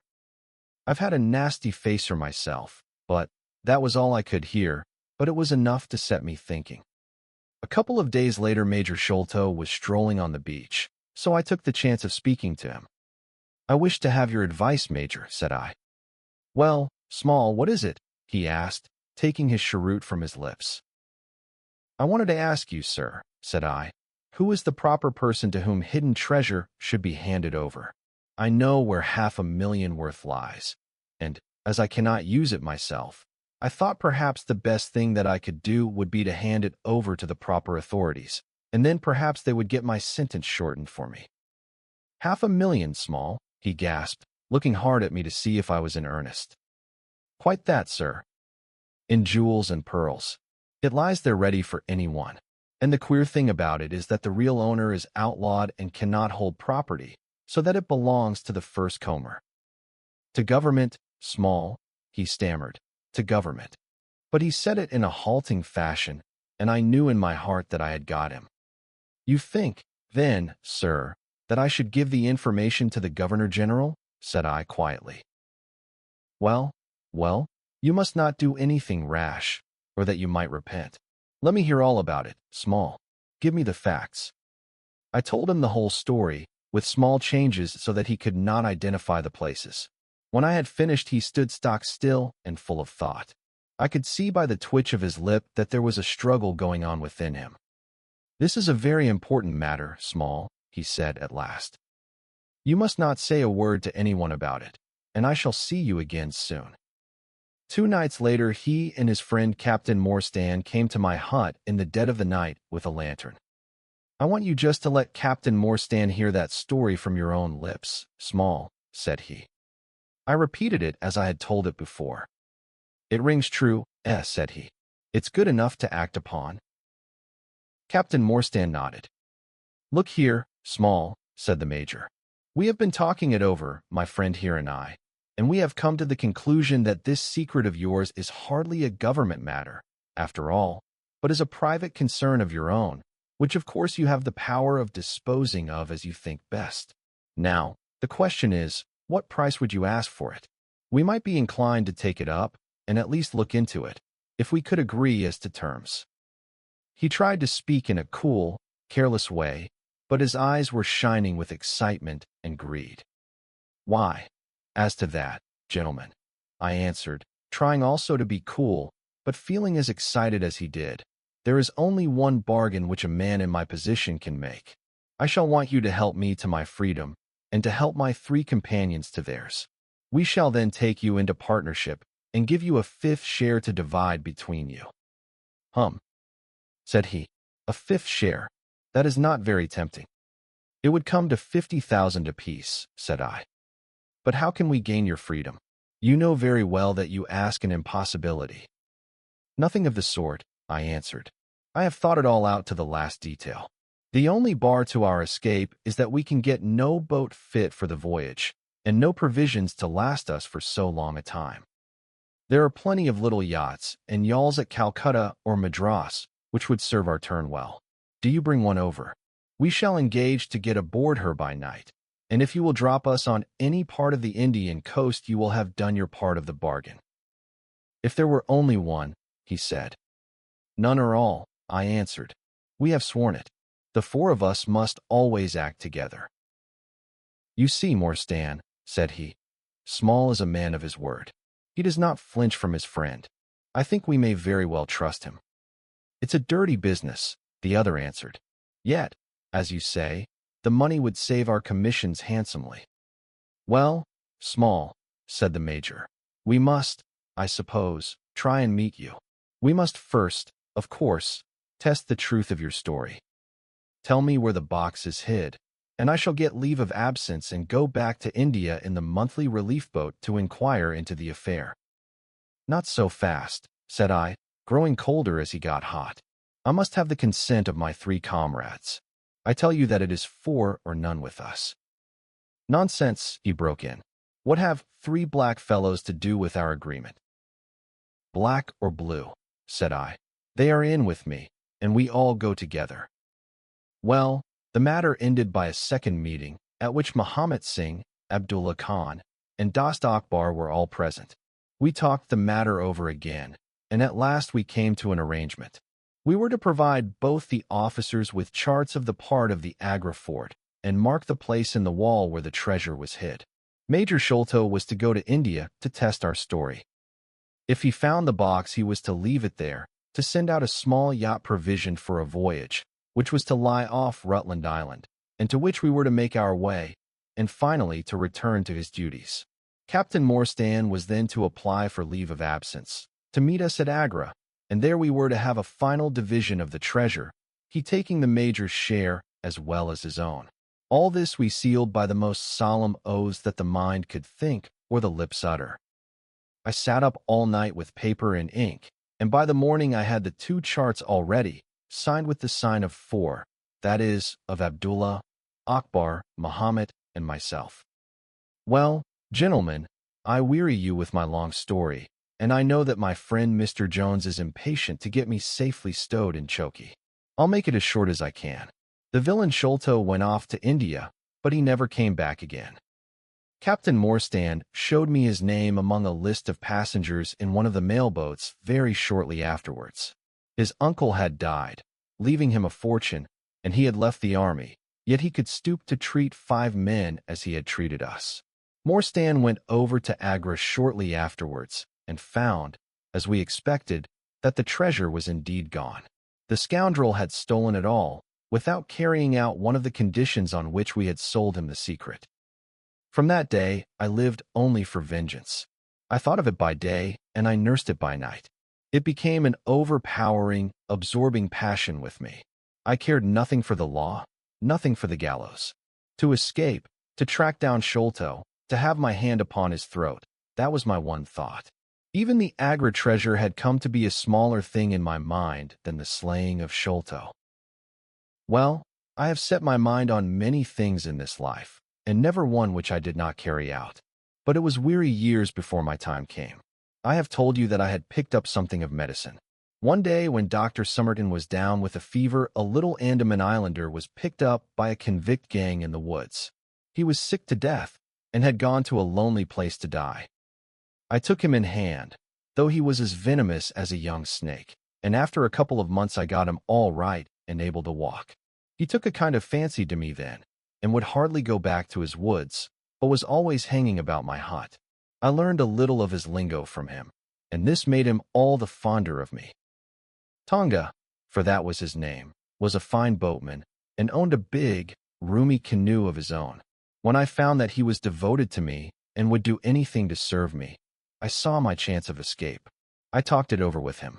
He was to bring his boat round on a certain night to an old wharf which was never guarded, and there he was to pick me up. I gave him directions to have several gourds of water and a lot of yams, coconuts, and sweet potatoes. He was stanch and true, was little Tonga. No man ever had a more faithful mate. At the night named, he had his boat at the wharf. As it chanced, however, there was one of the convict guard down there, a vile Pathan who had never missed a chance of insulting and injuring me. I had always vowed vengeance, and now I had my chance. It was as if fate had placed him in my way that I might pay my debt before I left the island. He stood on the bank with his back to me, and his carbine on his shoulder. I looked about for a stone to beat out his brains with, but none could I see. Then a queer thought came into my head and showed me where I could lay my hand on a weapon. I sat down in the darkness and unstrapped my wooden leg. With 3 long hops I was on him. He put his carbine to his shoulder, but I struck him full and knocked the whole front of his skull in. You can see the split in the wood now where I hit him. We both went down together, for I could not keep my balance, but when I got up I found him still lying quiet enough. I made for the boat, and in an hour we were well out at sea. Tonga had brought all his earthly possessions with him, his arms and his gods. Among other things, he had a long bamboo spear and some Andaman coconut matting, with which I made a sort of sail. For 10 days we were beating about, trusting to luck, and on the 11th we were picked up by a trader which was going from Singapore to Jeddah with a cargo of Malay pilgrims. They were a rum crowd, and Tonga and I soon managed to settle down among them.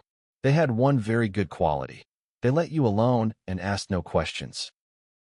Well, if I were to tell you all the adventures that my little chum and I went through, you would not thank me, for I would have you here until the sun was shining. Here and there we drifted about the world, something always turning up to keep us from London. All the time, however, I never lost sight of my purpose. I would dream of Sholto at night. 100 times I have killed him in my sleep. At last, however, some 3 or 4 years ago, we found ourselves in England. I had no great difficulty in finding where Sholto lived, and I set to work to discover whether he had realized the treasure, or if he still had it. I made friends with someone who could help me. I named no names, for I don't want to get anyone else in a hole, and I soon found that he still had the jewels. Then I tried to get at him in many ways, but he was pretty sly, and had always 2 prize fighters, besides his sons and his khitmatgar, on guard over him. One day, however, I got word that he was dying. I hurried at once to the garden, mad that he should slip out of my clutches like that, and, looking through the window, I saw him lying in his bed, with his sons on each side of him. I'd have come through and taken my chance with the 3 of them. Only even as I looked at him his jaw dropped, and I knew that he was gone. I got into his room that same night, though, and I searched his papers to see if there was any record of where he had hidden our jewels. There was not a line, however, so I came away, bitter and savage as a man could be. Before I left, I bethought me that if I ever met my Sikh friends again, it would be a satisfaction to know that I had left some mark of our hatred. So I scrawled down the sign of the 4 of us, as it had been on the chart, and I pinned it on his bosom. It was too much that he should be taken to the grave without some token from the men whom he had robbed and befooled. We earned a living at this time by my exhibiting poor Tonga at fairs and other such places as the Black Cannibal. He would eat raw meat and dance his war dance, so we always had a hatful of pennies after a day's work. I still heard all the news from Pondicherry Lodge, and for some years there was no news to hear, except that they were hunting for the treasure. At last, however, came what we had waited for so long. The treasure had been found. It was up at the top of the house, in Mr. Bartholomew Sholto's chemical laboratory. I came at once and had a look at the place, but I could not see how with my wooden leg I was to make my way up to it. I learned, however, about a trapdoor in the roof, and also about Mr. Sholto's supper hour. It seemed to me that I could manage the thing easily through Tonga. I brought him out with me with a long rope wound round his waist.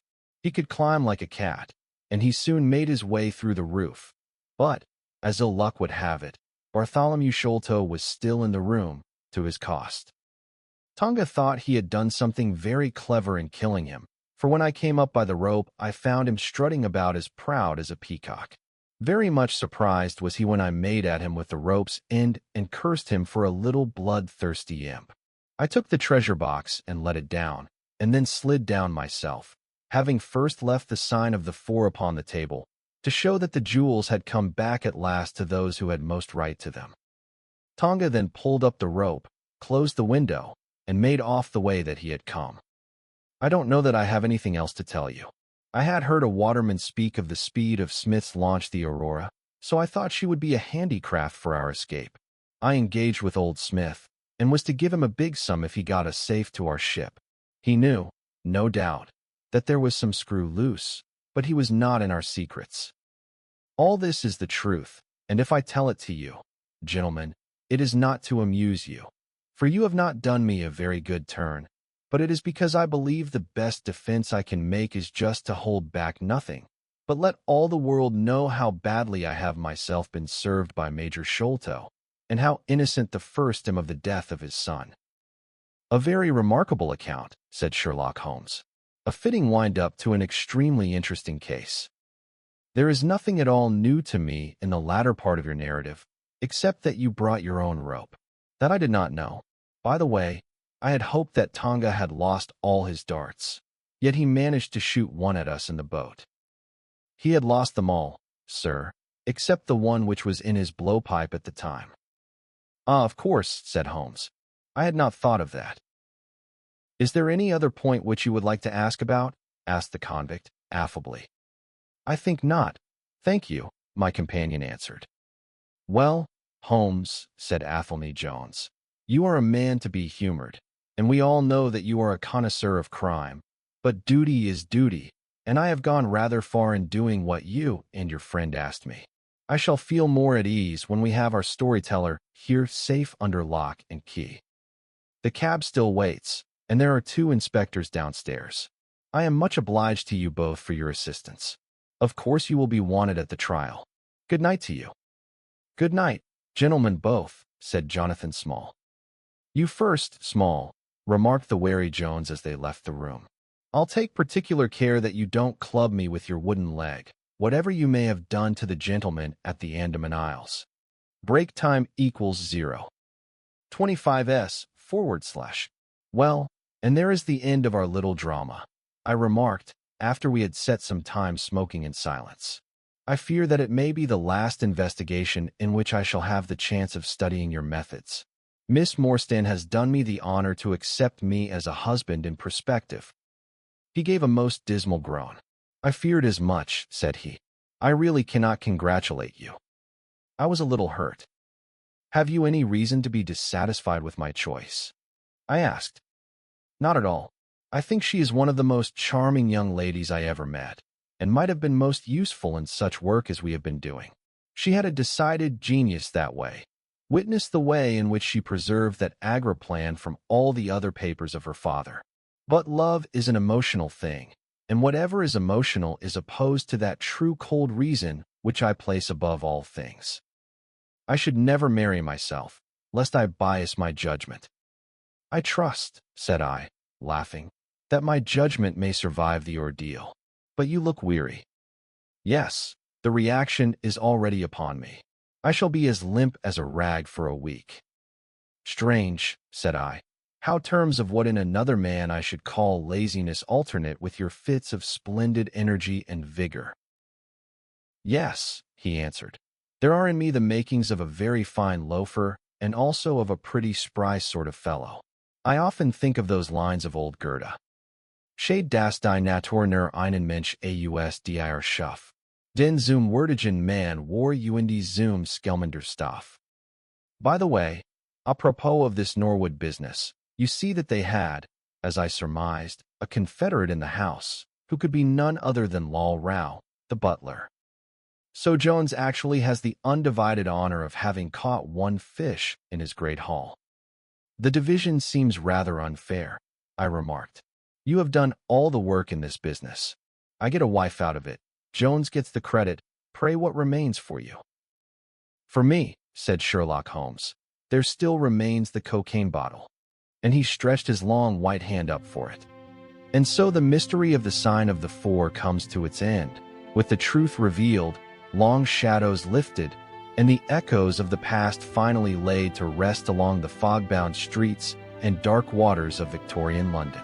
If you've enjoyed experiencing this classic brought to life here on Whispered Pages, taking a moment to like the video helps others discover these timeless stories as well.